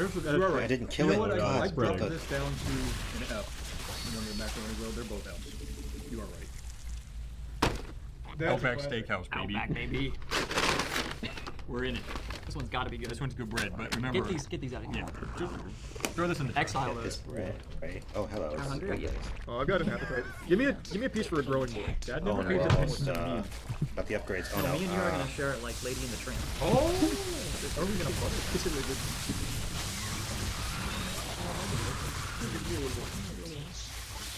There we go. A lot of people just use out. Yeah. Lost again. I didn't even brace that with the response. You want some more? Yeah, that's a good amount. Thank you. Literally, we locked eyes and you just looked away. I don't know, actually. It's pretty good. It's just good old pumpernickel. Okay. Yeah.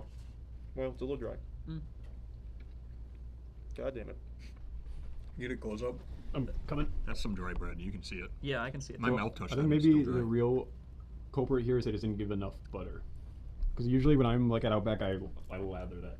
I lather it up pretty good because So it's it's just my dry. fault. Because pumpernickel is just normally kind of dry. The flavor, though, is there. Yeah, it's just that 40-minute drive, I think, took its toll. I'm rearranging my whole list. This is going B. I'm bumping the biscuit up to A. I think I'm gonna have to do the same. You got to. A with biscuit, B with this. You don't have to. Yeah. Do what you want. No, there's no way. There's no way. This is like actually maybe it's got to be the most accurate tier list ever. I think the same. Oh, made it back in. You can't. There's no mental gymnastics where this goes in the same as a biscuit, but there's no mental. It's just. Yeah. The biscuit is better than this. It is. The Yeah, biscuit's the best thing 100%. we've had today. Cocomelon. Oh yeah. Get out. Frizzolis. Frizzoli, okay. This, I think this is gonna be up tier. I really do. I've never been here. I already have 2 and F, so I hope not. Yeah, that's This what I always what say. did we get here? There's got to be What's something the good bread to and what's not the bread? listen to. What is Oh, we that? got pepperoni bread. That's right. Oh, yeah. Watch or listen to the. No, that's No, default. that's default. Oh, Which he's this on, looks like on an his own elevated. beat. don't He's care too dancing much to about the the bread beat of his taste own test. drum. Is that the Alright. proper term for it? He's marching to his own TikTok's beat. biggest pick me. This will be good. Hey guys. Ad check. Yeah, there you go. Let's keep maybe $120 million in my account. your hair again. But what I'm not going to let happen is I'm not going to let my kids take over Yeezy someday and have a boardroom telling them what to do and talking behind their back. I'm not going to let that happen to my children. So I have to fight right now.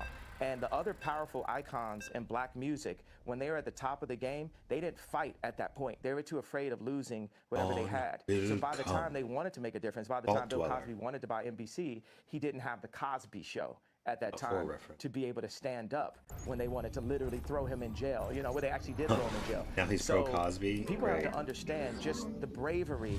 There's so many people The bravery of everywhere. I Bill know everyone Cosby can relate standing to up to being the afraid to say what you're going to feel because you feel like police. you're going to, you know, you're going to lose something. So whether you agree with me or not, I believe people are going to. Bill Cosby, a black icon who famously never did anything wrong. I mean, he has said. Yeah, Cosby he's was- our feel the fact that generation's. someone is brave enough to say something. Every day I do 5 things that people have been historically killed OJ. for. Every day. And it's just, yo, I want to prove, first of all, I am Jew also. The 12 lost tribes of Hebrew. Do the math. Do your research on it. We have got our culture ripped from us and then told we were just simply void of color, which is another definition for black. But if we knew we were a culture and knew we were a people, the way the Jewish people know, then we wouldn't abort ourselves.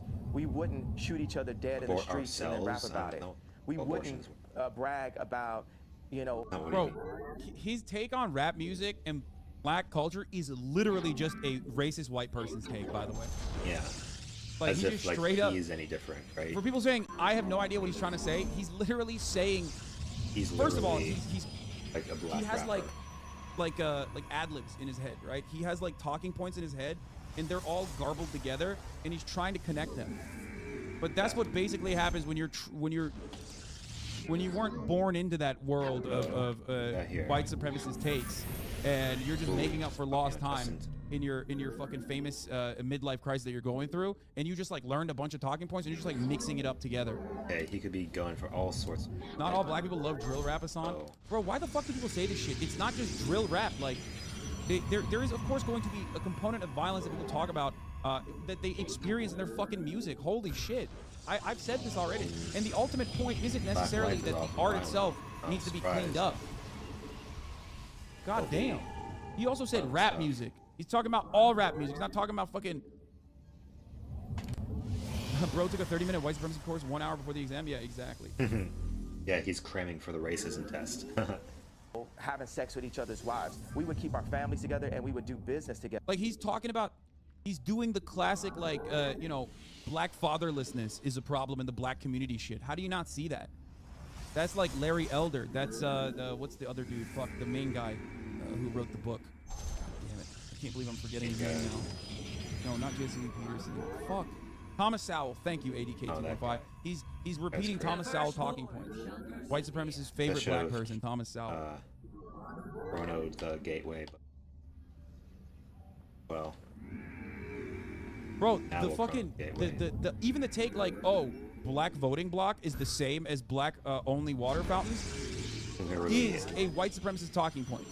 All of these talking points so far is just straight up racist white supremacist talking points that he's just like, you know, mumbling together. The most dangerous place for a black person in America is actually in our mother's stomachs, because 50% of black. That's true. Not for the reason that he thinks not for the reason that he's about the state. Kanye West is actually going to talk about abortion. However, he's not wrong. That is actually true. Yes. You want to know why? Because black women historically have worse maternal mortality rates than any other group of people in America. Okay. It's a consequence of medical racism. It's a consequence of medical neglect. It's a consequence of not having access to the amenities and not having the same finances as anyone else. It's just another aspect of systemic racism. Oh, is anyone home? But of course he's talking about abortion. He's going to say abortion. Black deaths a year in America is abortion currently. Up, guys. I mean, I can keep going, but I want to make questions. I don't want to jump in too much, because here's what I honestly think. I think you have an extraordinary mind. Okay, maybe he's going for it. Oh my gosh, dude. No. Here's no about music. What has been interesting to me is to watch the furore which has erupted in the last few weeks. Get him. Over a series of statements that you've made, which have caused, as you know, a lot of offence. And I guess before I get into them, I'm just curious as to whether you think there is a line for free speech. Listen, I completely agree with you that there is a war against free speech. That people are... It's like, make no mistake, I'm a piece of shit. Make no mistake, I'm a pompous Brit, but I'm also a Tory. Make no mistake, I love racism. I think that there is definitely a war against free speech. This is kind of a good idea. They're treading on eggshells all the time. Terrified of expressing honestly held opinions in case they get cancelled. One last kill. Where liberals are behaving like I don't like how so on that you have absolutely my agreement. But my question for you work is, like... do you believe there are limits to free speech? Oh wait, are they still there? What are they? There are no limits to free speech. It's all context, right? Tarantino can write a movie about slavery where actually him and Jamie, they got the idea from me, because the idea for Django, I pitched to Jamie Foxx and Quentin Tarantino as the video for Gold Digger. What? Wait, what? That's awesome.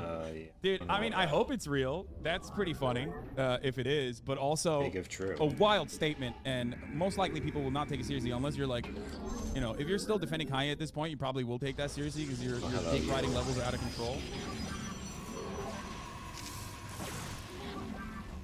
Will Smith got offered the part and then Tarantino turned it into a film. But in that film, he puts he creates a context where Leonardo DiCaprio allows you to use the word multiple times within that context. So Hollywood's job. Okay, but that is protected by free speech. So I don't know why he's saying that. Like, is he saying that's bad? See, this is the problem. There's two different Kanyes, right? There's the Kanye who grew up as a black person in Chicago. Okay, so like, understandably, he has like moments where there is like the real, genuine perspective of like growing up as a black person in a white supremacist country, and then there's Ye, who's like talking as though he is he just came out of a fucking Klan meeting or something.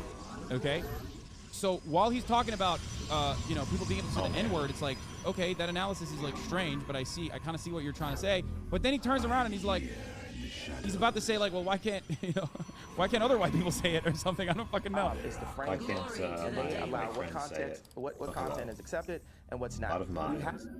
Like, what's the argument here? Like, what do you want to fucking censor white people saying the N-word in movies? Like, I don't understand. Have our thoughts. You know, everyone has thoughts and ideas. And then people try to manipulate your thoughts and ideas. What the fuck? I was In not order for talking to you. humanity to move At least I got forward, him to we use have the to be scan. free to think and then to actualize. I like the Charge word and then- actualize better than execute. If you think about execute, the negative word, actualize would be more positive, except for the fact that it has the word act in it, and everyone's an actor, especially in Hollywood. I'm like top 5 writers in human history, so I really get into I'm in the top 5 the writers. power of words, and I feel very akin to Capote, Freud, he's on his Da Vinci, Freud arc. Matisse, more Matisse Da than Vinci. Picasso, The fuck does he know more about Da African Vinci? Cubism than Matisse. So I just do that. Dude, he is on that good shit, okay? What's he smell? Let me have some. He's I don't know what the fuck he's on, man. It's good. He's on his own farts. That kind of self-confidence is pretty fucking wild. I mean, bro, he took too many BuzzFeed quizzes. I am Da Vinci. Oh, I Jesus am. Christ. Which ancient inventor are you? That I throw out that kind of for the liberals, and that's the funny thing. It's like liberals let me hold you up on love that. me. On Matisse, when you say you're more Matisse than Picasso, as somebody who's a fan of Matisse and Picasso, actually, I spent a lot of time in Saint-Tropez. As someone who knows a lot about Picasso. Why do you say Matisse? What is it about Matisse that you feel an affinity with? Yeah. I feel like Drake is more Picasso and Ye is more Matisse. When we talked about but what? He's dodging the question. Went to He's do like, the show last year, he doesn't know shit about Picasso for or Matisse. prison reform and to bring awareness to the incarceration of Larry Hoover. I sent him articles about the relationship of Matisse and Picasso and the need for these people. You need to have that. You know, I need to go into the bar and to go to Starbucks. That's that's a form of a modern day bar, right? And just hear Drake's song playing back to back. And Drake needs to go into that same Starbucks just in a different city and see people wearing Yeezys. And it puts us both back into the studio. And you know, God sets up these almost similar characters, these doppelgangers. It makes me really realize God has a sense of humor. Like, why is John Galliano and Mark Rivers the exact same just place in a different place? Or why does God have it where Bernard Arnault can mass purchase I get him. into the Chinese market? God does this to remind us that we are not God. Because when you take people like Elon Musk and Bernard Arnault and Trump or Jack Ma, Putin, you take these people in their own space, in their own environments, you know, we can start to feel like gods on earth, but we are nothing in comparison to God. And we are here actually to love one another and to collaborate and to make the world a better place. There's, you know, 1% of the world are placed in power and 99% of the world are the audience. So that 1% of the world, this idea of he's saying this is the world that needs to come together. This is the world that, I mean, here's the obvious go-to. Biden doesn't listen to Elon Musk. The president of the United States does not have meetings with Elon Musk.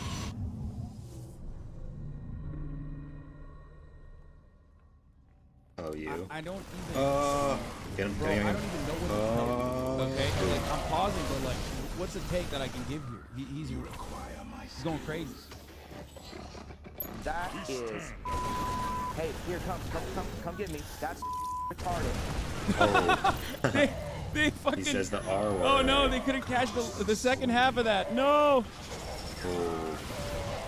Clipped. Now he's gonna get. I'm not supposed to say that, Biden, but that's retarded. PG. Nice. Biden, and I, you know, it's and obviously because I've been dealing with mental health, all this, I have the right to use whatever words that I like to use. Well, that's interesting. So he's literally using his mental health as an excuse. So you just said something very inflammatory. Hey, I can't be held accountable for my actions. I'm literally retarded. And it particularly affects people who work in mental health. You say you should not use a word like retarded. But you say because you yourself have had mental health double issues, cancel. That entitles you to use that kind of word as an insult. Now, I would say I'm autistic, so I can. My issue My issue is I've had mental health allegations. I have the R. Do you believe that you have any form of mental illness? I believe that I suffered from exhaustion. I believe that I suffered from exhaustion. I suffered from being lied to constantly by the people around me. And I believe those... Okay, first of all...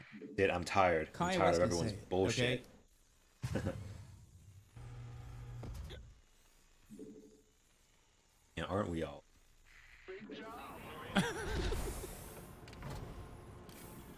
I'm joking.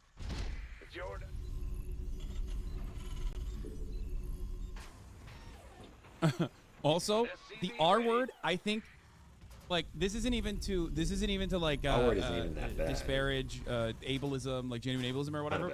But like Kanye West has been, if anyone's literally hitting the high notes of every form of bigotry, that I don't even know if ableism makes the top 10 list right now. Okay, over the past month, the R word is like one of the more normal things he said in comparison to his speed run of bigotry.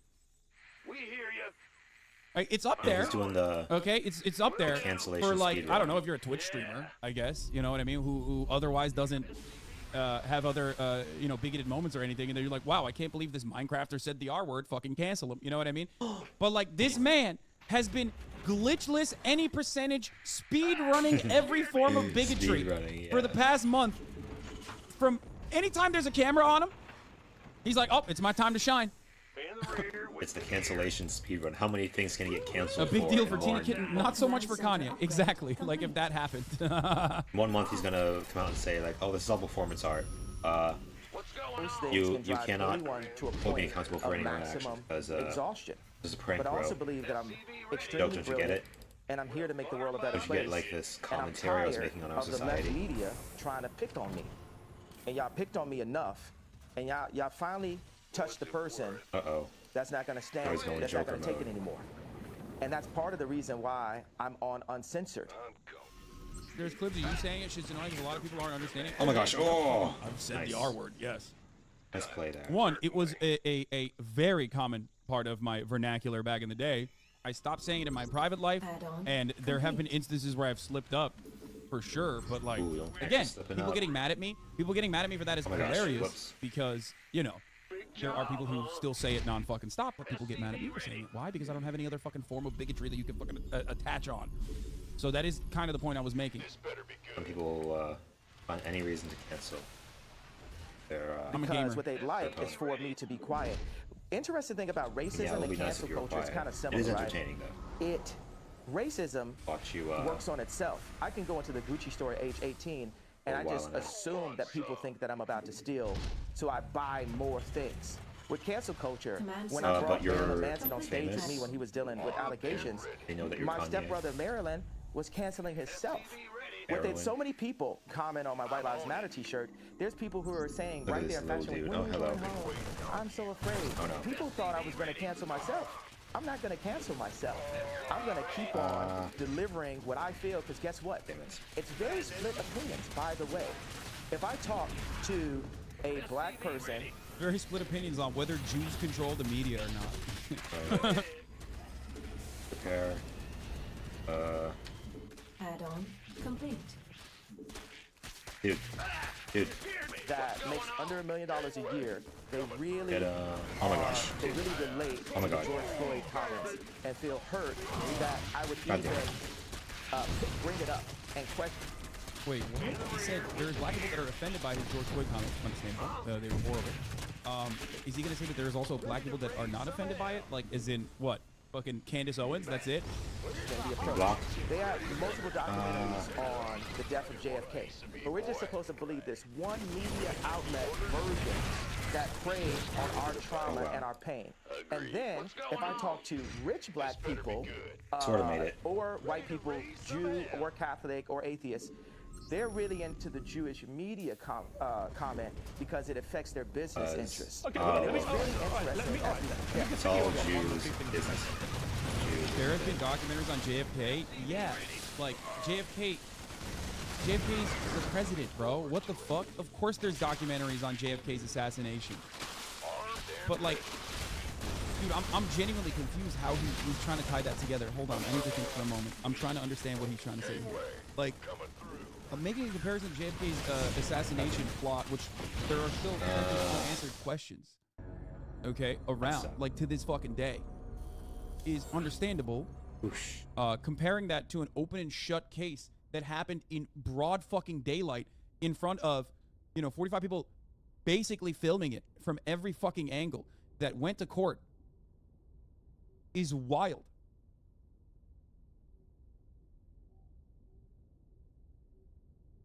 Like, and if he's using this as an allowance to say, and no one denies JFK got shot in the face, yeah, that, I don't understand.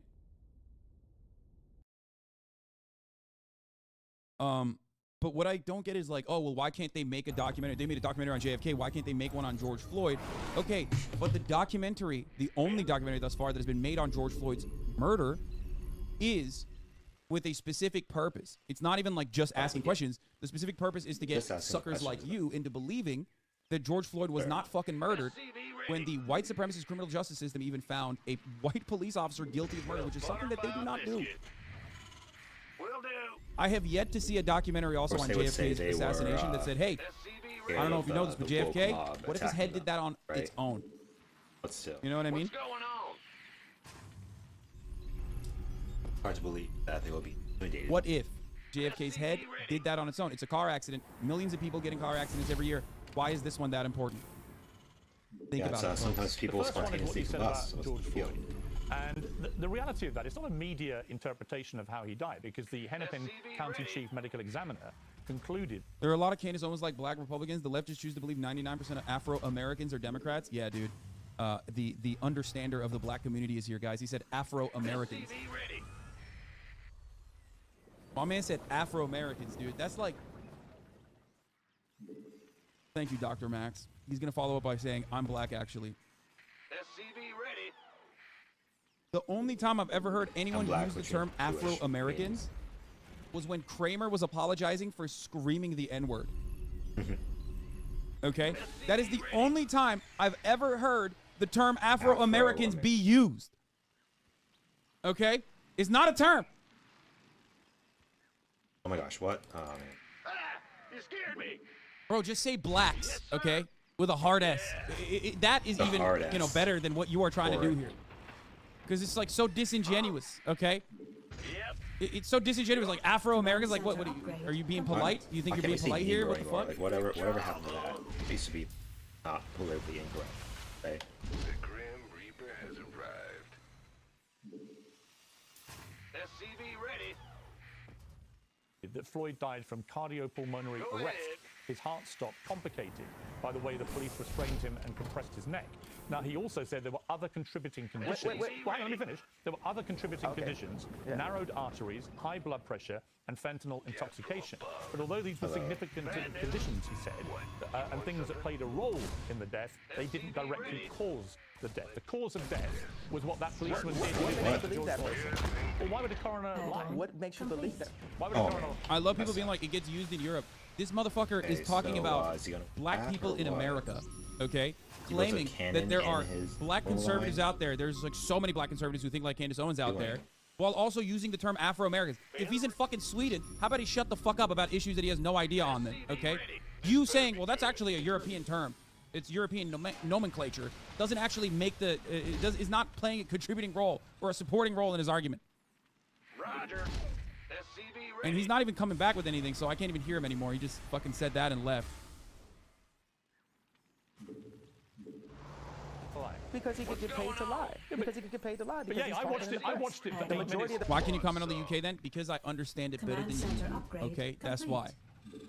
The press. But I watched it for 8 minutes. Now tell me this: have you seen the Candace Owens BLM documentary? I have watched some of that documentary. But here's what I would say to you: when you watch that video of George Floyd, no, it's not a but. It's not. It's not. I haven't watched the whole thing. I need you to watch. I know. Okay, I know what you said about. I know Candace. Wait, I'm gonna finish. La la. It's all right. You don't have to do that. I know what it means. You don't have to do that. La la la means be quiet and let me finish. But you did interrupt my question. So with the BLM.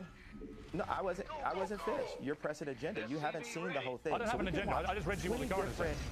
Add-on complete. So we can have 20 different perspectives on how JFK died, but us as black people, not only can we only vote one way, we're not allowed to have any other perspective. Like Who's making you vote Democrat? Black Republicans are the closest you can arrive at a fucking monolithic understanding. Is just like every time, dude. It literally revolves around contrarian, being a contrarian.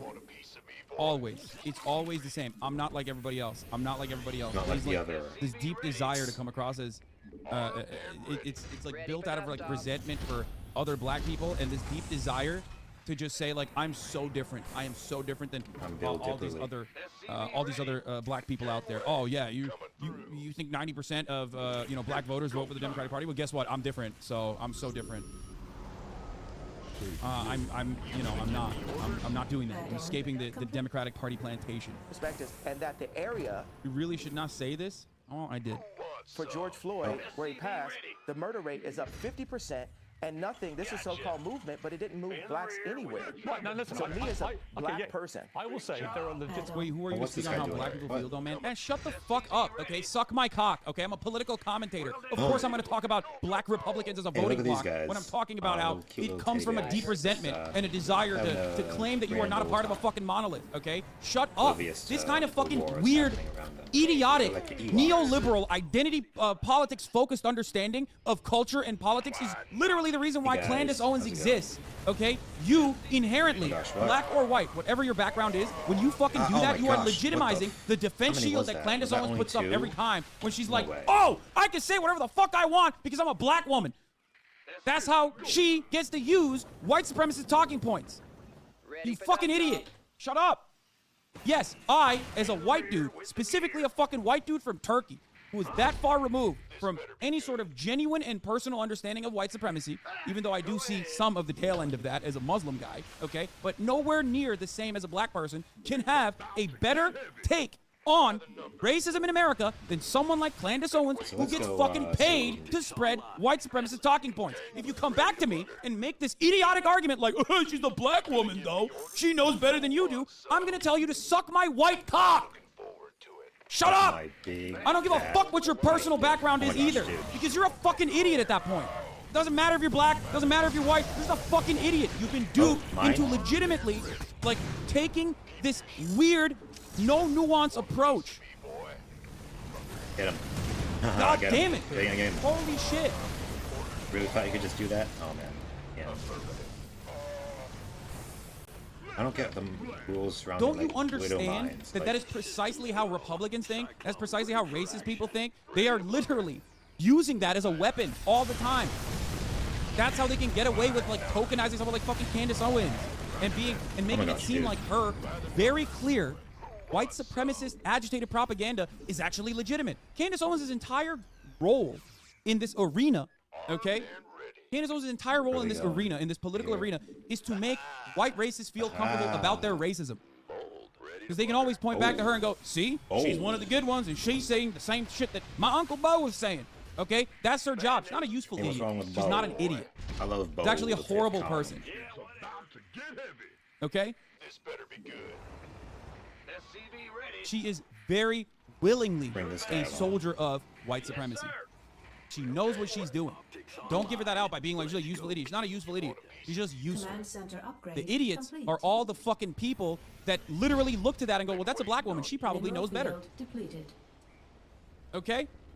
You're the idiot if you take her seriously. Oh my gosh, did I not get any? Kanye West is more of a useful idiot, in my opinion, than Candace Owens is. He falls on the idiot side a little bit more because he was the one who fucking believed the propaganda. I don't think Candace Owens believes the bullshit that she spreads. Oh, that dog scared me. Mineral field depleted. Doggy dog. Legitimate questions about the Black Lives Matter movement, no question. But on the specific point about how George Floyd died, I don't think it's in question about what actually killed him. It was that police officer with his knee on his neck. It isn't question. It isn't question. I'm questioning. Well, you can question it, but what you're questioning is a coroner report. Do you have friends that were killed by police officers? Do you have friends that were locked up? Do you have friends? Do you have people aborting half your race? No. So I am the black person. See, who is Kanye West remembering that he's a black person only when it comes to defending an argument that he's trying to make, an argument that is rooted within white supremacist rhetoric that is for a white supremacist purpose, undermining one of the most broadly covered black deaths in contemporary American history, trying to create confusion around it. Only then does he turn around and go, oh, well, I'm black, and these are my black experiences. How dare you question my take on this? This is literally it. This is he's using it just like Candace Owens does. Hey, you. Over here for a sec. With the black experience that's worth $11 billion and is the most influential person on the planet, and I am questioning it. Okay. And I have a right to question it. Absolutely. You can't tell me with your accent that me as an American, Jew, black person, I can ask questions that death and question the meaning. That was put on camera I'm not saying you to traumatize. I'm not finished. La la la la. Let me finish. I'm not finished talking. So we can't. I can see because you just grabbed my ball and you're trying to make it look like a crazy person, and you feel you have the right to cut me off. And I Cool. You thought you could kill me with just void rays? This is like Terminator 20. You've never seen this before. You've never seen this before, so I want no one to play with me. I have the right to question because that videotape was used to traumatize my people and force us into the Democratic vote. Hey, George Soros, you're a real competitor. I respect you. I'm worth more money than you, and I have more influence than you, and have, Piers Morgan from a different country saying, well, I'm not going to do an English accent because that would be racist. I'm funny, by the way. Racist. I know you can do that. As I said to you, the show is uncensored yet. You can say what the hell you like, right? But that doesn't mean I can't pick you up on a few things, right? You accept that. I accept that, but you try to say it is unquestionable because this one Dr. Fauci said this. I know it wasn't Dr. Fauci, but I'm just giving an example where we hear doesn't even know what he's talking about. Like people feel like, getting new followers. If you Google it, it's factual. There's so much non-factual information about me on Google. Wait but till then this guy finds out I'm 1/16 and people Greek. pay to get certain information to the top of Google. But this is good. This is keep going. Where else you want to go with it? Here's what I want to go. The civil rights lawyer Lee Merritt responded to what you said about George Floyd's death. Why the left can't convince while one cannot incels. defame the dead, the family of George We're gonna have to talk about incels. They're suing him for $250 million for Ye's false statements about the manner of his death, claiming Floyd died from fentanyl, not the brutality established criminally and civilly, undermines and diminishes the Floyd family's fun. This is 100% true, by the way. He's weaponizing intersectionality to say whatever he wants, regardless of how ridiculous it is. Yes, but because a lot of Americans are fucking so stupid, both on the liberal side and conditioned into not looking at the actual nuance, the actual context behind words, that they will literally eat this shit up. There's a reason why, like I said, Candace Owens is so popular, or so successful, rather. Partially because she's on the white supremacy side, and white supremacy is the structural norm. So obviously, there's a lot of people looking for someone to reinforce those biases that have been baked into our existence from the jump. But the other reason is because as a black woman, when she does that, that juxtaposition is something that is appealing to white racists who can turn around and, like I mentioned time and time again, point to Candace Owens and go, see, as a black person, you're disagreeing with a black person. And some libs will eat that shit up. The kind of libs that say, Black Panther came out this week.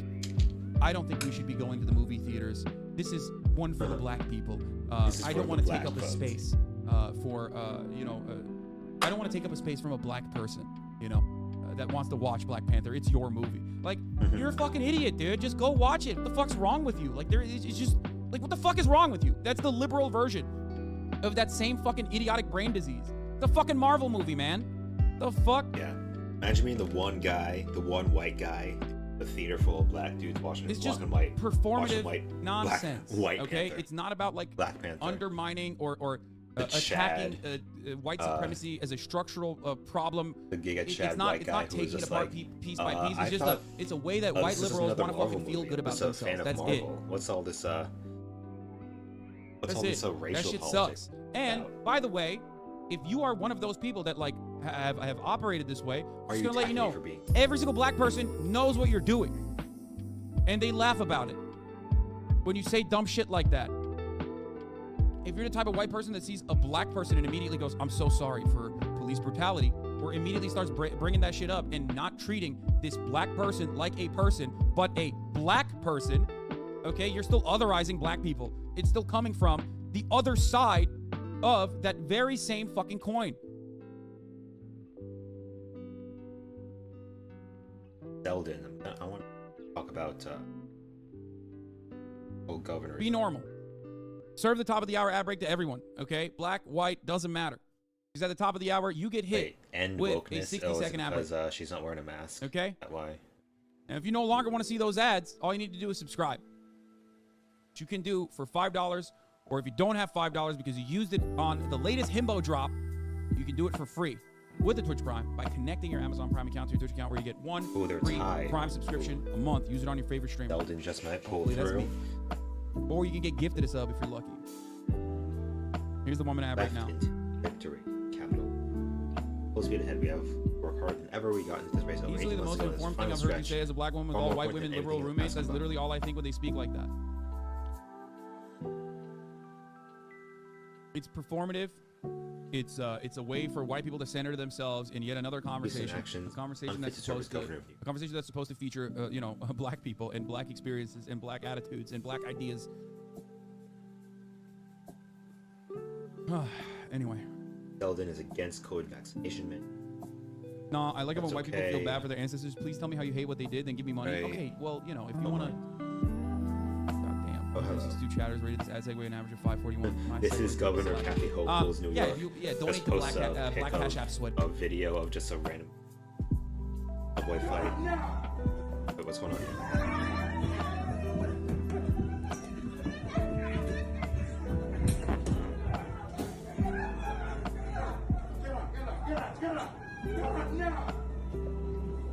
Guy being beat up. What? Happening here? And then, oh, Lee Zeldin is gonna stop this guy from tearing out of the subway. Oh wait, he just leave? Oh wow! Oh my gosh!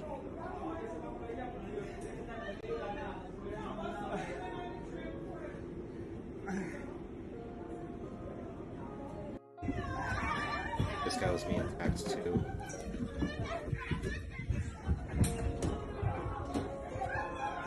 Brooklyn Republican.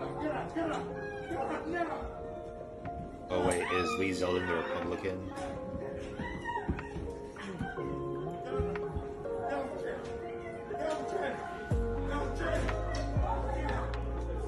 Damn, that's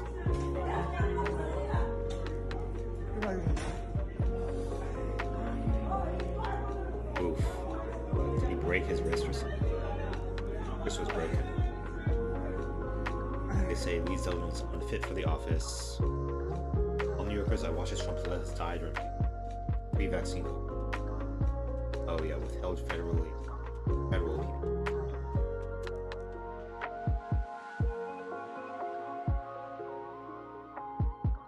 Oh, okay, so Lee Zeldin is endorsed by Trump. Yeah, look at it.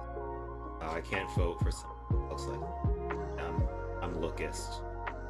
Appearances. Judge people. Right after I removed them in gay, I was bring out crime emergency. Work. Vending cashless mail.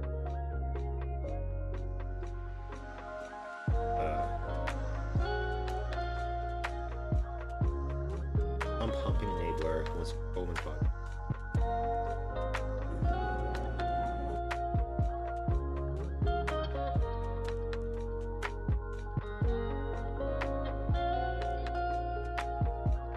Oppose any proposed vaccine in grade school, higher education.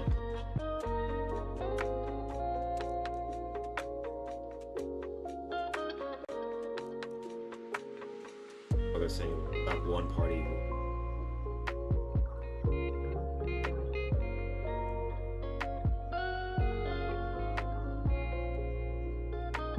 New York is a very liberal. I don't know. I think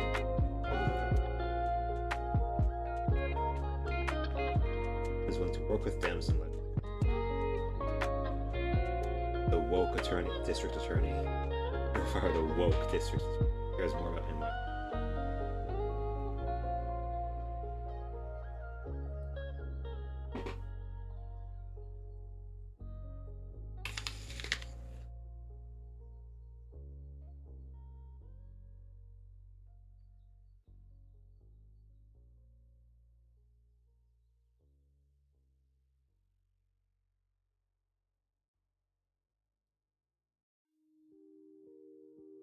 I was saying Hokel has a 4-point lead.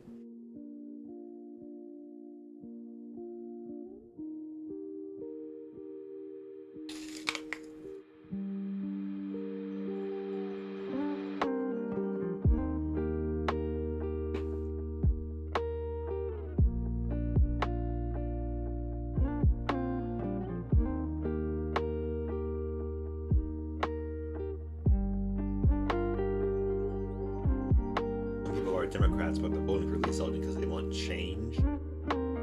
Yeah, what exactly do they want to change? They're all like on crime stuff.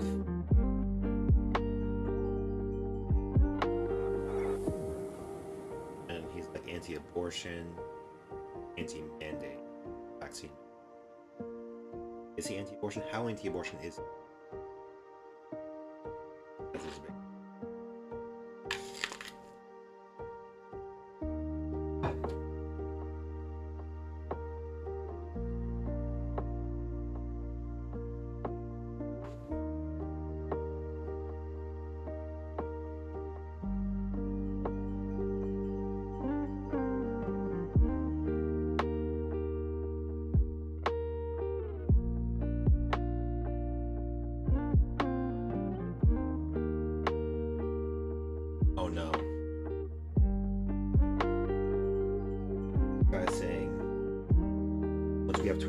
State governors, we can form a coalition of states and exercise the power of the 10th Amendment. Exercise it how exactly? 10th Amendment. What does that do? And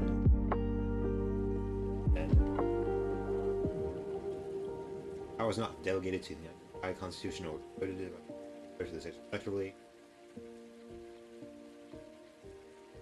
Me, the people. Nice. So this is one of those vague amendments.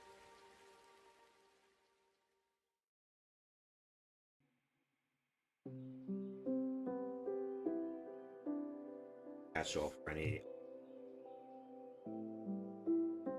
running public.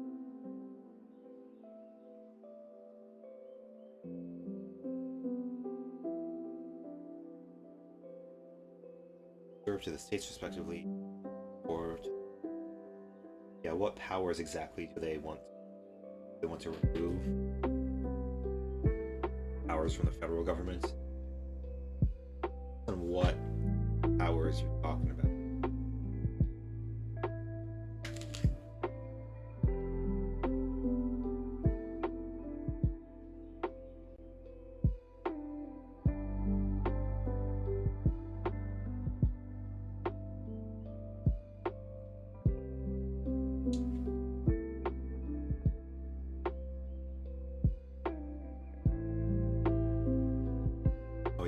Those upstate Republicans are highly motivated.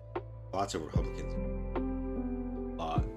Because, like, New York is a big state, right? There's going to be low turnout for the Dems midterm. Hopefully.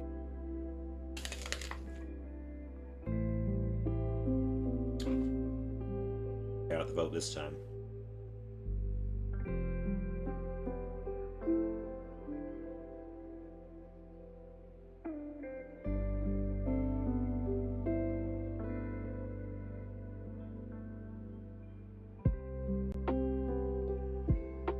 Safe again. Bitch the bitch. Is Kathy Hochul a bitch? Probably. Doesn't mean she won't be a better girl. Viciousness. Even in 2022, the first woman governor of NY, who may I mention has an endless list of accomplishments, was reduced to blatant, disgusting, sexist names. It's current year and women are still being called bitches.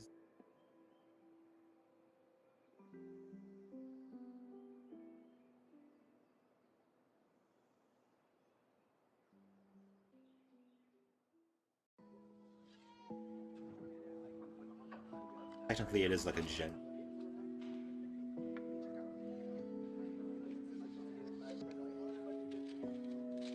Are there any gendered slurs for men? Because, like, if we can call guys, like... I wonder if, like, dick or asshole is, like, gender. Or is, like, masculine. Right? Because when a woman is being a dick or an asshole, we just call them a bitch. Right?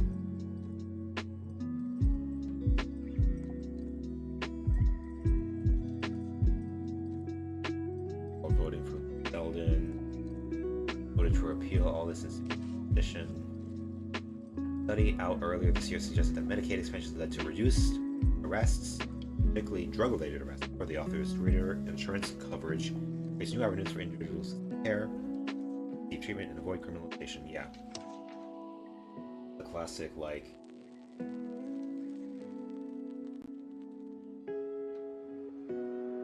the classic, like, arguments about reducing crime. It's like, do we reduce crime by just, like, increasing police power and just, like, cracking down on crime once it happens, or do we actually, like, solve the root causes of crime and be proactive with our solution instead of, like, reactive, and actually stop crime before it begins?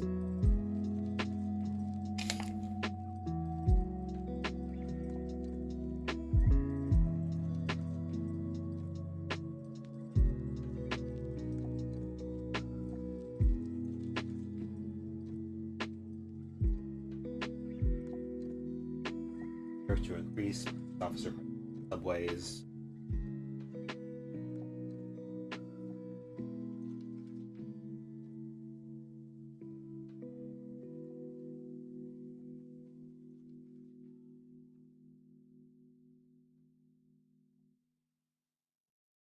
I'll still eat it.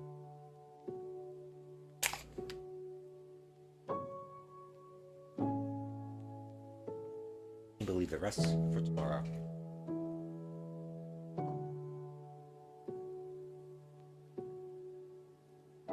Benji the dog is a better governor than Lee Zeldin. He'll be more qualified. Oh, he's not going to be there.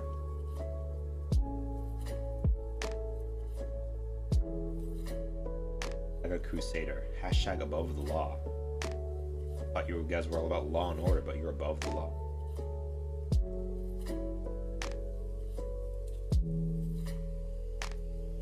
The same and get worse in New York. Vote for Catholic Local. Tougher on crime, yeah. Tough on crime. Not like reducing the amount, like being tough on it once it happens.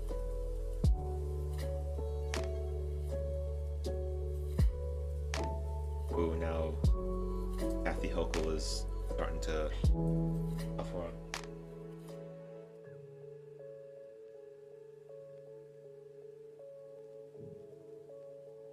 Young.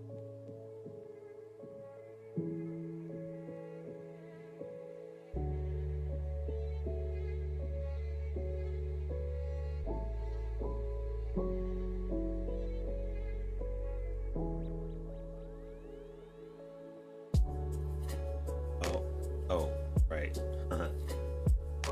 Gaming. Well, leave it there then.